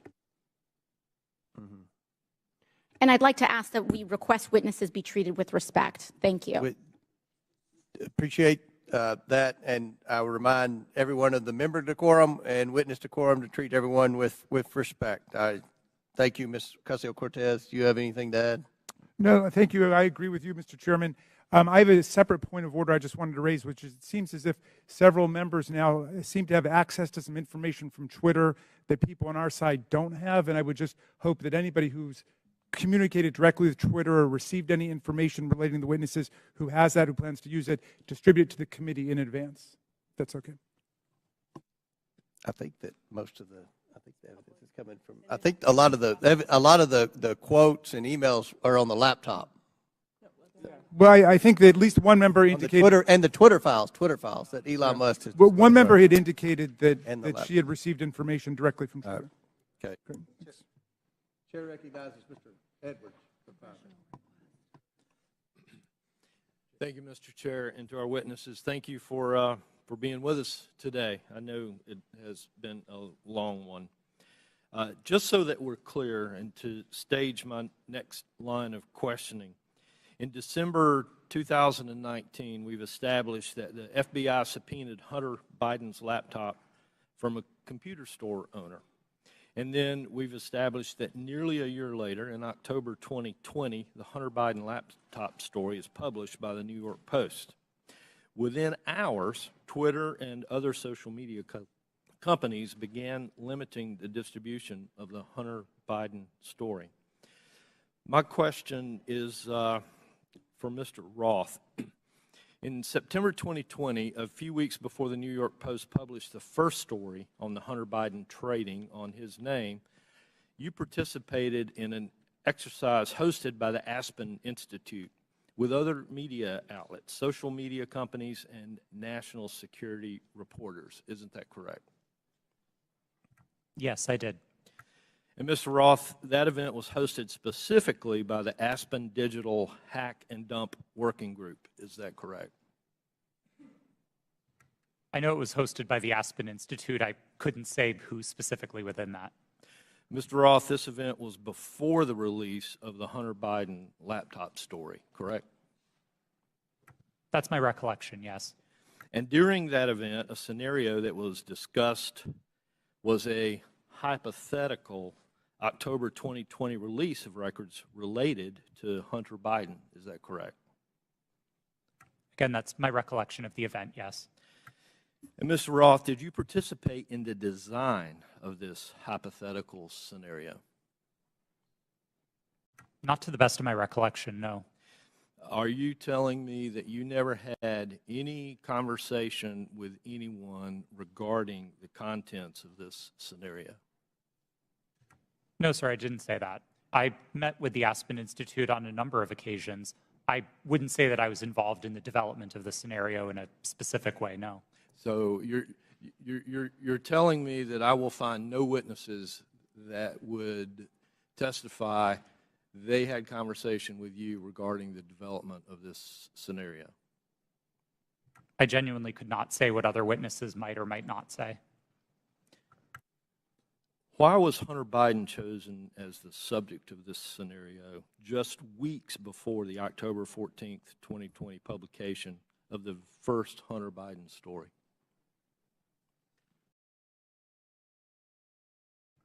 I don't know. But you participated in the conversation. I was invited to and joined an event hosted by the Aspen Institute, yes. And so surely there had to be some level of conversation as to why Hunter Biden was the topic in that scenario. Not that I can specifically recall. Mr. Roth, representatives from Facebook attended this event also, correct? To the best of my recollection, yes. And Mr. Roth, the FBI had Hunter Biden's laptop nearly a year before it was uncovered by the New York Post and before the Aspen Institute event. Did members of the U.S. intelligence community participate in the September 2020 Hunter Biden hack and dump exercise? I don't recall. Mr. Roth, I'd like to point you to a sworn statement that you previously made. I believe this was to the FEC. You've given a sworn declaration stating that federal law enforcement agencies communicated that they expected hack and leak operations by state actors to occur in the period shortly before the 2020 presidential election, likely in October. Is this your statement? Yes, it was. And Mr. Roth, you said since 2018 you had been meeting with the Office of the Director of National Intelligence, the Department of Homeland Security, the FBI, and industry peers regarding election security, correct? Yes, sir. And Mr. Roth, you were told there would likely be a hack and leak operation occurring in October. Is that correct? I believe the FBI has objected to the word likely or expected, but we certainly discussed that possibility with them. All right. Thank you. Mr. Chair, I yield back. Gentleman yields back. Chair recognizes Ms. Bush for 5 minutes. St. Louis and I are here today to talk about the crisis posed by the power of private companies that operate social media platforms. Republicans are holding this hearing because of their ridiculous, politically motivated obsession with Hunter Biden. This is a distraction from their inability, again, to govern, and it hides the shared concerns raised by Republicans and Democrats alike about the vast power, impunity, and lack of accountability of social media platforms.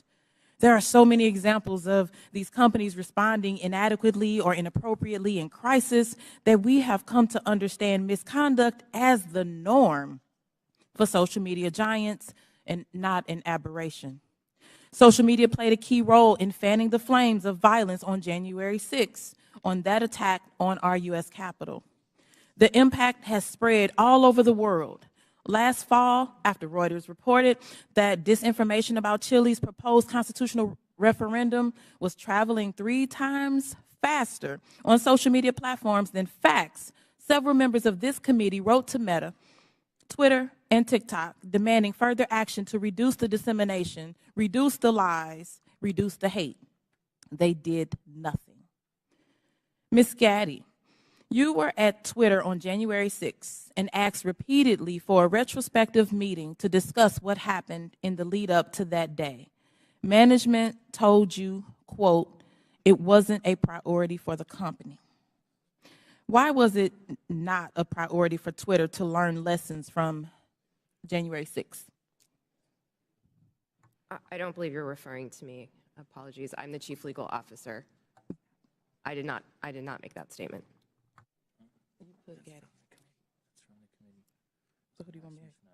Okay, Ms. Navaroli. Would you mind repeating the question? Sure. On January 6th, you were at Twitter and asked repeatedly for a retrospective meeting to discuss what happened in the lead up to that day. Management told you, quote, it wasn't a priority for that company. Why was it not a priority for Twitter to learn the lessons from January 6th? I can't speak to leadership's motivations or why it would not have been a priority for them. What I can say is myself and individual members of my team repeatedly asked that we do a retrospective to understand not just what happened on January 6th, but leading into January 8th and the permanent suspension of the president. What can you say is Twitter's top priority? I can't speak to Twitter's top priority at this moment. I can say that, again, my team's responsibility was to balance free expression and safety and to ensure the safety and lack of harm for people on the ground. Thank you. Twitter's top priority seems to be to maximize its profit. The people on this panel were among the top experts moderating content for equity and safety at Twitter, and your concerns were consistently steamrolled by executives pursuing profit. We know this situation must change, but I would argue that the structure of these corporations ensures this malpractice will continue. These social media companies have shown themselves unfit to maintain a digital public square with almost universal usage and vast power. Their purpose is not to facilitate healthy, fact-based discourse. It is to aggressively pursue profit for their billionaire executives and shareholders. Even when they make a good decision about removing a post or a user, it is only to make a profit. This existential problem will not be solved by asking these for-profit corporations to tweak their approach around the edges. We need to re-envision what the internet can be. Digital platforms, including social media, are here to stay, but we need to make sure that they operate for the public good and not the private interests. We need to invest in better alternatives to big tech, and we need to establish public ownership and control to ensure these platforms serve everyone fairly. Thank you, and I yield back. Chair recognizes Mr. Perry for 5 minutes. Thank the chairman. I thank the witnesses. It's been a long day. Mr. Roth, going back to your statement Mr. Edwards talked about, I want to just kind of revisit that a little bit, where it was communicated to you, at least per your statement, by the FBI that there was expected hack and dump or hack and leak operations, and that they would occur before the election, and that these, at the bottom here, the meetings that were rumored, in those meetings were rumored that the hack and leak operation would involve Hunter Biden. Subsequent to that, well, first of all, who told you that? Was that, did you get that? Can you tell us where you got that information, if you know? The subject of a possible hack and leak was raised by a number of representatives of the FBI. Was one of them Mr. Chan? Elvis Chan? Yes, Mr. Chan was a part of it. So are you familiar with the fact that in his testimony in November of 2022 that he says we did not see any similar competing intrusions to what happened in 2016? And of course, you had been talking to intelligence agencies and law enforcement agencies for some time, and they were referring to the 2016 hack and dump operation. Are you familiar that he said that subsequent to you saying this? They didn't have any evidence? I was not aware of Okay, Mr. that's Chan's fair. deposition. That's fair. No. Did they ever give you any evidence of the hack and dump operation that happened in 2016? And what I think I'm referring to is the allegation that the Clinton campaign, the DNC server was hacked, and that information was spread about through WikiLeaks or other information channels. Did they ever give you any evidence of that occurrence during these discussions? That information was made public by the intelligence community in the Mueller report and by the Senate Intelligence. Yeah, evidence. Did they ever give you evidence? Because as far as we know, CrowdStrike looked at the servers. Did the FBI ever look at the servers from the DNC, to your knowledge? I think that would be a question better directed at the Fair FBI. enough, but the point is you never saw any evidence, right? You're just taking it on, and I'm not blaming you, because a lot of people want to believe the FBI. I've always wanted to believe the FBI. The question is, did they ever give you any evidence to believe that? Because they're making the case. They're making the case that there's a hack and leak operation coming, and it's going to be about Hunter Biden right before the election. Did they ever give you any evidence? It didn't come up. Okay, yeah, I didn't figure it did. And then you all set up a secret channel between Twitter and the FBI. Who did that from the FBI? Was that Roth? Or you're Roth. Was that Elvis? I'm sorry. Mr. Chan was a part of that work, yes. Yes, he was part of that. And so you set up, and you actually set up a war room as well, right? I believe the FBI operated a war Okay, room. fair enough. I didn't And you join it. participated in that? No, sir, I did not. You did not. Did Twitter participate in it?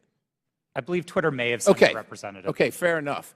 And then you did this table talk exercise about Hunter Biden and about a leak about Hunter Biden that would come out right before the election, essentially 10 days, and that happened in September, right before the election. And you participated in that, right? Yes, I did. Who facilitated that exercise? I know the Aspen Institute, but who facilitated the exercise proper? Was anybody from a government agency facilitating any part of that? Were they involved in the discussions during the exercise? No, I don't believe so, no. So they were just spectators.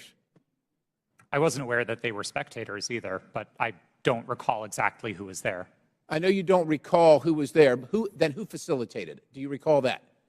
My recollection is that the event was facilitated by Garrett Graff, who was a member of the Aspen Institute and Aspen Digital. All right. Do you find it odd now, after the fact, and I know you've already testified here, that you don't see, to Mr. Sessions, that you didn't see that you were misled or potentially duped? It sure seems highly coincidental. Would you agree? It at least seems highly coincidental. Knowing that the FBI had the laptop, that the FBI set up the war room and the channel and told you, per your statement, that this was going to happen, do you find it highly coincidental that it actually happened and it was Hunter Biden at all? I want to be clear that my statement to the FEC does not suggest that the FBI told me it would involve Hunter Biden. That's a popular reading of that declaration, but it was not my intent. I think there is a coincidence there, and I really can't speak as to how that came about. Yeah, it's really coincidental. One last question. Did the CIA or the other governmental agency ever ask Twitter to look at something that violated Twitter's policy? I don't recall specific outreach by the CIA specifically. Other government agency is what it was called in the Twitter files. Yes, Twitter regularly received reports from government requesting review under our rules. So the other government agency, that one, did they ever request information regarding violations of Twitter's policies? The CIA. Gentlemen, time's expired, but please answer the question. I thank the Chairman. Again, I don't recall specific contact from the CIA, no. Okay. Chair recognizes Mr. Burleson for 5 minutes.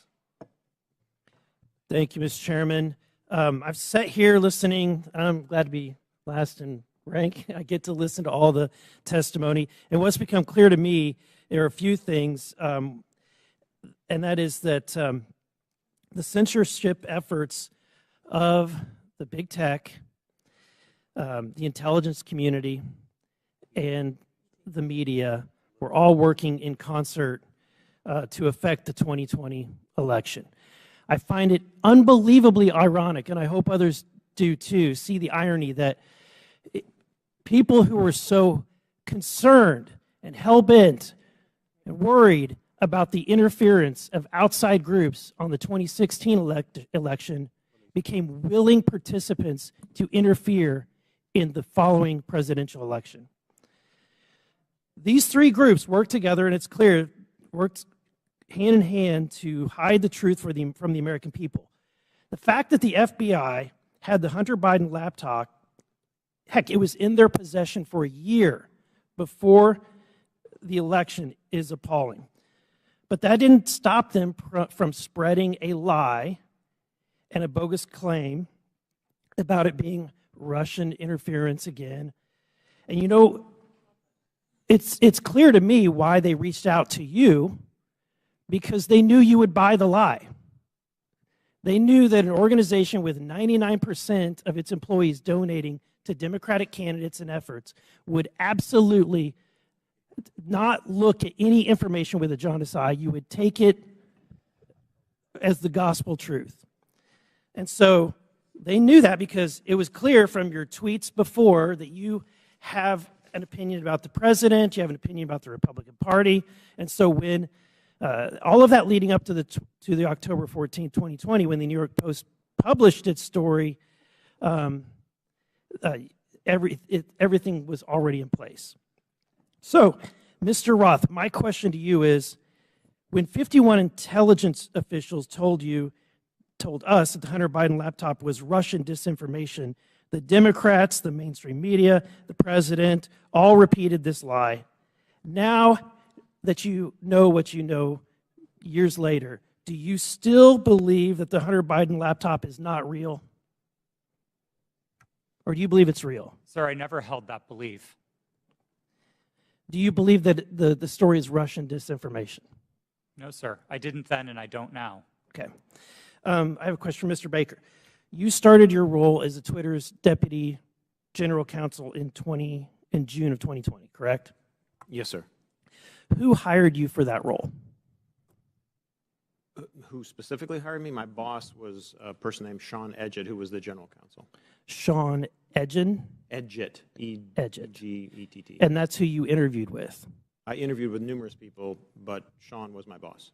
Anyone that comes to mind outside of Sean? Ms. Gotti I interviewed with. You're saying other people that I interviewed with at Twitter? But ultimately, the hiring agent was Sean Edgen. I'm not sure exactly who made the decision, to be frank with you, but Sean was my boss. Okay. My next question is, when you were fired from Twitter in December of 2022, after the release of the first installment of the Twitter files, did you destroy any internal communications related to that first batch of the Twitter files? As I said in my testimony, I didn't destroy any documents, period. What reason were you fired? You'll have to ask Mr. Musk about that. That was not given. You were not given any information. He made a public statement about it in a tweet, but I think you would have to ask him for the precise reason. Okay, thank you. Back to Mr. Roth. Is it true that Twitter whitelisted accounts for the Department of Defense to spread propaganda about its efforts in the Middle East? Did they give you a list of accounts that were fake accounts and asked you to whitelist those accounts? That request was made of Twitter. To be clear, when I found out about that activity, I was appalled by it. I undid the action, and my team exposed activity originating from the Department of Defense's campaign publicly. We've shared that data with the world, and research about it has been published. Was that only in efforts against foreign entities, or were there any efforts against citizens of the United States? I think the nature of public social media activity means that anybody might have seen it, but my understanding was the activity was predominantly focused outside of the United States. Okay, thank you. And Mr. Chairman, I want to just say thank you for this hearing. I would hope that we would be asking for documents or in communications, whether it's on personal devices or private devices, between these individuals and government officials. So noted. Very good. Thank you. Chair recognizes Ms. McClain for 5 minutes. Thank you, Mr. Chairman, and thank you all for being here today. It is a long day. I'm going to try and make this quick and easy. Mr. Roth, part of your job at Twitter dealt with assessing dis and misinformation, correct? Yes. Here today. It is a long day. I'm going to try and make this quick and easy. Mr. Roth, part of your job at Twitter dealt with assessing dis and misinformation, correct? Yes. Wonderful. How did you determine what disinformation and misinformation was? What's your criteria for making that decision? Twitter had established policies covering each of those areas, and I'll take them in turn. We used the term we actually generally didn't use the term disinformation, but we focused on platform manipulation. So behaviors like running inauthentic accounts out of a Russian troll farm, we would address as the behaviors that they are, and we would look for technical signs of that type of manipulation, and we would remove those accounts. So technical, it was all technical? On that side of things, yes. Okay. When it comes to misinformation, which broadly is a question of the content of tweets, Twitter would establish written policies. Which was? I'm sorry? Which was? Which policies did Twitter maintain? Yeah. I mean, I think what the problem with America is we have one set of rules for this team and another set of rules for this team.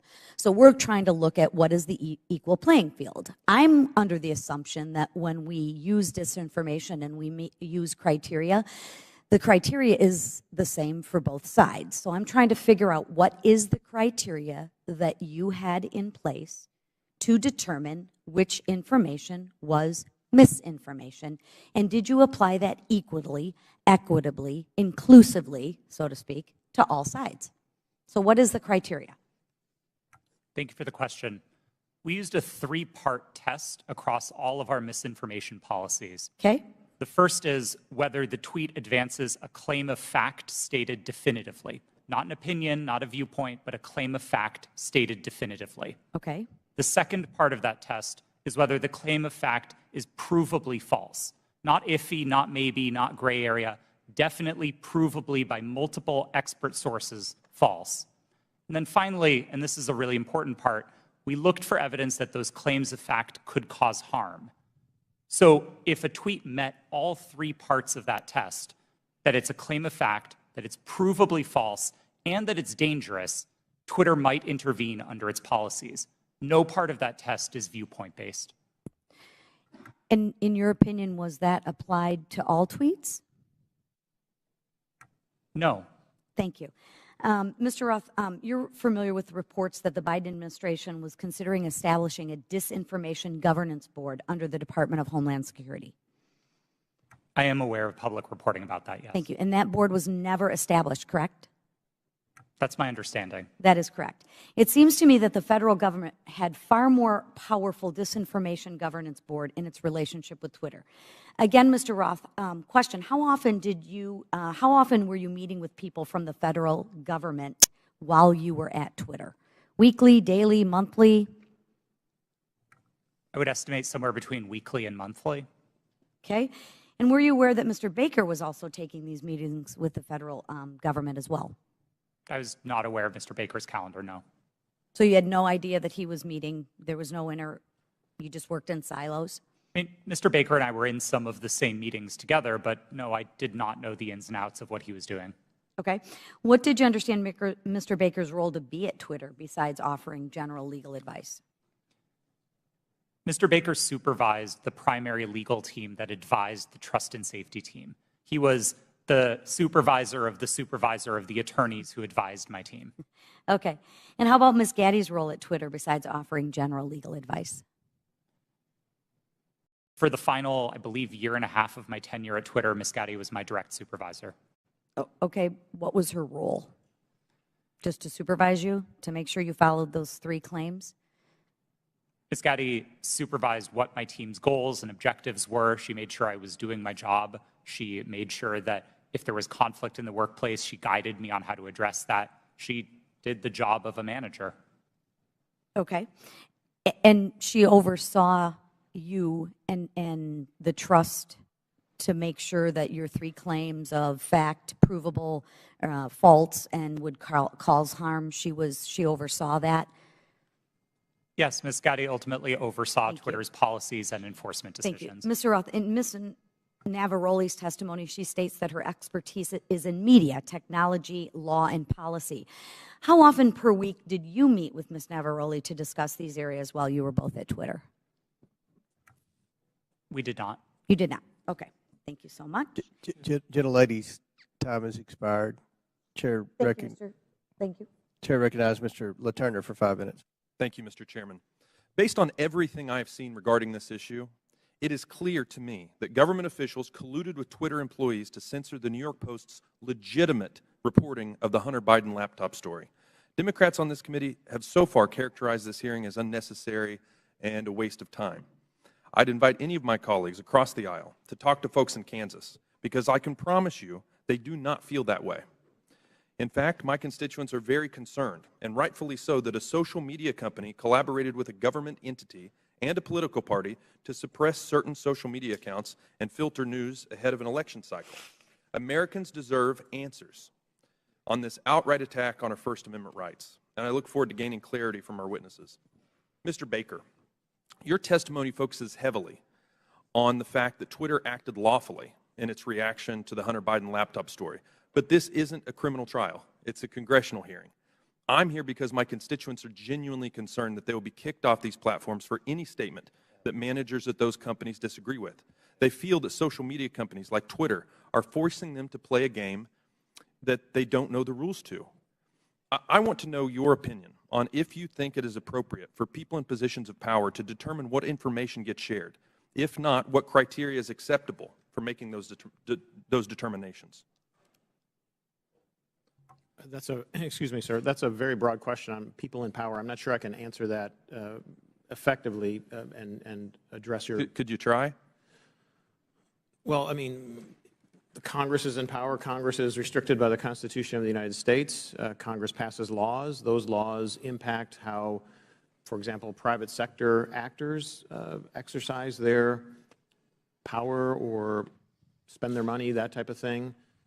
Government agencies have to act in accordance with the Constitution, the laws you pass, internal regulations, executive orders. There's a whole panoply of ways that that people in power, writ large, are held accountable and have to comply with rules and regulations and laws and the Constitution. Mr. Chairman, I would like to yield the rest of my time to Mr. Jordan. Mr. Jordan. I thank the gentleman. Mr. Roth, I want to go back to your statement in your declaration to the FEC. I learned that a hack and leak operation would involve Hunter Biden. Who did you learn that from? My recollection is it was mentioned by another technology company in one of our joint meetings, but I don't recall specifically whom. You don't know the person's name? I don't even recall what company they worked at. No, this was a long time ago. And you're confident that it was from a tech company, not from someone from the government? To the best of my recollection, yes. Did anyone from the government in these periodic meetings you have, did they ever tell you that a hack and leak operation involving Hunter Biden was coming? No, Did Hunter Biden's name come up at all in these meetings? Yes, his name was raised in those meetings, but not by the government, to the best of my recollection. Okay. Mr. Baker, I want to go back to the question we had a few hours ago. But I want to frame it in a way I think you can answer. Did you ever tell the FBI that they had no legitimate interest in enforcement of Twitter's policies?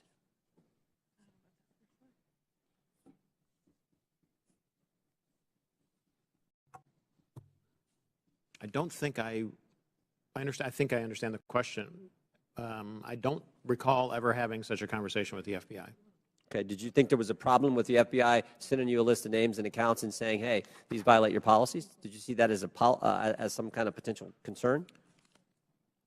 I was always concerned that the FBI adhered to the Constitution and laws of the United States, period. And you didn't think that crossed the line? Well, what crossed the line, sir? What I just asked you. That the idea that they're sending you a list of accounts that they say these violate your terms of service. Again, I'm making sure that I can answer the question.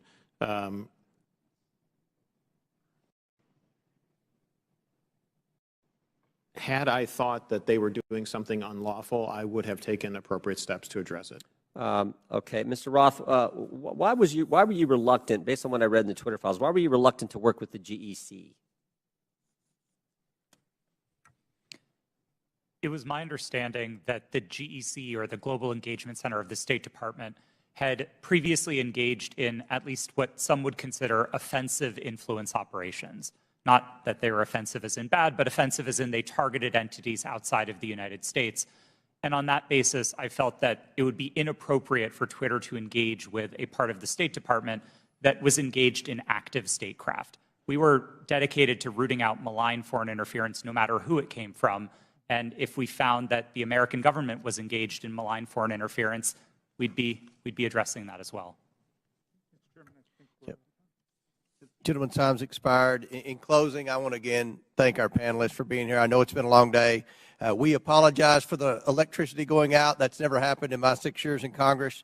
But before we close, the ranking member and I are going to have very brief closing statements. I yield to the ranking member.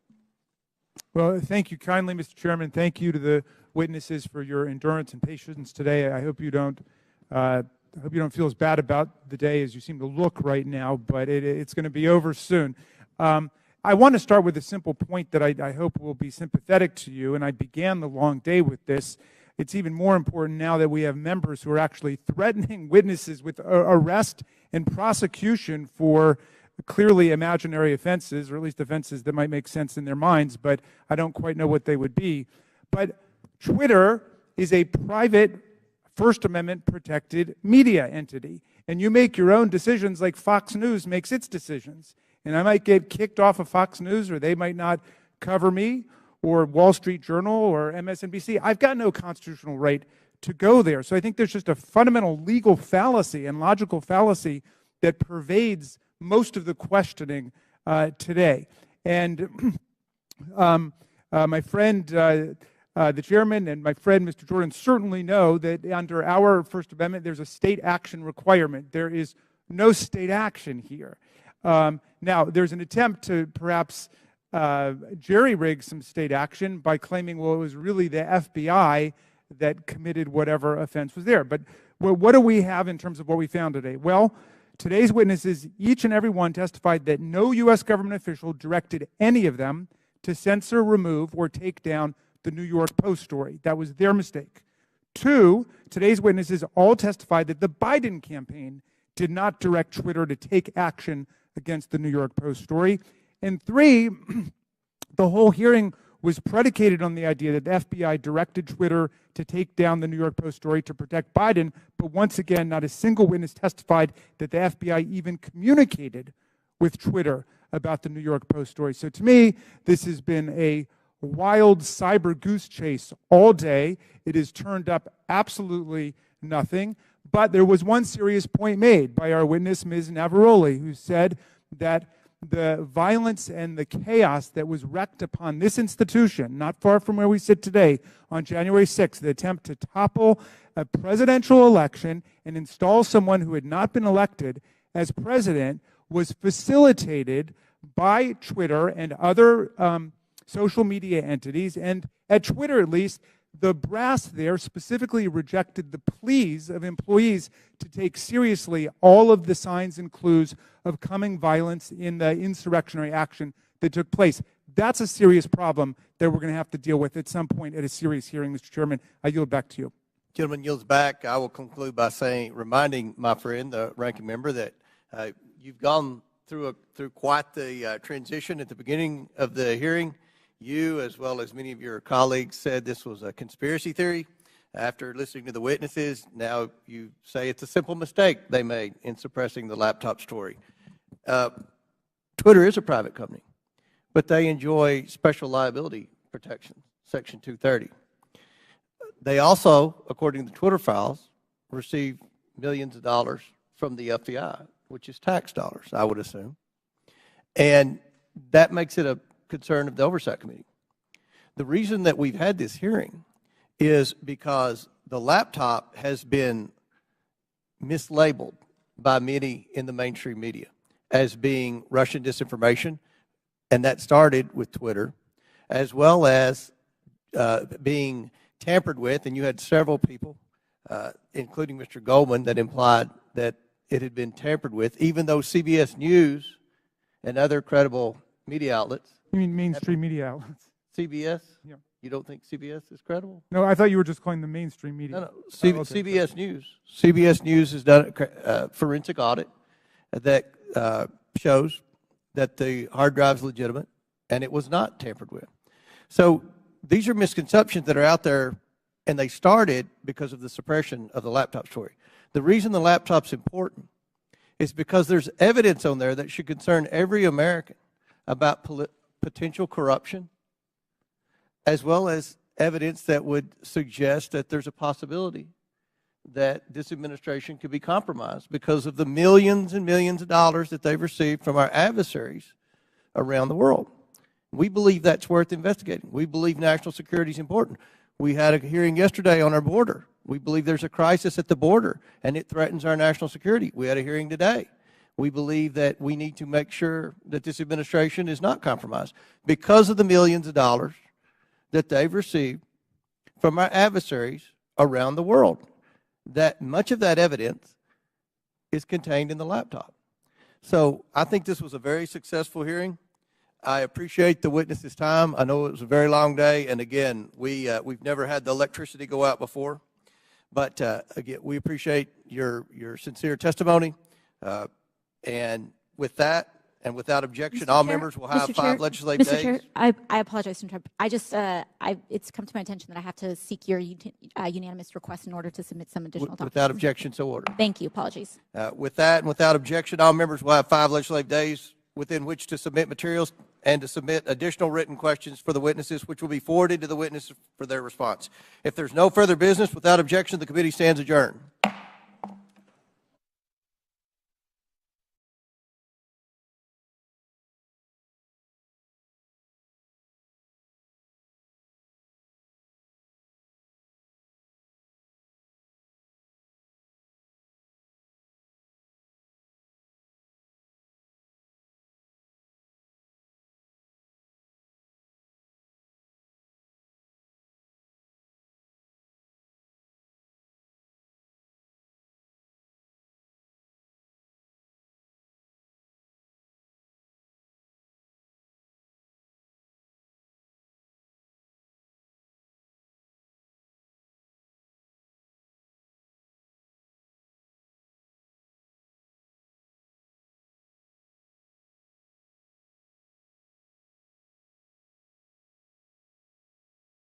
Other big tech companies and reporters attended as well. This exercise prepared them for their future collusion to suppress and delegitimize information contained in Hunter Biden's laptop about the Biden's family business schemes.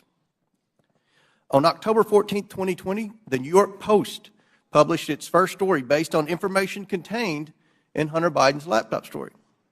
The Post provided proof of the laptop's legitimacy by releasing a computer repair store's signed receipt for the laptop and the federal subpoena used by the FBI to retrieve it in 2019.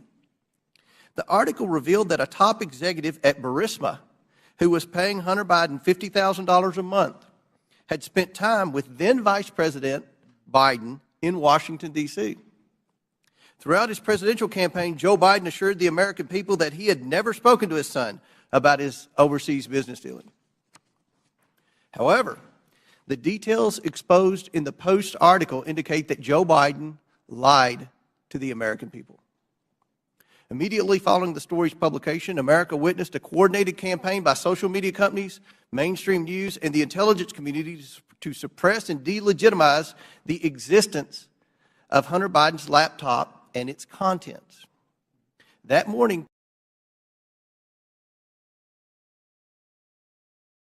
Twitter and other social media companies took extraordinary steps to suppress that story. Twitter immediately removed the story and banned the New York Post account. Twitter also banned accounts who shared the story, including White House Press Secretary Kayleigh McEnany, and blocked its transmission via direct message. This episode marked the first time Twitter directly limited the spread of information from a mainstream news organization. And the New York Post would not get its account back for 2 weeks. Twitter would finally admit its mistake, but the damage had already been done. On October 19th, 51 former intelligence officials published a letter that Hunter Biden's laptop was Russian disinformation, which Joe Biden used as a talking point at a presidential debate on October 22nd. But we all know now this was not Russian disinformation. It wasn't disinformation. I want to make sure the American people truly understand the timeline here because it's very important. The Hunter Biden laptop story was published on Wednesday.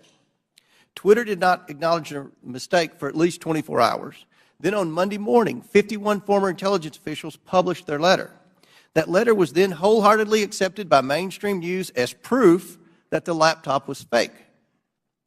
Joe Biden used that letter to brush aside the few questions he received about the story. During that time, the mainstream media was more concerned about what flavor of ice cream Joe Biden had ordered on a particular day. All this happened 2 weeks before the 2020 election. 2 weeks. One survey found that 17% of Biden voters would not have voted for the Biden-Harris ticket if they had known about the Biden laptop.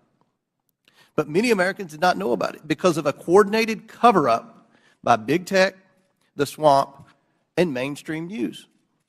Now mainstream media outlets have verified the laptop, but the damage has been done. Today we are joined by 3 former high-ranking employees at Twitter. Vijaya Gadde, Twitter's former top lawyer, James Baker, Twitter's former deputy general counsel, and Yoel Roth, Twitter's former head of trust and safety. We are also joined by Annika Collier-Navaroli, Twitter's former head of trust and safety. A former Twitter member of U.S. safety policy team. Let me get that right. I would like to thank you all for your participation in today's hearing. We owe it to the American people to provide answers about this collusion to censor information about Joe Biden's involvement in his family's business schemes. With that, I yield to the ranking member for his opening statement. Thank you kindly, Mr. Chairman. Last night in his State of the Union address, over all the heckling, President Biden reviewed significant achievements his administration and congressional Democrats are delivering for the American people. The lowest unemployment rate in over 50 years, a manufacturing boom in clean energy, semiconductors, and infrastructure, expanding health care for veterans and lowering prescription drug costs for seniors and people with diabetes, beating the opioid epidemic and addressing our national mental health crisis, historic action on climate change. But this morning, we return not to focus on advancing this robust agenda of progress, but instead to take up an authentically trivial pursuit, all based on the obsessive victimology of right-wing politics in America. The majority has called a hearing to revisit a 2-year-old story about a private editorial decision by Twitter not to allow links to a single New York Post article made for a 2-day period that had no discernible influence on anyone or anything. The New York Post published the article on its own pages, and it was carried by lots of other media outlets. It was widely discussed, including on Twitter itself, even during the brief moment in time when links weren't provided, and it was a fixture in right-wing media for the next 3 weeks before the election. I think even the chairman and other members of this committee were out on TV and social media talking about it. But instead of letting this trivial pursuit go, my colleagues have tried to whip up a faux scandal about this 2-day lapse in their ability to spread Hunter Biden propaganda on a private media platform. Silly does not even begin to capture this obsession. What's more, Twitter's editorial decision has been analyzed and debated ad nauseum. Some people think it was the right decision. Some people think it was the wrong decision. But the key point here is that it was Twitter's decision. Twitter is a private media company. In America, private media companies can decide what to publish or how to curate content however they want. If Twitter wants to have nothing but tweets commenting on New York Post articles run all day, it can do that. If it makes such tweets mentioning the New York Post never see the light of day, they can do that too. That's what the First Amendment means. Twitter can ban Donald Trump for inciting violent insurrection against the Union, as he was impeached by the House of Representatives, and as 57 of 100 senators found he did. And it can also try to resurrect his political career. Elon Musk just purchased Twitter and therefore controls its editorial content. And among the first things he did was to fire some people, hire some people, denounce some prior decisions, and reinstate an unrepentant and still clearly lying Donald Trump to the platform. Those decisions, however heroic or imbecilic you think they might be, are protected by the First Amendment in the United States of America. Officially, Twitter happens to think they got it wrong about that day or two period. In hindsight, Twitter's former CEO, Jack Dorsey, called it a mistake. This apology might be a statement of regret about the company being overly cautious about the risks of publishing contents of potentially hacked or stolen materials, or it may reflect craven surrender to a right-wing pressure campaign. But however you interpret it, the apology just makes the premise of this hearing all the more absurd. The professional conspiracy theorists who are heckling and haranguing this private company have already gotten exactly what they want, an apology. What more do they want? And why does the U.S. Congress have to be involved in this nonsense when we have serious work to do for the American people? But what makes this hearing tragic is that if our colleagues really wanted to examine a serious problem involving American democracy and social media, my friends, it is staring us in the face right now. Twitter and other social media companies acted as central organizing and staging grounds for the January 6th violent insurrection against Congress and against Vice President Pence. Twitter became the national and global platform for incitement to seditious violence against our government and a forum on the day of attack for coordinating logistical movements and tactical maneuvers in the mob violence against our police officers.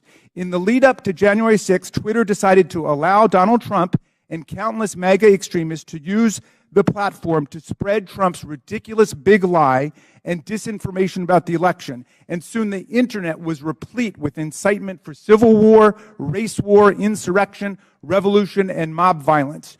Twitter did so despite increasingly desperate appeals from its own employees to act in the interests of public safety approaching January 6th. The First Amendment is robust and expansive, but it stops at this point. It does not protect anyone's right to engage in incitement to imminent lawless action and violent action against the government or against other people. This is the Brandenburg Principle. There's no carve-out to free speech for speech relating to the New York Post or Hunter Biden or laptops, but there is a significant carve-out when the speech is deliberately calculated to produce imminent violence and chaos against the government.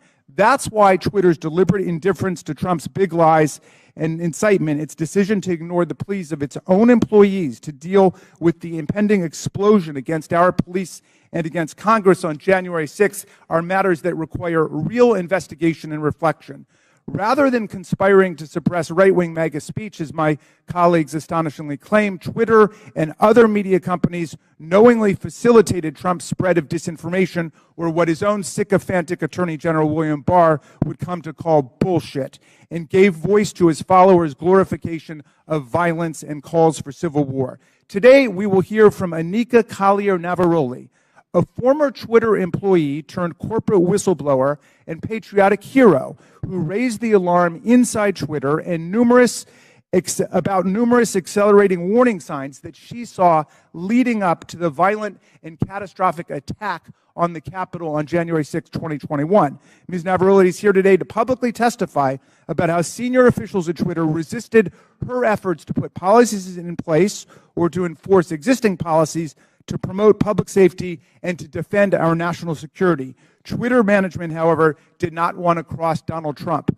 I don't know precisely how we will solve the problem of private social media platforms being used for the organization of coups and incitement of violent insurrections against the United States or Brazil or any other country. But this is a grave problem confronting democracy, not just in America, but all over the world. It is not a silly, concocted partisan issue. We must analyze it carefully and legislate effectively to address it, and we must never forget that the enemies of democracy, led by autocrat and war criminal Vladimir Putin, are spending hundreds of millions of dollars on social media propaganda and disinformation to destabilize democracy all over the world, even as they wage their genocidal, illegal, aggressive war against the people of Ukraine. How are we going to prevent the liberal democracies from being overrun by propaganda, disinformation, and violent incitement? Well, listen to Anika Collier-Navaroli because she has something important to say. She poses a problem that would be worthy of a serious congressional hearing, and we should have one. Thank you, Mr. Chairman. I yield back.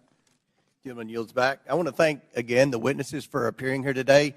Today's witnesses are former Twitter employees. Vijaya Gaddy, Twitter's former general counsel; James Baker, Twitter's former deputy general counsel; Yoel Roth, Twitter's former head of trust and safety; and Anika Collier-Navaroli, a former member of Twitter's U.S. safety policy team. I want to remind everyone you all are appearing under subpoena by your own request. Pursuant to Committee Rule 9G, the witnesses will please stand and raise the right hands. Do you solemnly swear or affirm that the testimony you are about to give is the truth, the whole truth, and nothing but the truth, so help you God? Let the record show that the witnesses all answered in the affirmative. We will begin the 5-minute question portion of our hearing today. The chair recognizes.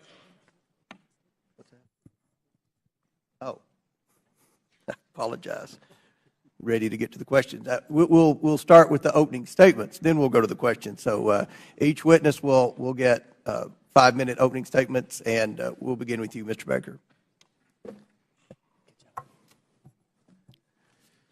Thank you, Mr. Chairman. Mr. Chairman, Ranking Member Raskin, and members of the committee, thank you for the opportunity to appear before you today. I hope that we will have a useful conversation about matters that are of great importance to the nation and the world.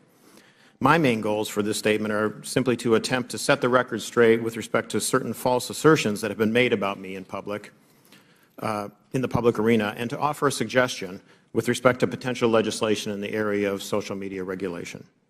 As the committee is aware, however, based on the advice of counsel, I believe in good faith that I'm constrained today by my legal and ethical obligations as a former lawyer for Twitter, as well as by certain non-disclosure agreements. Within those constraints, however, I will endeavor to respond to the committee's questions as fully as I possibly can. And I believe I can make the following statements. First, I was not aware of and certainly did not engage in any conspiracy or other effort to do anything unethical, improper, or unlawful while I was at Twitter, period.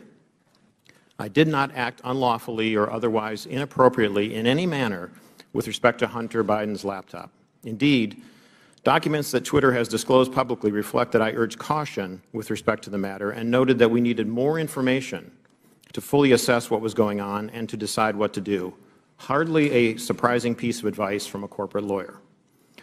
Moreover, I'm aware of no unlawful collusion with or direction from any government agency or political campaign on how Twitter should have handled the Hunter Biden laptop situation. Even though many disagree with how Twitter handled the Hunter Biden matter, I believe that the public record reveals that my client acted in a manner that was fully consistent with the First Amendment. I think that the best reading of the law is that as a private entity, the First Amendment protects Twitter and its content moderation decisions. And I do not believe that the facts in the public record indicate that Twitter became a state actor, as that concept is defined under existing precedent, such that the First Amendment would have constrained it. Second, I believe that at all times I executed my duties and responsibilities to my client, Twitter, lawfully and ethically. At no time was I an agent or operative of the government or any political actor when I worked at Twitter. To the contrary, I believe that I worked zealously and diligently within the bounds of the law in pursuit of my client's best interests.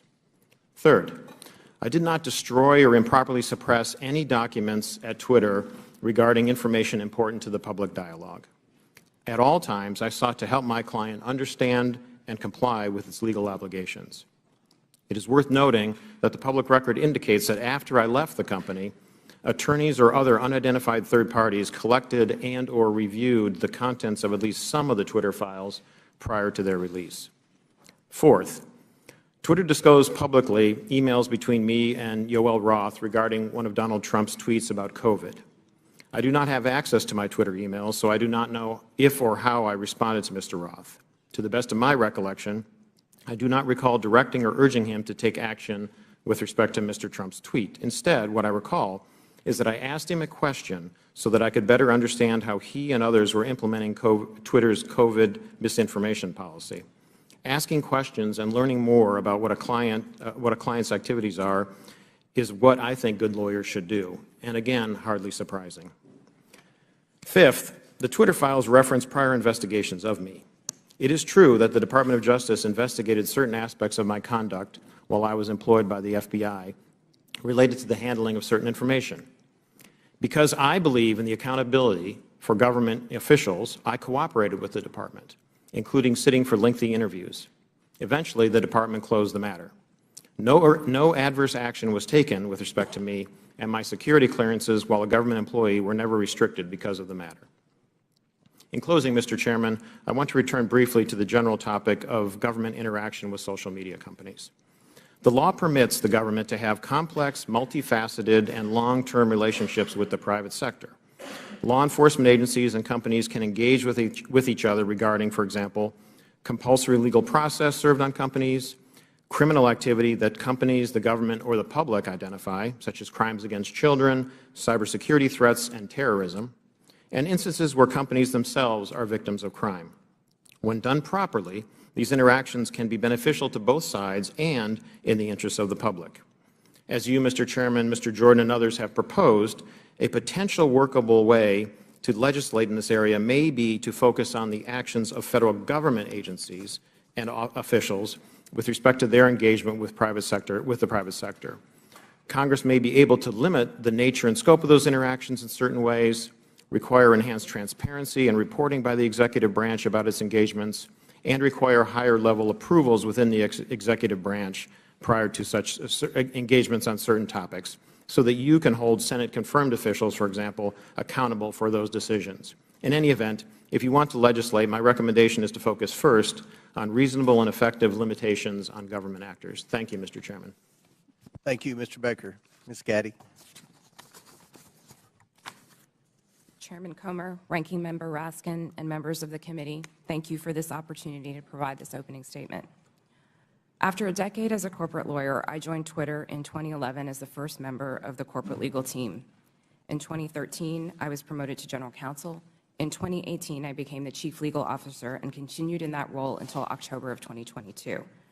During my time at Twitter, I had many distinct teams reporting to me, including legal, trust and safety, public policy, corporate security, and compliance.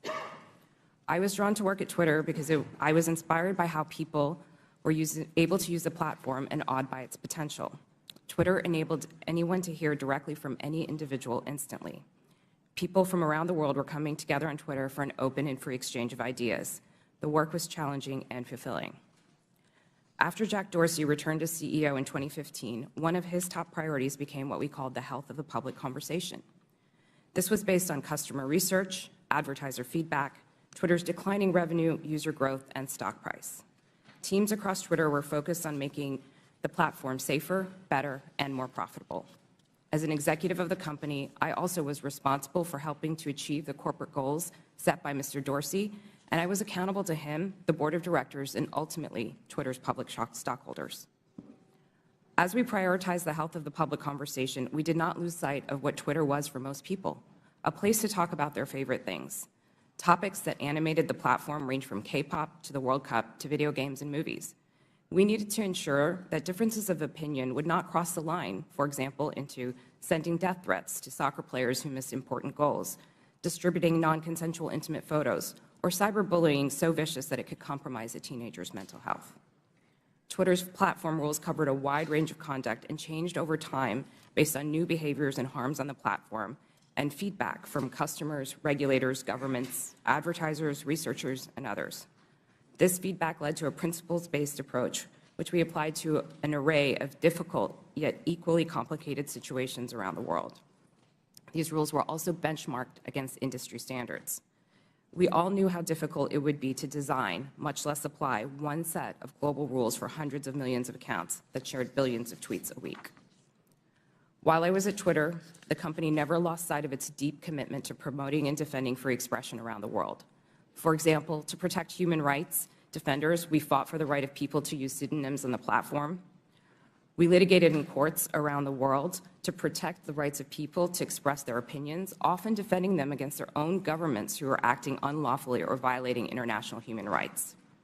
And we took extra precautions to ensure we scrutinized or challenged and never just acquiesced to government legal demands. Defending free expression and maintaining the health of the platform required difficult judgment calls. Most applications of Twitter's rules were fact-intensive, subject to internal debate, and needed to be made very quickly. We recognized that after applying our rules, we might learn that some of them did not work as we imagined and that we would need to update them. We always remained open to new information from our customers and critics regarding our policies and enforcement. At times, we also reversed course. For example, on October 14, 2020, the New York Post tweeted articles about Hunter Biden's laptop with embedded images that looked like they may have been obtained through hacking. In 2018, we had developed a policy intended to prevent Twitter from becoming a dumping ground for hacked materials. We applied this policy to the New York Post tweets and blocked links to the articles embedding those source materials. At no point did Twitter otherwise prevent tweeting, reporting, discussing, or describing the contents of Mr. Biden's laptop. People could and did talk about the contents of the laptop on Twitter or anywhere else, including other much larger platforms, but they were prevented from sharing the primary documents on Twitter. Still, over the course of that day, it became clear that Twitter had not fully appreciated the impact of that policy on free press and others. As Mr. Dorsey testified before Congress on multiple occasions, Twitter changed its policy within 24 hours and admitted its initial action was wrong. This policy revision immediately allowed people to tweet the original articles with the embedded source materials. Relying on its long-standing practice not to retroactively apply new policies, Twitter informed the New York Post that it could immediately begin tweeting when it deleted the original tweets, which would have freed them to retweet the same content again. The New York Post chose not to delete its original tweets, so Twitter made an exception after 2 weeks to retroactively apply the new policy to the Post's tweets. In hindsight, Twitter should have reinstated the Post account immediately. There is no easy way to run a global communications platform that satisfies business and revenue goals, individual customer expectations, local laws, and cultural norms, and get it right every time. Still, while I was at Twitter, we worked hard every day to make Twitter a healthy platform and ultimately a healthy business. Thank you for your attention. I look forward to your questions. Thank you very much. Mr. Roth. Thank you, Chairman Comer, Ranking Member Raskin, and members of the committee for the opportunity to speak with you here today. In nearly 8 years at Twitter, I worked in and led a division called Trust and Safety. Trust and Safety's core duty is content moderation, removing tweets that violate Twitter's terms of service and suspending users who repeatedly break the rules. This work is sometimes dismissed merely as censorship, but it represents a key way that Twitter and other companies live up to their responsibility to keep the users of their products safe.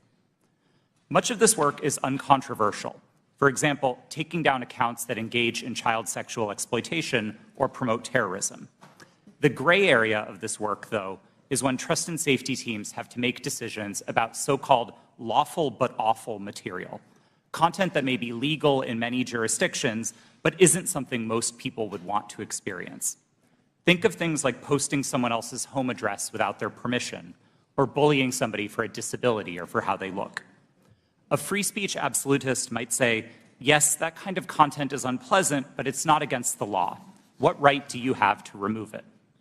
The answer is the need to make Twitter an appealing product for millions of people.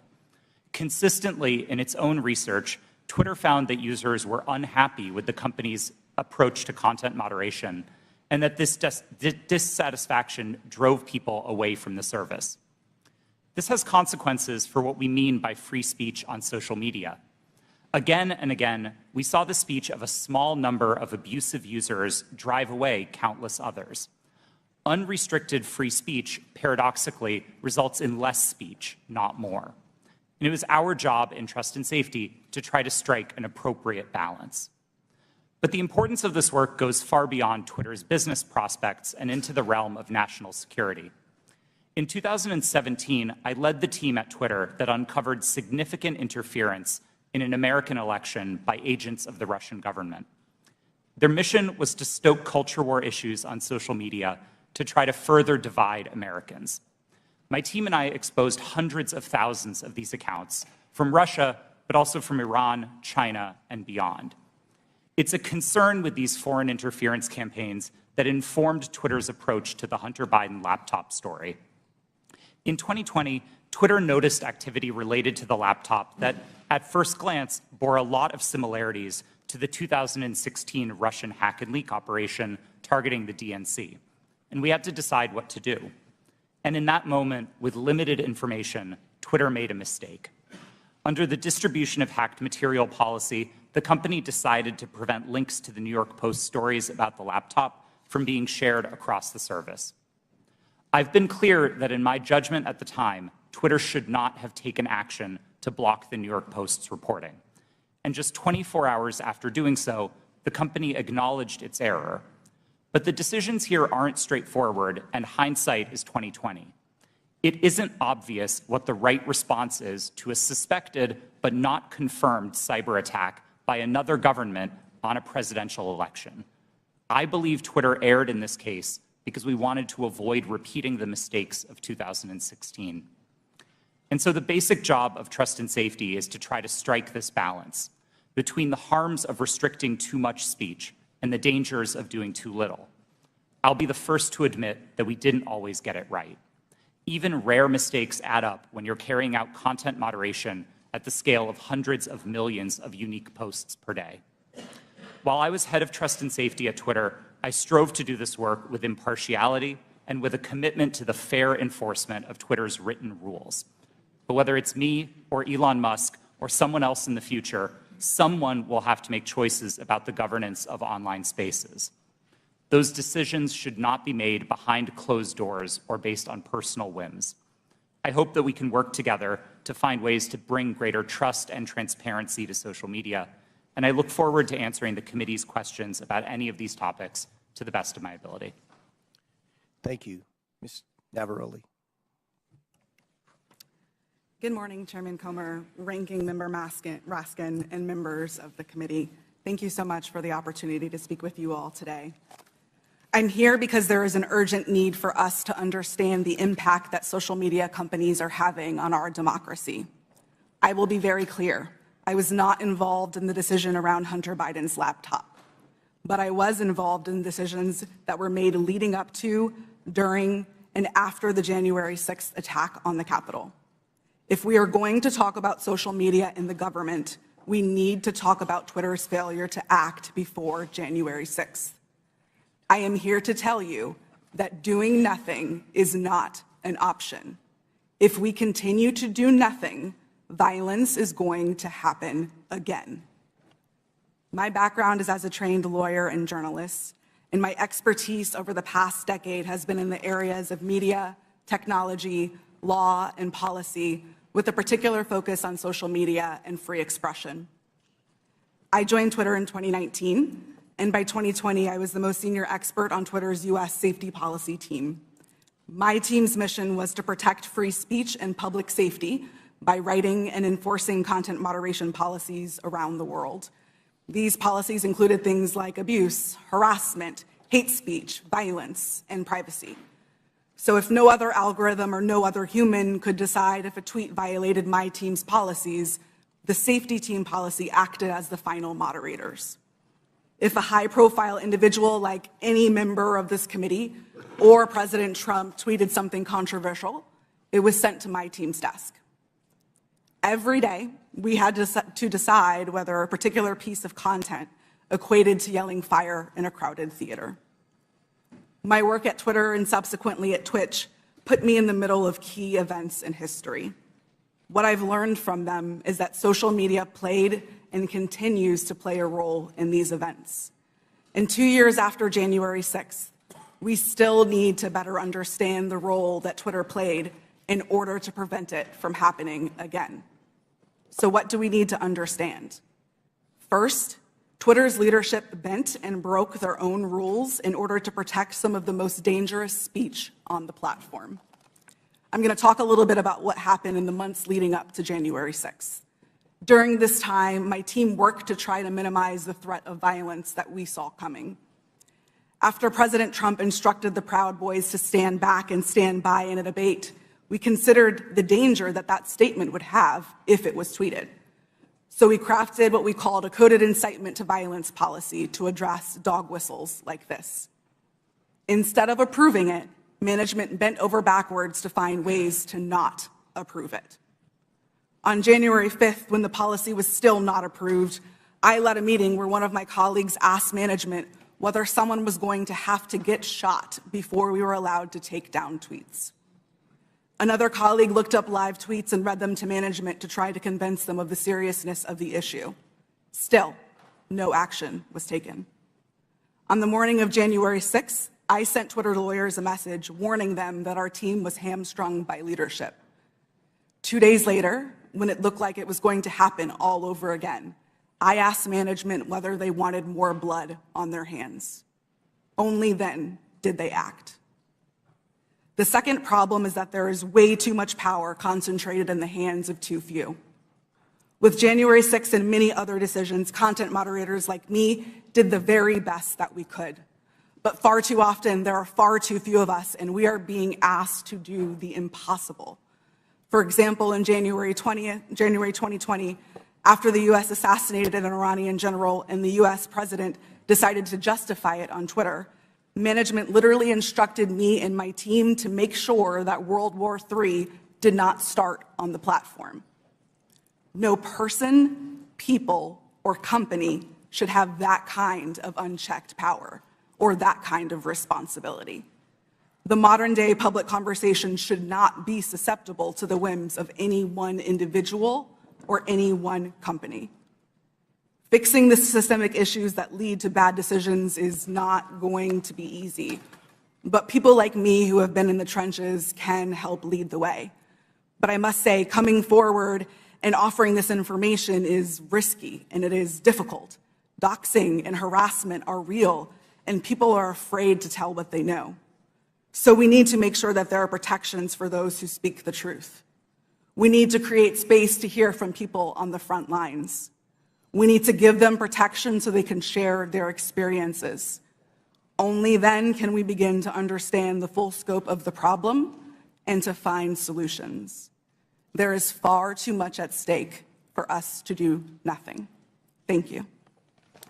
Thank you all. Excellent opening statements. Now we'll begin with the question portion. We'll begin by recognizing Mr. Biggs for 5 minutes. Thank you, Mr. Chairman. Mr. Roth, within just mere minutes or hours after the New York Post published its story on the Hunter Biden laptop, at 8:51 a.m., you sent a message to a team, part of your team, I assume, and you said, "It isn't clearly violative of our hacked materials policy," referring to the story, "nor is it clearly in violation of anything else." Do you remember sending that message? Thank you for the question, Congressman. I don't recall that message specifically, but that does sound like my judgment on that day, yes. Okay, so that was early on in the day, and yet shortly thereafter, Kayleigh McEnany, White House press secretary's, her account was locked. So an inquiry was made the next day by a person named Carolyn Strom. You know Carolyn Strom? Yes, sir, I do. Yeah, and Carolyn Strom asked what's going on here, and somebody named Elaine Ong Soto said the user was bounced by site integrity for violating our hacked materials policy. Do you remember that incident? Yes, sir, I do. And somebody named Trenton Kennedy said, I'm struggling to understand the policy basis for marking this as unsafe. And I think the best explainability argument, now that may be a technical term for you, but for me it looks like we're trying to create a narrative here to cover our butt. The best explainability argument for this externally will be that we're waiting to understand if this story is the result of hacked materials. Do you remember Mr. Kennedy's communication? Yes, I do. Yeah. And so then we get into a whole series of things written by Mr. Baker going back and forth. And he says on that same day, now at 9:26, which is about a half an hour after your statement that you don't think that anything's been violated here, he says, I've seen some reliable cybersecurity folks question the authenticity of the emails in another way. And then you seem to later, but by the way, that's almost inconceivable. I mean, it just seems inconceivable that would have happened so quickly that he would have that. And then you sent out something right after that said, the key factor informing our approach is consensus from experts monitoring election security and disinformation that this looks a lot like a hack and leak that learned from the 2016 WikiLeaks approach. I'm wondering if you can name for me today any of the experts that seem to have a consensus at 10:12 a.m. on the morning of October 14th that you put out saying that we're going to rely on some group of experts. Who were they? Thank you for the question. Twitter did not give me access to any of my documents or emails to prepare for this hearing, and so unfortunately I can't give you a direct answer. Were there, Mr. Roth, were there experts? Were there people that you consulted that were cybersecurity experts between 9 a.m. and 10:15 a.m. on that day? My recollection is that we were following discussions about this incident as they unfolded on Twitter. So cybersecurity experts were tweeting about this incident and sharing their perspectives, and that informed some of Twitter's judgment here. But I want to emphasize, as I said in my statement, I didn't think that the evidence or those perspectives warranted removal, and I advocated against taking that action. I understand. Let's look at one other document. Our teams made the determination that the materials fall under our hacked materials policy. It's my understanding from reports and internal sources that normally a hacked material policy would require a government official or law enforcement determination that there had actually been a hacked account before that hacked policy were to be imposed. Is that accurate? No, sir, it's not. So the policy did not require that there be any kind of official finding by a government source? No, there were a number of different types of evidence that we considered under the policy. Certainly government attribution would be a powerful one, but we also looked. So you weren't looking, that wasn't determinative is what we're saying? In that instance, we did not have any specific information from any government source, no. I'm going to read something that applies to this and several other things from the Twitter stack that you guys had. This might be an unpopular opinion, but one-off ad hoc decisions like this that don't appear rooted in policy are, in my humble opinion, a slippery slope and reflect an alternatively equally dictatorial problem. Quite frankly, that's what the essence of all four of your testimony, I realize you're trying to fight against it, but you exercised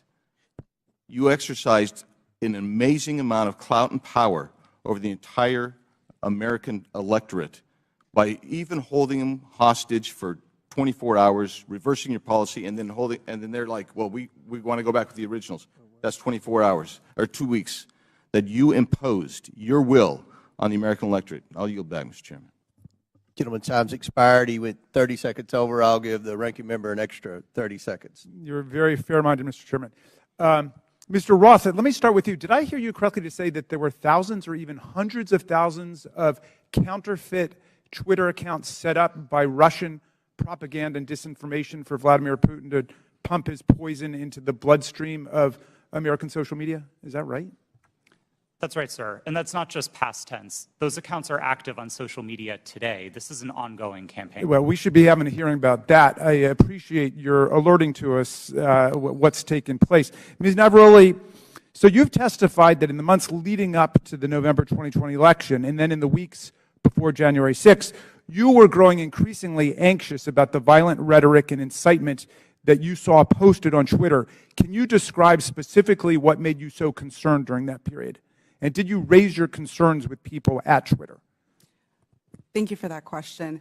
As I said in my opening statement, after former President Trump in his debate said the statement, stand back, stand by to the Proud Boys, my team, in discussion with other teams at Twitter, realized that we had a gap in our policies and that that could not be said on the platform because it would have gone too far. What we did see continue to happen was those statements, in addition to other coded incitement to violence or dog whistles, began to spring up on the platform. And so what was once fringe ideology or fringe statements that were calling for the overthrow of the government became a loud roar. And so we heard individuals beginning to say that they were locked and loaded, that they were ready for Civil War Part 2, that they were ready for another revolution, that they were ready for the day of the rope, in very clear English on Twitter. And on the January 6th committee, we have tens of thousands of statements like that being made on Twitter and other parts of social media. So we got a little taste of what you were experiencing on a daily basis. Now, there was this meeting on January 5th at Twitter. I don't think it was called specifically to look at what was going to happen the next day. That just happened to be a regular meeting. But at that meeting, you and other employees raised urgently the problem of what you saw coming on January 6th. How did Twitter management respond to the concerns that you raised? That's a great question. And yes, that meeting was a regularly scheduled meeting. Within the meeting, I believe I referred to it in my testimony to the January 6th committee as I was at my wit's end. I had argued, I had asked questions, I had asked for clarification. We had found dangerous tweets within the meeting, and yet the individual who is the most senior leader within the team in that meeting told us that we were not allowed to take that content down and that we were not allowed to use the coded incitement to violence policy. The reason that she gave us mirrored what we had been told by the former head of Trust and Safety, Del Harvey, that individuals might be saying things like locked and loaded or stand back and stand by in ways of self-protection. That was not what we were seeing on the platform. So when you were seeing things like locked and loaded and Civil War Part 2 and race war and so on, were you warning your superiors at Twitter that you thought there was going to be real violence, that this was not hyperbole that was being spoken at that point? Absolutely. I specifically told Del Harvey herself that someone was going to get shot, as I testified to to the January 6th committee. You stated that Donald Trump described his own tweets as little missiles. Why did that stick in your mind? Yes, the quote that you're referring to, I don't remember exactly what news article that it was in, but it was a news article that I had read in which the former president said that he liked to send out his tweets like little missiles.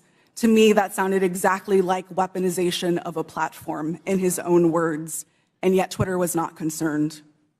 All right. Well, again, this bears a complete hearing on its own. This is a real issue, unlike something that happened a couple of years ago for 24 hours that has already disappeared in the sands of time. But this is facing us today. As you say, those right-wing violent forces are still out there, and the social media can still be used as a channel for incitement to violent action against state legislatures, school boards, the Capitol of the United States, Congress, and so on. How do we prevent this from happening in the future, and do you think that Twitter is dealing with this problem effectively?